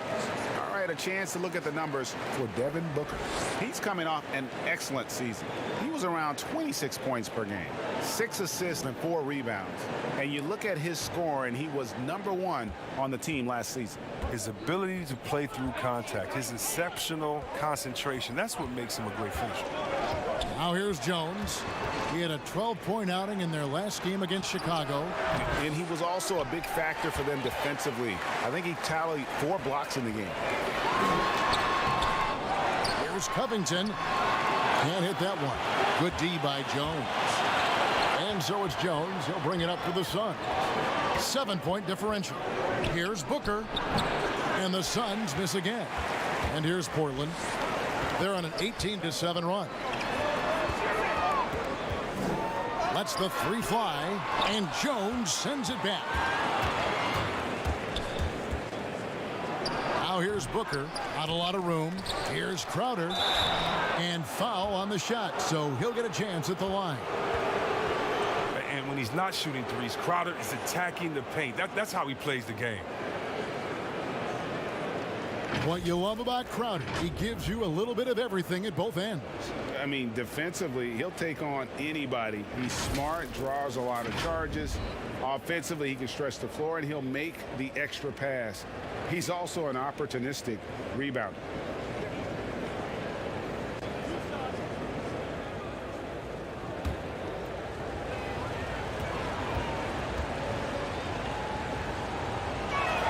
And the first one at the line is good. A lot of great talkers over the years, trash talkers on the floor in this league. Do you think they do it more to get themselves going, Greg, or do they do it with the purpose of getting under their opponent's skin?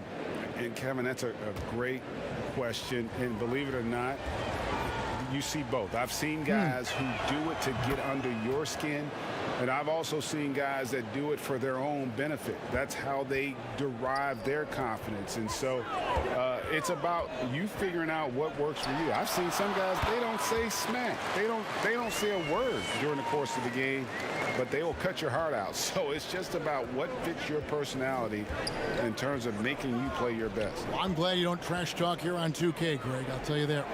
No, we don't do that.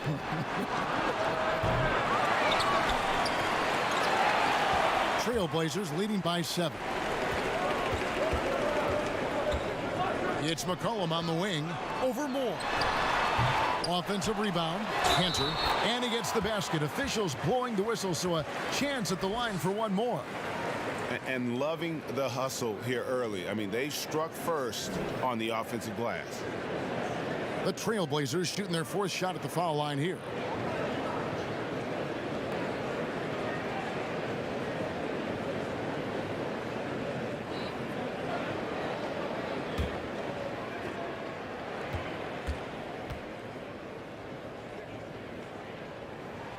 That's good from Cantor. One of my favorite trash talkers in the NBA. Cantor never really shies away from taking jabs at opponents, and I think his teammates like that. Now here is Smith. Passes it to Crowder. And again, it's the Suns missing. Portland's gone 4-7 from 3-point range so far in the first. Tips it, and Cantor able to finish. Cantor's got 5 points so far.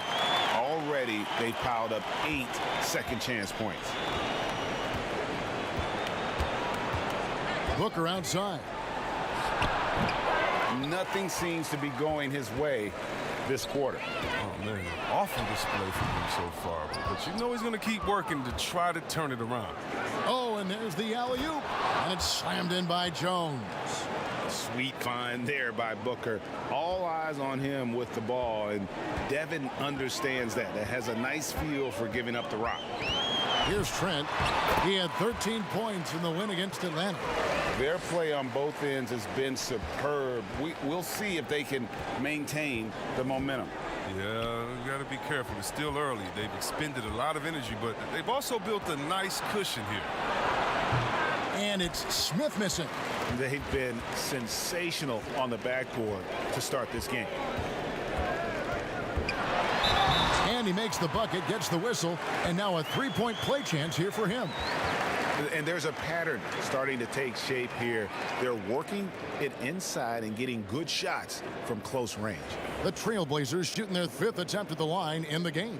And Portland making a change here. Giles is checked in. Johnson, he's checked in for Phoenix.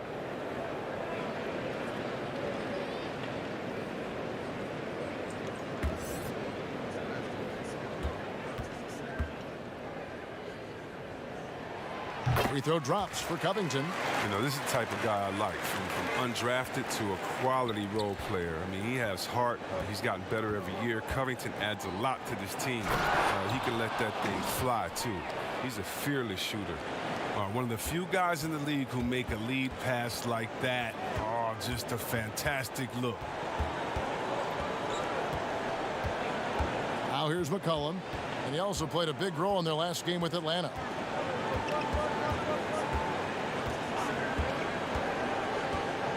Fires the three.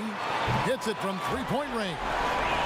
McCollum's got a pair of threes now in the first quarter for the Trailblazers. Domination in the first quarter. It's been pretty lopsided.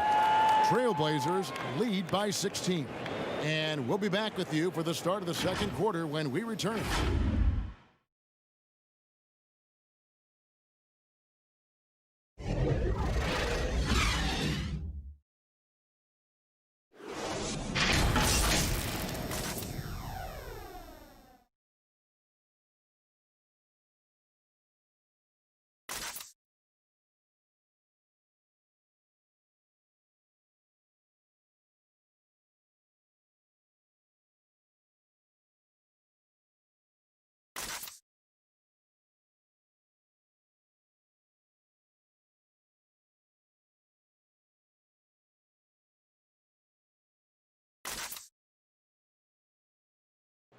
And a tremendous offensive catalyst, Chris Paul recently talked about the defensive side.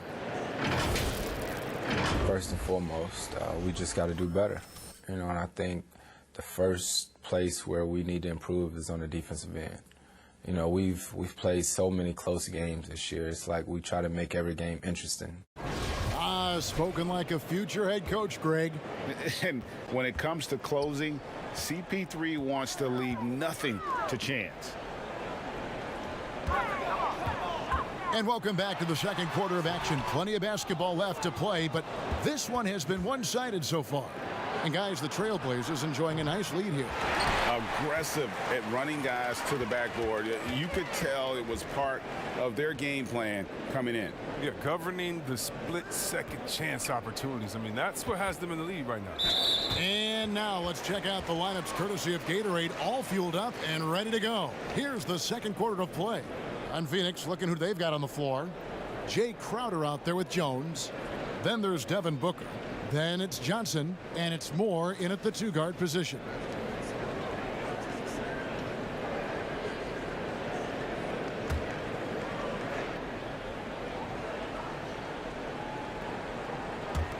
Phoenix on defense.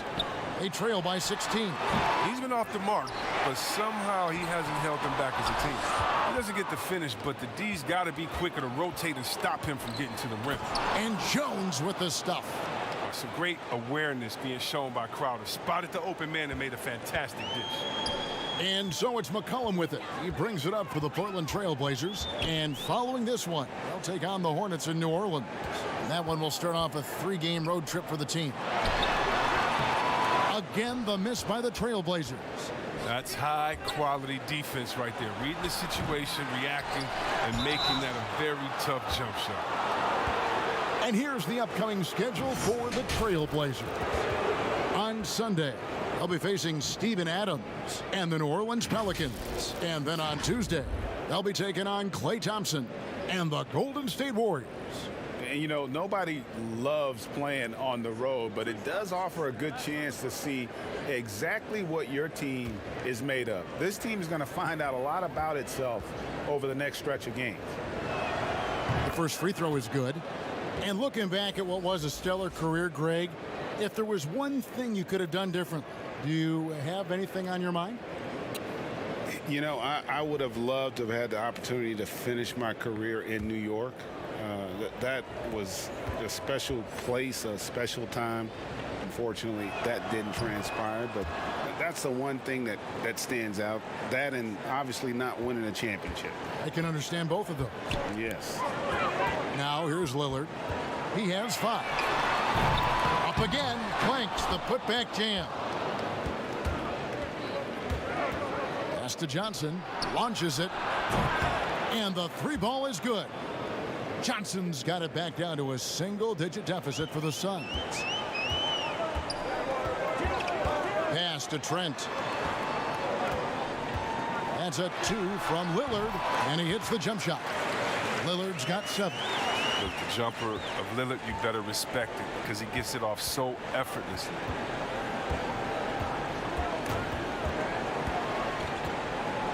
Johnson outside.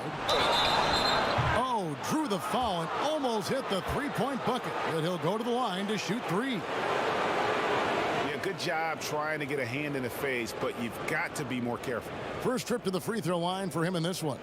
And converted more than 4 out of every 5 free throw attempts last year, so just solid at the line.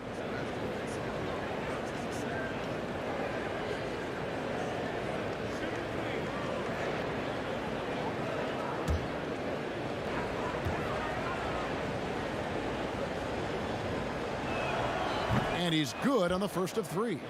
And getting to the line and hitting your free throws, a good way to get back into the game. It stops the clock and extends the game and allows you the opportunity to set your defense. They've been perfect from the line so far here in the second quarter.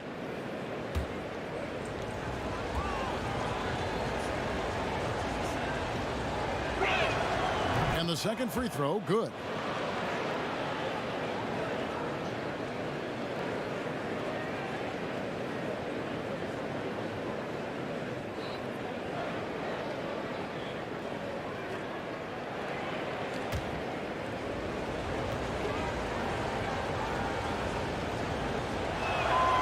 And he makes all 3. Here's Trent. Here's the pass to Cantor. 3-pointer, Lillard. Again, the miss by Lillard. Well, I mean, I think he better come up with some different ways to get his points tonight because the 3, not one of them, ain't working. Trent. 2 free throws coming up, and they call the shooting foul. Well, let's take a look at last year's top scorers. Damian Lillard, 3rd. And looking back, his points per game really underscored the fact that he never took a game off. I mean, one special performance after another all season long.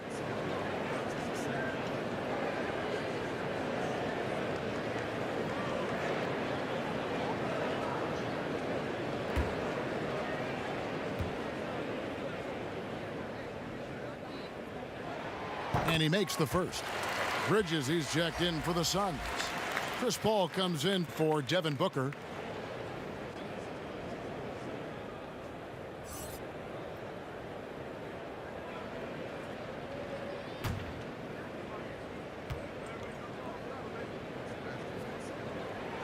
That one falls, so he hits both of them. Suns trail by 10. Now Bridges still looking for his first bucket in this one. And now running up the court, Lillard pushing it up. And he goes in for the dunk. There it is, guys. One of those effort plays that makes a big difference in the game. And GA, it is definitely making a difference so far today. This is why his teammates respect him. The hustle, the energy. You gotta love it. Here's more after the Trailblazers pick up 2. Here's Anthony with the second effort, and the layup is up and in. Giles has got 4 this quarter. Big miscommunication on defense. He recognizes it and quickly takes advantage.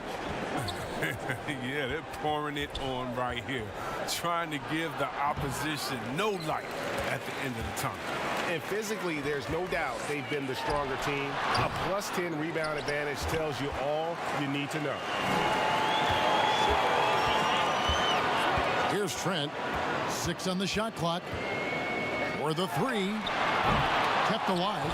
I mean, it took him a long time to get into the flow of the game, but the points are starting to come for him now. And so it's Paul with it, bringing it up for Phoenix. It's a 16-point game. Teardrop shot. Moore with the bucket. Oh, even from that range, the floater is one of the toughest shots in the game. Portland's gone 0-3 from beyond the arc to start the second quarter. And we've got an update here, so let's catch up with David Aldridge. Kevin, good evening. Well, last season, the Blazers were beset by injuries, and they fell short of their goals. Their star, Damian Lillard, said, "Once we're in a better position, I want people to remember how I responded when things didn't go my way, so that they know my character is true." Kevin, we know that Dame grew up in Oakland, a place where overcoming adversity was ingrained. Back to you. Thank you, D.A. Now, here's Bridges. After the miss from Damian Lillard. Excellent D there from Anthony. Passes it to Trent. There's the triple. Buries the long-range jumper. Trent's got 7. Well, this is the kind of ball movement they want to get from Cantor. Scan the floor, and when you spot the open man, get it to him. And here is Paul. He's got 5. Over Anthony. Kicks it out to Paul. Launches a 3. Another 3 for Phoenix. We've talked about the increase in Paul's range over the years. I mean, he couldn't be more confident in his shot right now. Here's Trent. Not going to go that time. Some solid defense from Šarić. And here's Moore outside. Buries it from 3-point range. Moore's got 5 points now in the quarter. I mean, I don't always like the 3 on the fast break, but the D was set up well inside. Lillard with no one around. And another 3 for Portland. Lillard's not going to let you get away with that. He wants those 3 points back, and he gets it quick. To the paint. Here's Jones. A second chance effort. Kicks it out to Paul. And that comes off the assist by Jones. 10 points for Chris Paul. His offensive skill set is off the charts. He has more than a few ways to punish. Time called here. The Blazers decide to talk it over.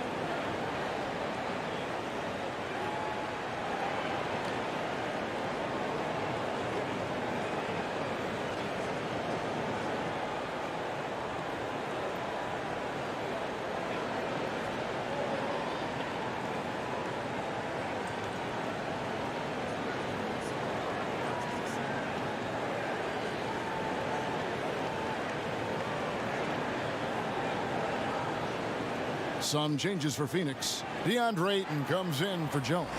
And Smith subbed in for Dario Šarić. That's tipped and stolen by Ayton. Jones against Bridges. And Moore kicks to Paul. Had a chance there to cut it to single digits, but it's off target. And a big lead for them on both the scoreboard and the backboard thus far. Realizing when the defenders have overcommitted, like how Nurkic looks to hit the open man. Well, you look at the career that Dame Lillard has had so far. Taken 6th in the 2012 draft out of Weber State, a small school, but this guy became a franchise player immediately for the Blazers. And maybe that'll trigger them. Impossible not to get pumped up after that. Yeah, well, you could see the immediate reaction of the guys on the bench. They are pumped up. Here's Anthony, and the layup falls. Anthony's got his second bucket of the night. And love the muscle Anthony brings to the 3 spot. Takes pride in outworking everyone when he's that deep inside. And the call on the shot that sends him to the line. And thinking of Lillard, the numbers over his career are incredible.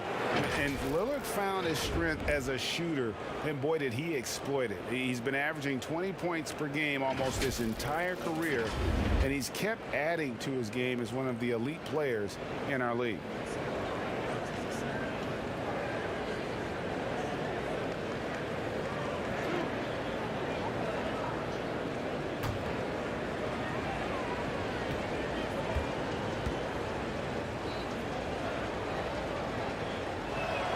First one falls for him.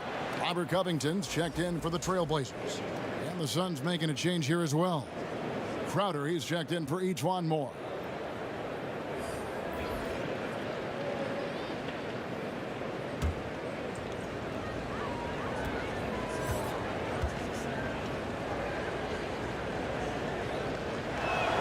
So he gets them both.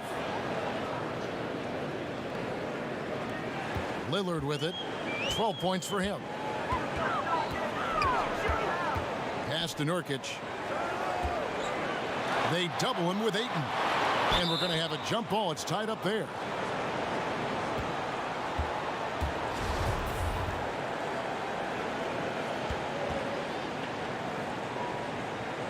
So it's Portland now. Crowder kicks to Paul. Here's the three. Portland grabs the miss. Covington's got his 5th rebound right now in the game. On the wing, Jones. Pass to Hood. Now the dish to Lillard. Outside, Covington. And it's good. Assisting on the play was Lillard. Lillard's got 3 assists in the game. Now here's Paul. 10 points for him. Shoots over Lillard. Offensive rebound. Good for the 5th time in 5 shots. He remains perfect. And using that 7'5" wingspan, putting it back off the miss, one of Aiden's specialties. Here's Lillard. And he tries off the glass, but it's no good. Suns trail by 13. Rebounded by Covington. Covington's got 6 rebounds in the game. And it's Hood in the corner from outside the arc. And then Jones with the jam. And when he's on the floor, offensive rebounding is always going to be a strength for them. Greg, he keeps so many possessions alive, doesn't he? Yeah, he does. And the defense has to be aware of this. When you don't put a body on him, you pay the consequences. And it's the Trailblazers on the break. Here's Hood. And he's fouled pretty hard on that shot, but he's got the chance to pick up the points at the line. It's going to be on Jay Crowder. You better guard Hood, especially when he's aiming to score. I mean, check it out. He can put a defense in a bind. This is his 2nd trip to the line in this one. A 78% foul shooter a season ago. Pretty steady when he's at the line.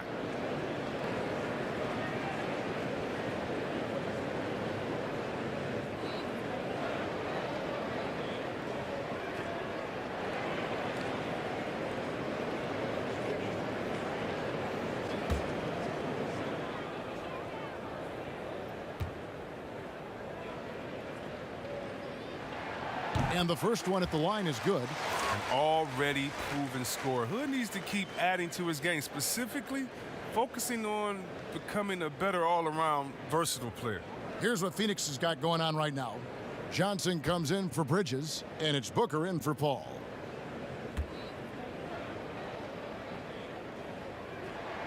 Both free throws good from Hood. And they have yet to miss a shot from the line here this quarter. Johnson against Jones.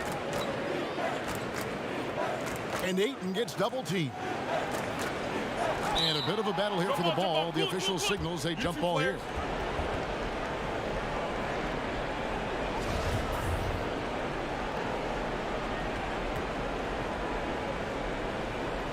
And Phoenix has possession. Just 5 to shoot. Near the 3-point line, it's Booker. And it's off the back rim, no good. Trailblazers leading by 17. That's a 2 from Hood. That's good, and he's now 3 for 4 from the field. Great job at staying engaged right there. Hood's opportunistic attitude helping him grab steals like these. Lillard against Booker, and Lillard is going to pick up a foul. That's his first foul. C.J. McCollum, he's checked in for Lillard.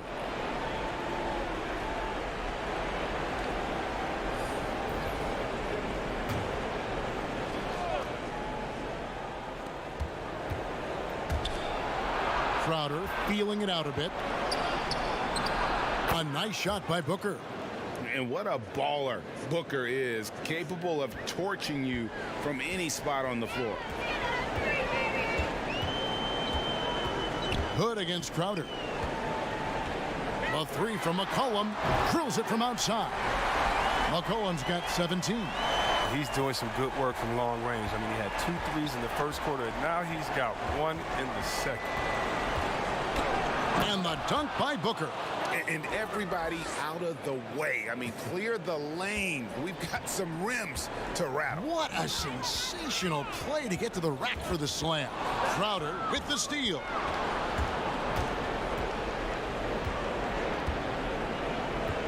Booker outside. Johnson outside.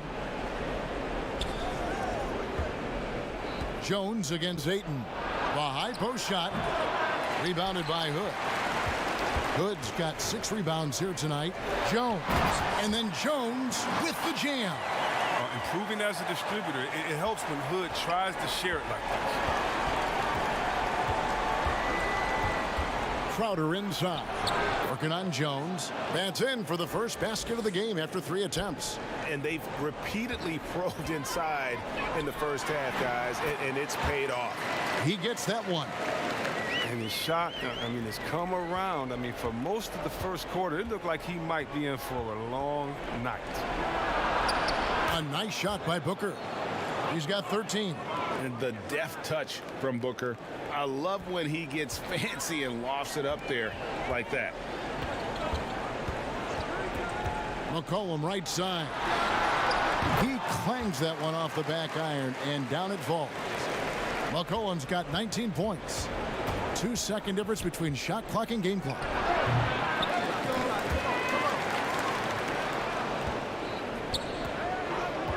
Crowder, the pass to Johnson.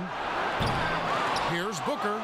Persistence pays off as they finally hit a shot. Booker's got 8 here in the quarter.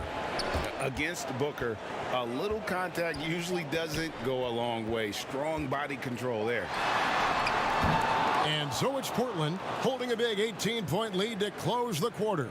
Their transition game has been in full effect. And a chance now to send it over to David Aldridge, standing by courtside. David. Carmelo, you got some real numbers off the bench in the first half. How important is that contribution to the team? Well, I mean, we are. All right, David, thank you. We'll be back after halftime for the start of the third quarter. It's the 2K Sports Halftime Show.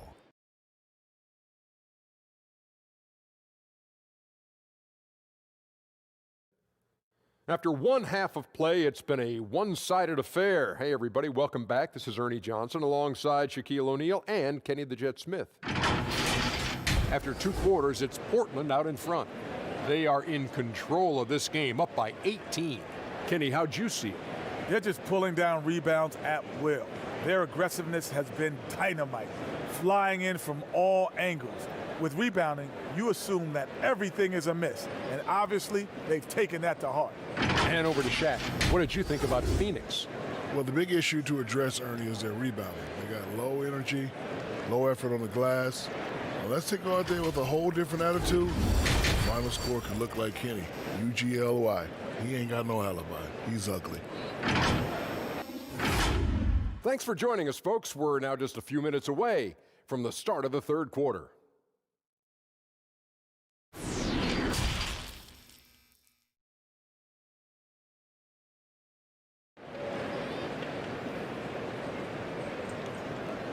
And with the second half upon us, we'll find out if this game becomes the route that it's threatening to be. You know, C.J. McCollum has been exceptional here, guys. Man, he's been running wild on them through that first half. Absolute dynamite on offense. And as they can't slow him down, you know what you do? You keep feeding them and feeding them and feeding them. This is the right game plan. And there wasn't too much drama in the first half, but maybe things will tighten up here in the second. And here's Lillard. He brings it up for Portland. Pairing up in the backcourt, Lillard and McCollum. Anthony out there with Nurkic, and it's Hood in at the small forward position. So that's who Terry Stotts starts the second half with. And with a good feel for the game, Booker sensed the right time to go for that steal. Lillard from outside gets the three-pointer to fall. Lillard's got 15. Unwilling to let up even for a moment. That's his killer instinct, just fanning the flame. Oh, yeah, and that's what you love about him. He shows no mercy, even with a comfortable lead. And the lack of effort to fight over the screen there makes that an easy shot. We see this all too often. You have to be willing to put it in. McCollum finds Lillard. Hood for three. And it's Phoenix with the rebound. Paul's got his fourth rebound with that last one here tonight. They get the rebound. Nurkic with the block. Oh, this is the impact Nurkic makes on the defensive end. Effective at reaching out and stifling the shooter. He's gone 2 for 2 at the line so far.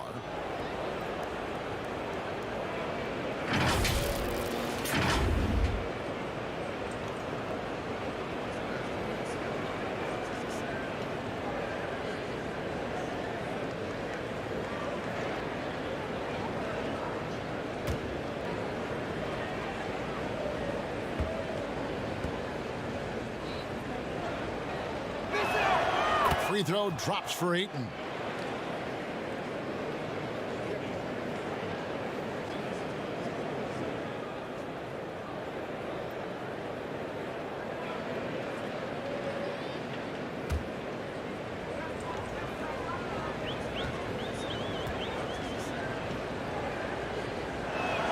Ayton hits from both.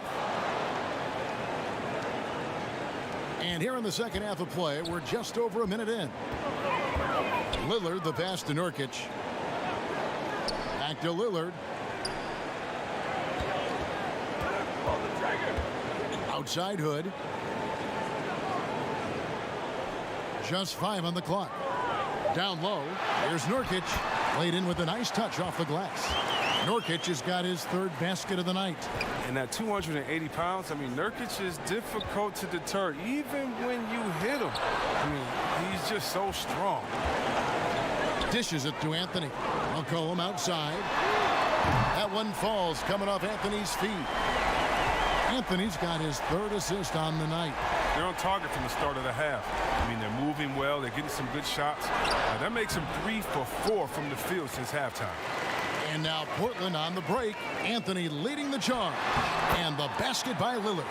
They made the most of their halftime adjustments. They're shooting 80% so far in the second half. And last season, Lillard doing more playmaking than prior years, a career high in assists for him.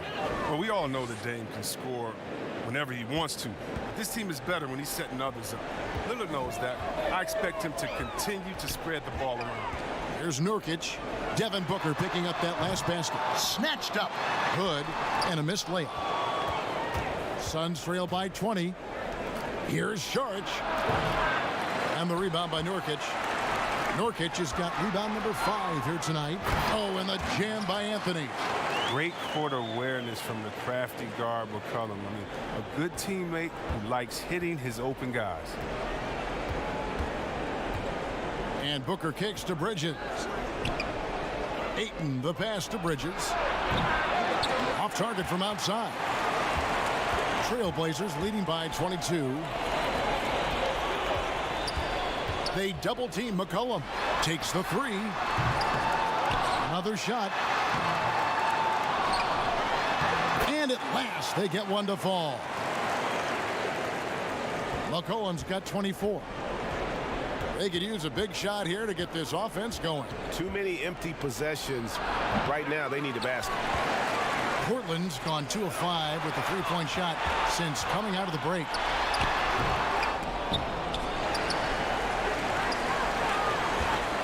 Second shot opportunity. And contact on the shot, so he'll be shooting free throws here. He'll take his third and fourth free throw shots at the game right here.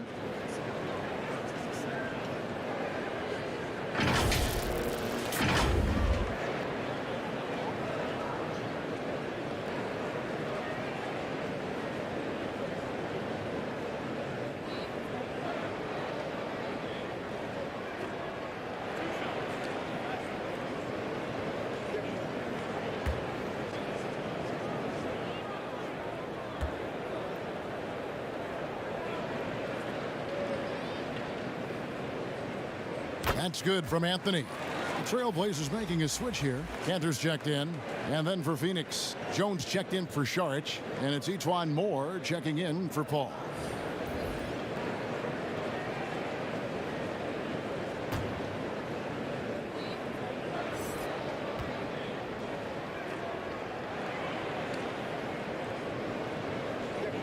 Both free throws good from Anthony. Now Booker, he's got 17. Outside, Jones. He kicks to Bridges. Offline with his three. He's dragged them down with his performance today. I mean, a whole lot of zeros from him on the stat sheet. It's McCollum on the wing. And it's good. Assisting on the play was Lillard. Lillard's got 4 assists in the game. How many times have we seen a possession like that from them today? Ending with a basket, coming off a pretty pass. Now here's Moore. 5 points in the game. Booker dishes to Ayton. Great look, but off the mark. And listen, sometimes even the best of us are going to miss the easiest of opportunities. Wasted no time on that one. McCollum's got 11 in the second half. Yeah, that's too good a look to give him from behind the arc. Near the three-point line, it's Booker. That's good on the jump shot. And obviously his momentum from the last game has carried over here tonight. Yeah, that's why he's hot. And he's playing with a lot of confidence. That's why they're going to him with such consistency. McCollum, no good. You almost have to assume he's going to knock those down when he is that open. And Jones slams it in. Oh, such a beautiful pass to set that one up. Yeah, the pass might have been pretty, but the finish was angry. Now, here's Nurkic. 6 points for him. McCollum finds Lillard. Off target from three-point range. Phoenix has gone 0 of 2 from deep to start things here in the second half. Booker outside. Over McCollum. No good from Booker. And here's Portland. They're on a 19-6 run. Cantor, the pass to Lillard. Cantor against Moore. With the fadeaway. Good work there as it goes. Cantor's got 7. Oh, nice touch from the mid-range. When you give Cantor this shot, he's happy to take it. McCollum against Booker. Taken away by Anthony. Fast break, here they come. Lillard from outside. Bridges with the board. Well, Phoenix shooting just 33% in the second half so far. They need to look at more high-quality shots. Near the three-point line, it's Moore, and Ayton stays with it. 16 points for him. And he's really shot the ball well, but it hasn't been contagious. The pass to McCollum. Lillard attacking. And the rejection by Ayton. Tremendous at anticipating when shots are going up. Ayton is outstanding at protecting the rim. An outstanding defensive play to earn the Mobile One block. Emphatic with the rejection. You've got to appreciate that kind of forceful defense.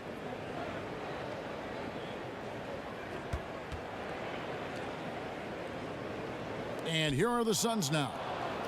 The Suns shooting just 39% from the field, struggling to find that net. On the wing, Booker. He is guarded by McCollum. From deep, Moore.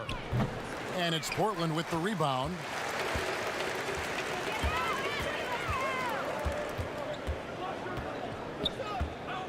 Bridges against Anthony. Here's Cantor. Kicks it out to Lillard. Lock at 6. Shoots over Bridges. Off the left rim and out. And here's Ayton. He'll bring it up for Phoenix. Up next for him, the Grizzlies at the FedEx Forum. That'll be the second of this 2-game road trip. Booker dishes to Ayton. Back to Booker. And it's Portland with the rebound. Anthony's got rebound number 9 now. What an effort here tonight. And the Suns here with a different look. Smith checked in for Ayton. Jay Crowder comes in for Jones. Johnson, he's checked in for Mikal Bridges. And Cameron Payne subbed in for Moore.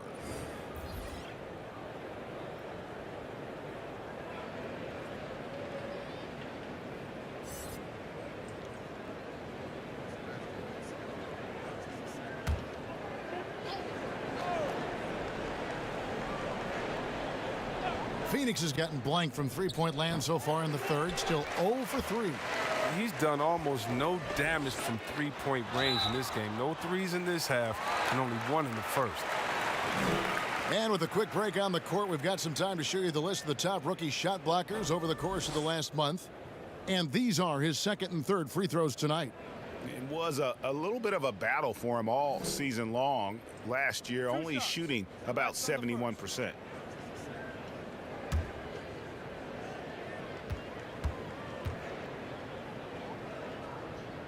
That's good from Cantor.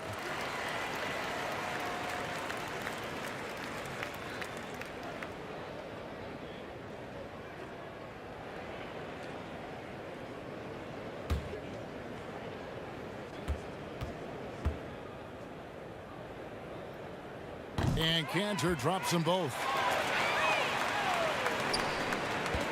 Well, Phoenix shooting pretty terrible here in the third quarter at around 30%. And it's blocked. And he recovers it. Payne's shot is good.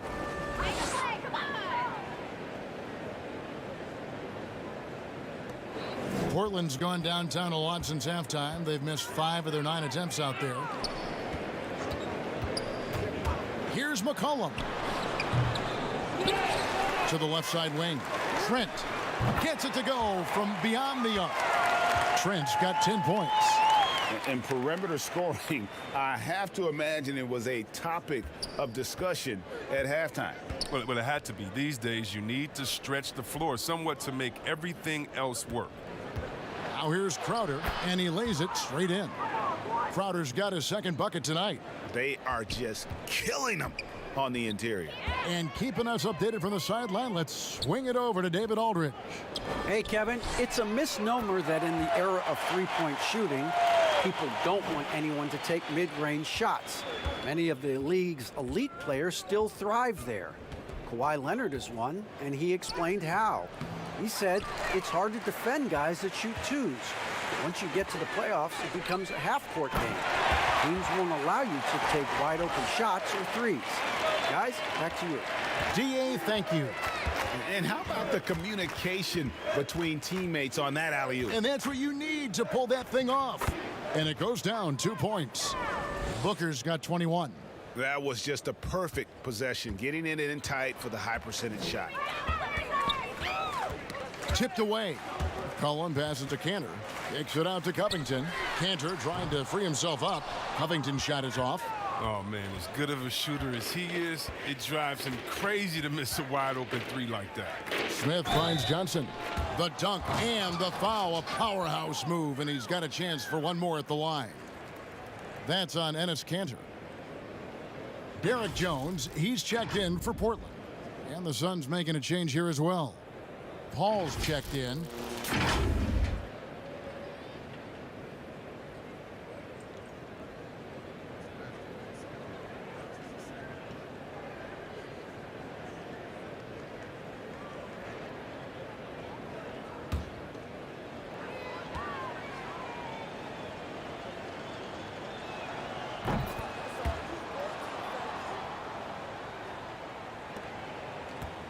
This has been a one-sided affair. Yeah, they've done a nice job of extending their lead and maintaining that intensity level. Here's Trent, 15 points in the game. And here's Covington from the arc, and that comes off the assist by Jones. Covington's got 11. You can't be too far off Covington. He's skilled at sizing up the defense and firing once he gets it. Here's Booker, 18 feet away, and he knocks it down. Yeah, I'm surprised that D isn't respecting his mid-range game more. They ought to be. I bet you they will be soon.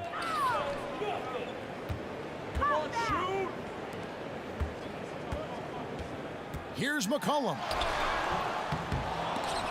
Doesn't get it to drop for him. The Suns go the other way with it. Johnson from outside. C.J. McCollum with the rebound.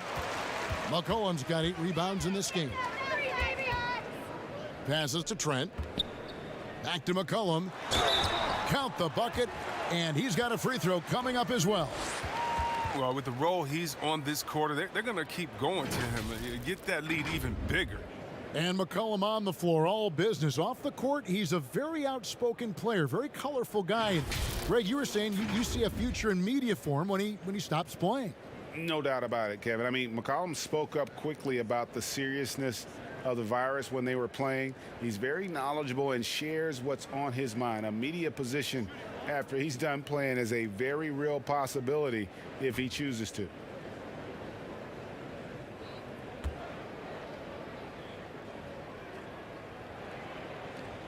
And if they continue, Kevin, their outstanding free throw shooting, that'll help them seal the deal.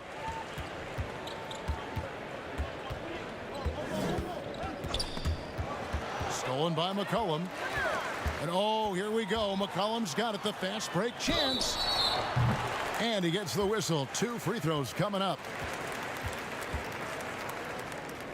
And he's got his first free throw of the game. 77% shooter at the line a season ago. Those are better than average numbers.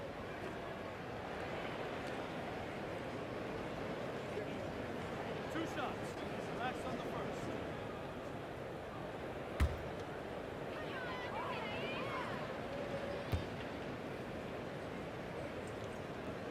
first. And that one falls for Jones.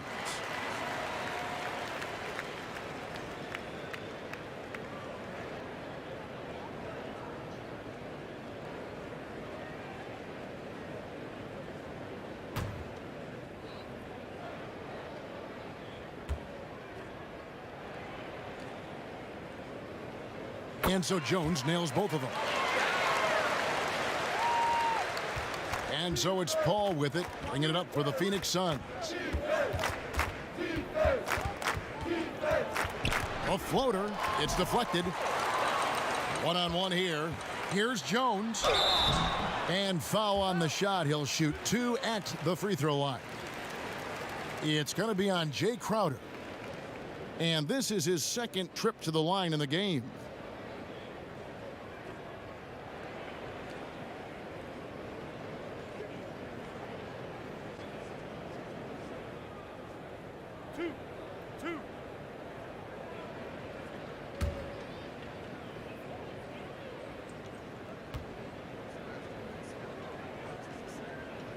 The first free throw is good.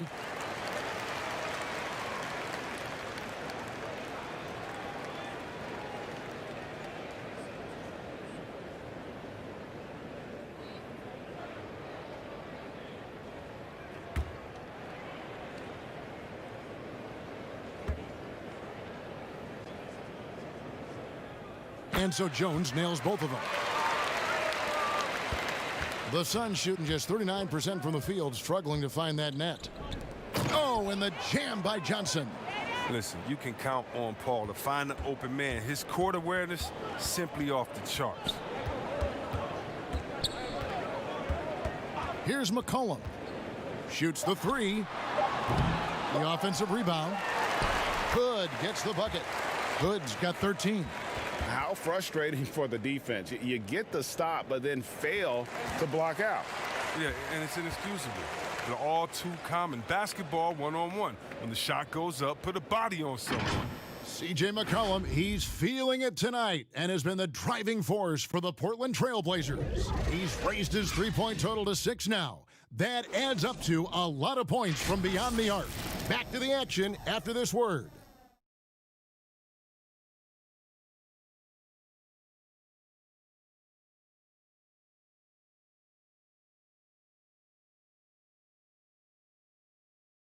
And how about a look now at our assist of the game? Brought to you by State Farm. And he sliced the D wide open with his feed. They had no chance to prevent that basket. No, it's quick decision making. See a guy open, you can't hesitate. That's an outstanding play right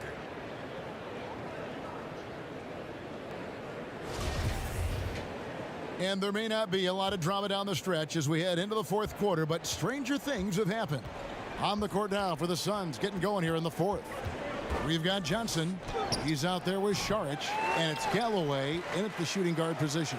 And for Portland, they're shooting 47%, pretty solid. Here's Giles, and that one hits back iron. And so here's Phoenix. Here's Saric. Johnson tipped back in for two. Nice tip in there. I mean, he's got like a sixth sense in terms of where the miss is going to go. That is really a talent. Here's Simons. Here's Giles, and he throws it down hard with one hand. And doing some dirty work on the offensive glass. And then fouls it up, Greg, with heavy-duty jam on his mind with a terrific putback. Now here's Paul. A rebound by Simons. A few possessions into the fourth quarter, just over a minute played.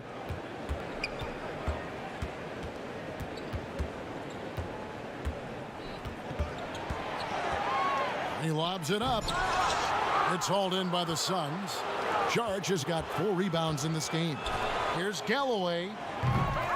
Second chance shot. Out of hand on it. The anticipation from Hood. That's just fantastic work, reading the situation and leaping up to swat it away. They recover it. Giles, that's good. They have ridden him today, and it has paid off in a big way. Pass to Nader. Here's Johnson. Here's Galloway. Pass to Paul. Fires the three. Rebounded by Hood. Hood's got rebound number 11 for him here tonight. He had 6 points from long range in the first half, but nothing's fallen here since. After a promising rookie campaign, a lost year for Zach Collins, he played only 3 games before the injury took away the rest of his season. Yeah, I mean, a strange year and a lost year for Collins. You could say that about the whole NBA for that regard. But Collins is underrated as a prospect outside of Portland. This team loves the energy and skill he brings, though, to the table.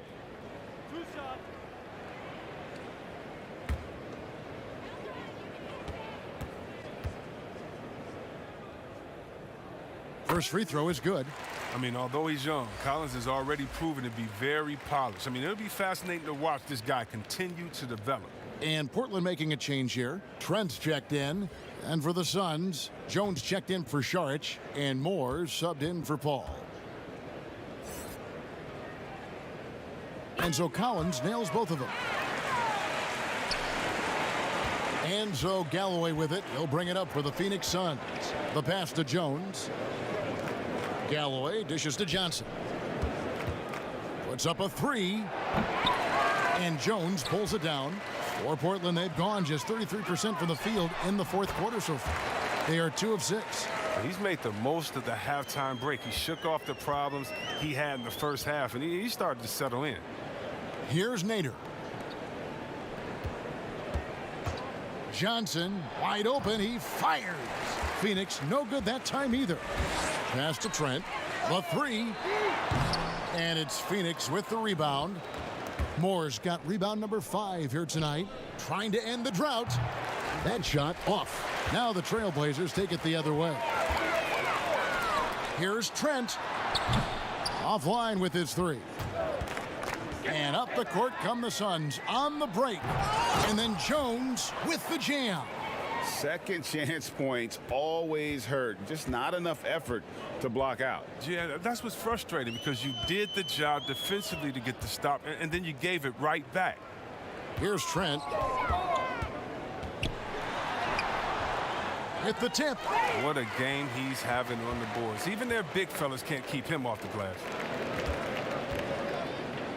Nader kicks to Galloway. Johnson up top, defended by Jones. Here's Nader. Goes back up. And that'll be 2 free throws coming up. Officials on the call with the foul.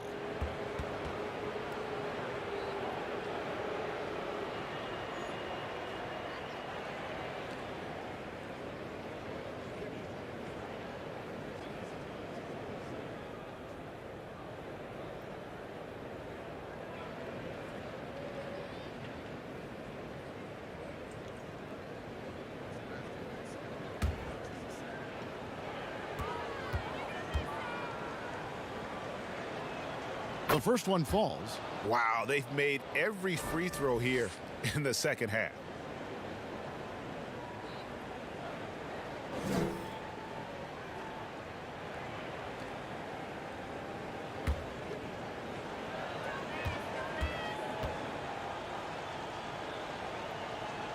And so Jones nails both of them.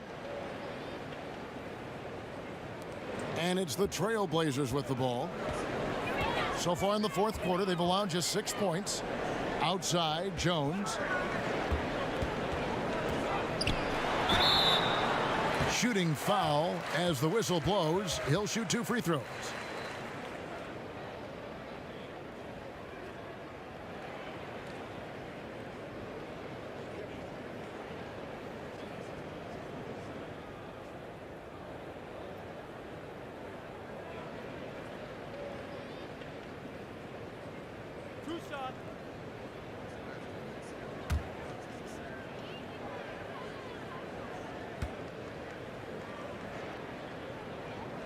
And that one falls for Jones.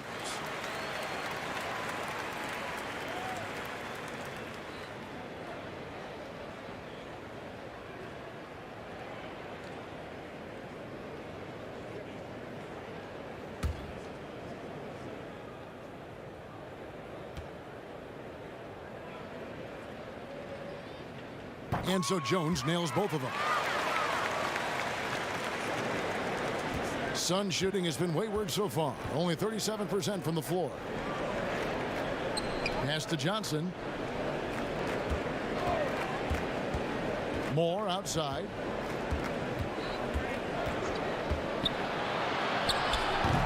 The rebound by Giles. Portland's gotten off to an 0 for 2 start from downtown here in the fourth quarter. Portland again missing. And he's been way off the mark this quarter. It's been ugly. Plenty of daylight on that shot. Well, he doesn't have a clear path to the hoop, so why not? I mean, pull up and bury the 3 in transition.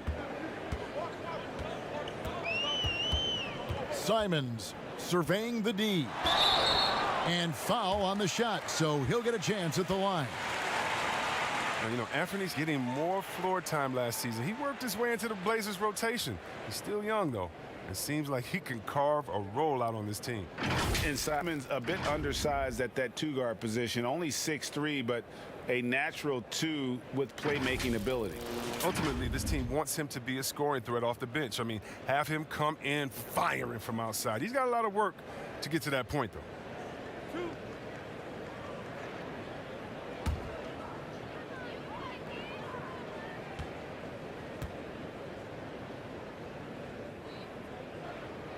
And the first one drops.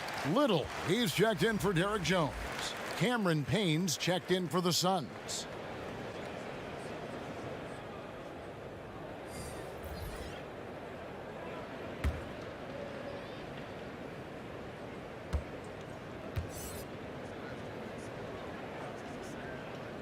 He's perfect from the line this time. It's Payne with the ball. He'll bring it up for the Phoenix Suns.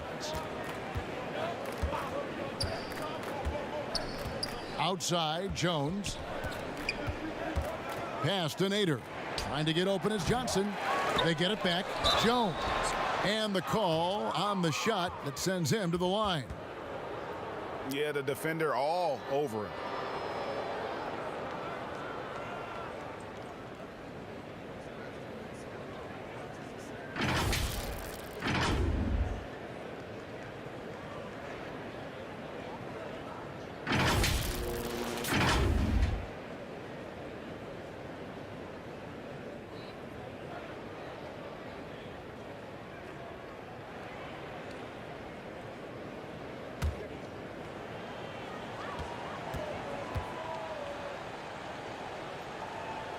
And he knocks down the first one.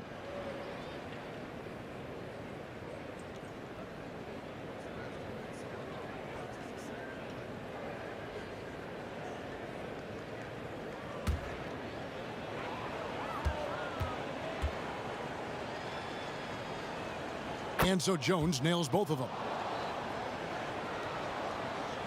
So it's Portland now. Here's Simons. And there's the pass to Trent. And the well is running dry for him right now. Nothing falling. Yeah, he just hit a rough patch. He's trying to climb out of it, but he hasn't been successful. And that's a pure hustle play, getting to the offensive glass for the tip-in. And that's the kind of quality you see in any strong offensive rebounder, isn't it? Here's Simons, and Jones sends it back. And Phoenix pushing it up now, and he could not get that one to go. A lot of contact, and he'll go to the line for two. I love seeing this from Galloway. When he forces the issue, it puts the defense in a tough spot. And in his 7th season out of St. Joe's, Langston Galloway seems to be coming into his own.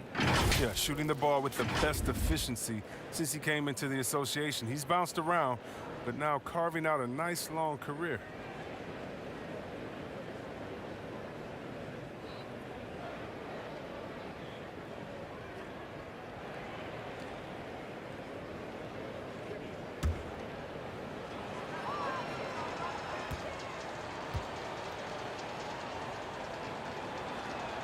And he makes the first. And what I like about Galloway is that he knows his role. He doesn't play outside of himself. He's a dependable player. Enes Kanter's checked in for the Trailblazers.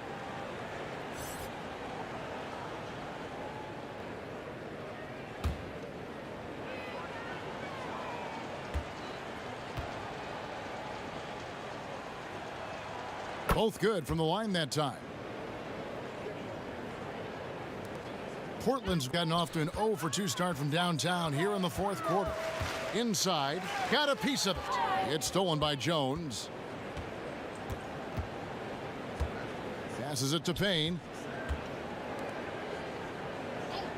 Johnson kicks to Nader. Basket is good, the assist from Johnson. I like that pick play. I mean, you can see how easily it makes it for him to get to the cup. Here's Simons, defended by Jones. And it's Simons missing. He hasn't chipped in with many points tonight. Good thing he has the guys around him to carry the weight. And foul on the shot. He'll shoot 2 at the free throw line. Wow, he got whacked on that one. Shouldn't be much debate there.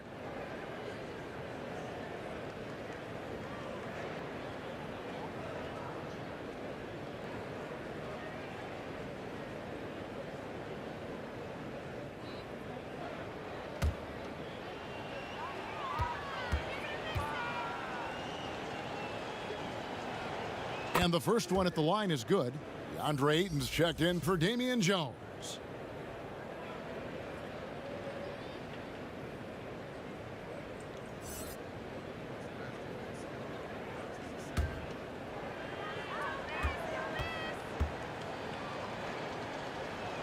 That's also good, so he hits both free throws. They're making this a runaway. And the only question for me right now is just how big the lead will eventually become. And the rejection by Ayton. Kanter and gets hacked by the D. He'll go to the line. Crafty pump fake by Kanter right there. Outwitted the defender and won himself a trip to the line.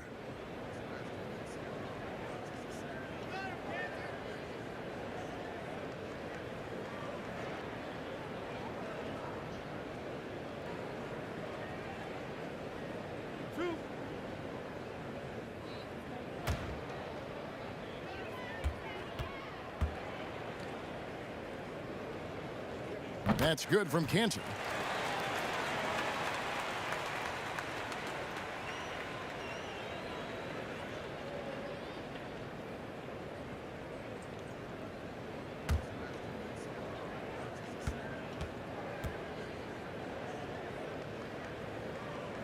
He makes 1 of 2 that time.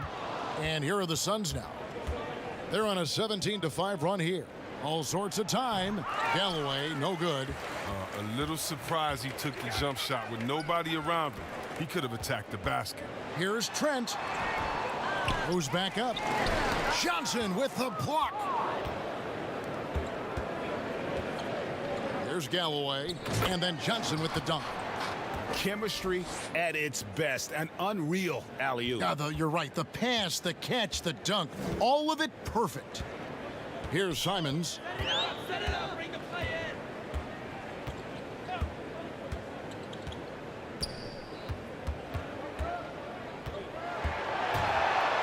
Shot clock at 5. To the middle. Cantor, the pass to Little. Here's Simons.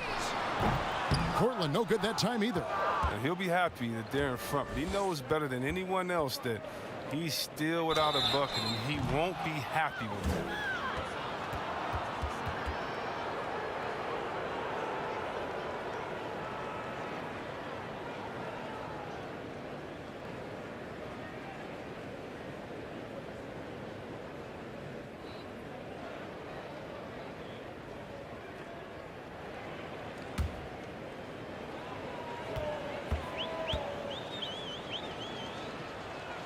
And he hits the first of 3.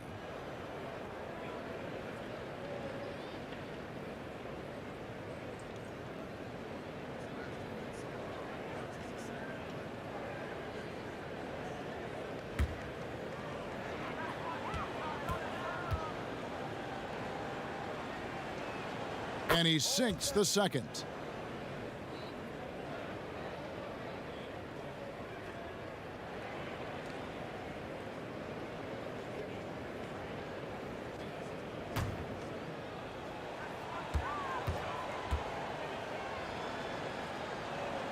And he nails the third. Here's Simons.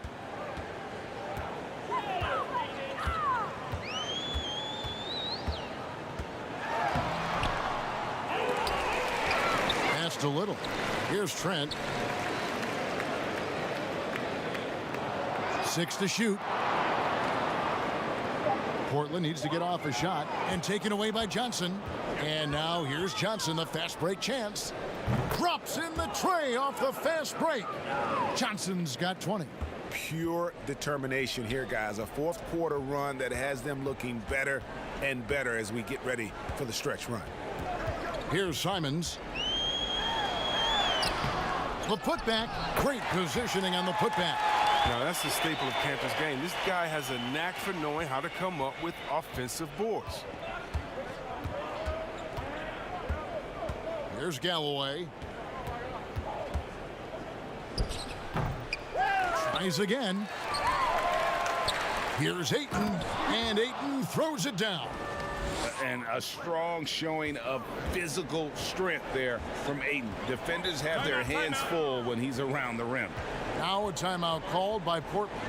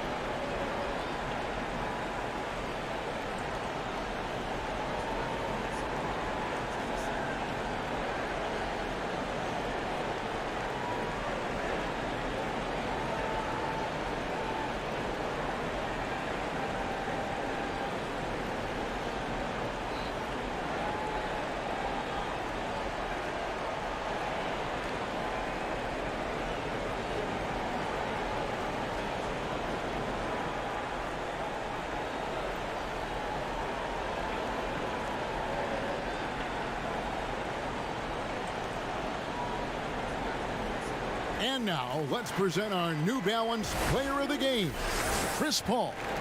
And the way he's made his mark with his work inside, he's just been a slasher tonight. Always moving, getting to the basket at will, and just seemingly taking advantage of a D that was reluctant to get in his way.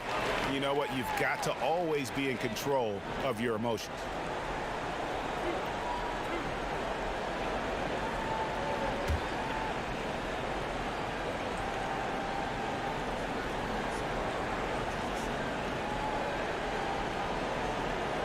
throw good. Damian Lillard.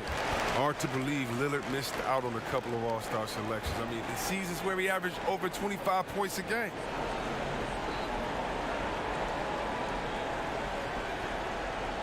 All free throws good from Lillard. And it's Paul with the ball for the Suns. Whose man is Chris?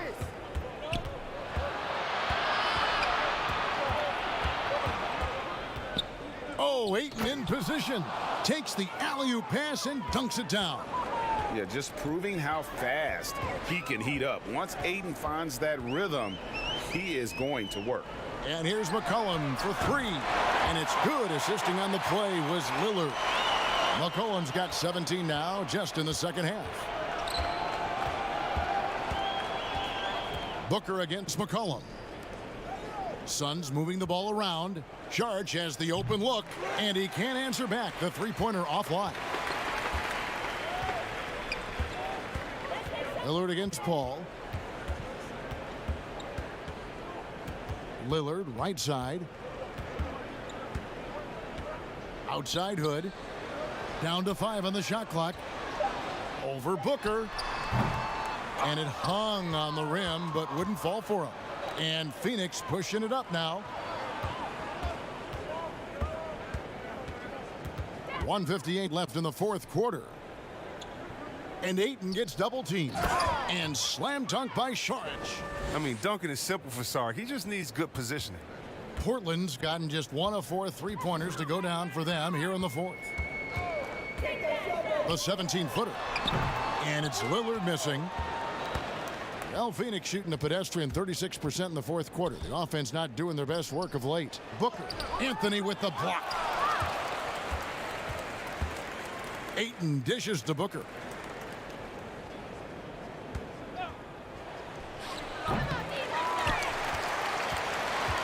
.119 left in the fourth quarter. And one team is just completely outclassing the other tonight. Spirited performance, and it really ignited what is turning out to be a monster win here for the Trailblazers. As one-sided as it gets today, you know, there were some dominant moments in about every facet of this game for that team. Yeah, I mean, Kevin, it's hard to think of what didn't go right for them.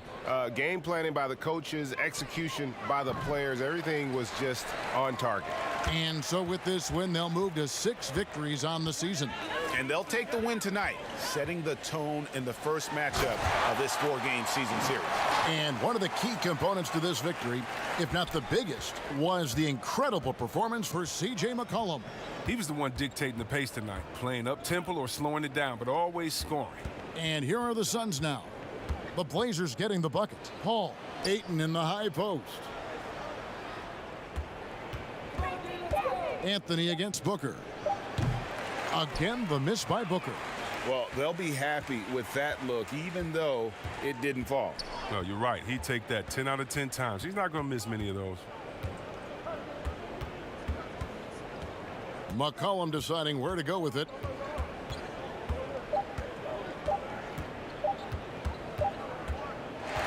And so Portland takes this one, but by a big margin. It was a tale of 2 teams tonight, one that was in total control, operating flawlessly, and the other just searching for answers that they could never find. I mean, the energy here is just so tremendous. Fans involved from the get-go, and once they started to really pour it on, it was fun to see that rhythm and flow from their perspective. And now we'll send it over to David Aldridge, who is standing by courtside. David. Kevin. All right, David, great job. Thanks so much. Well, folks, that's going to do it for now. For Chris Webber, Greg Anthony, and David Aldridge, this is Kevin Harlan saying thanks for watching. So long and good night, everyone.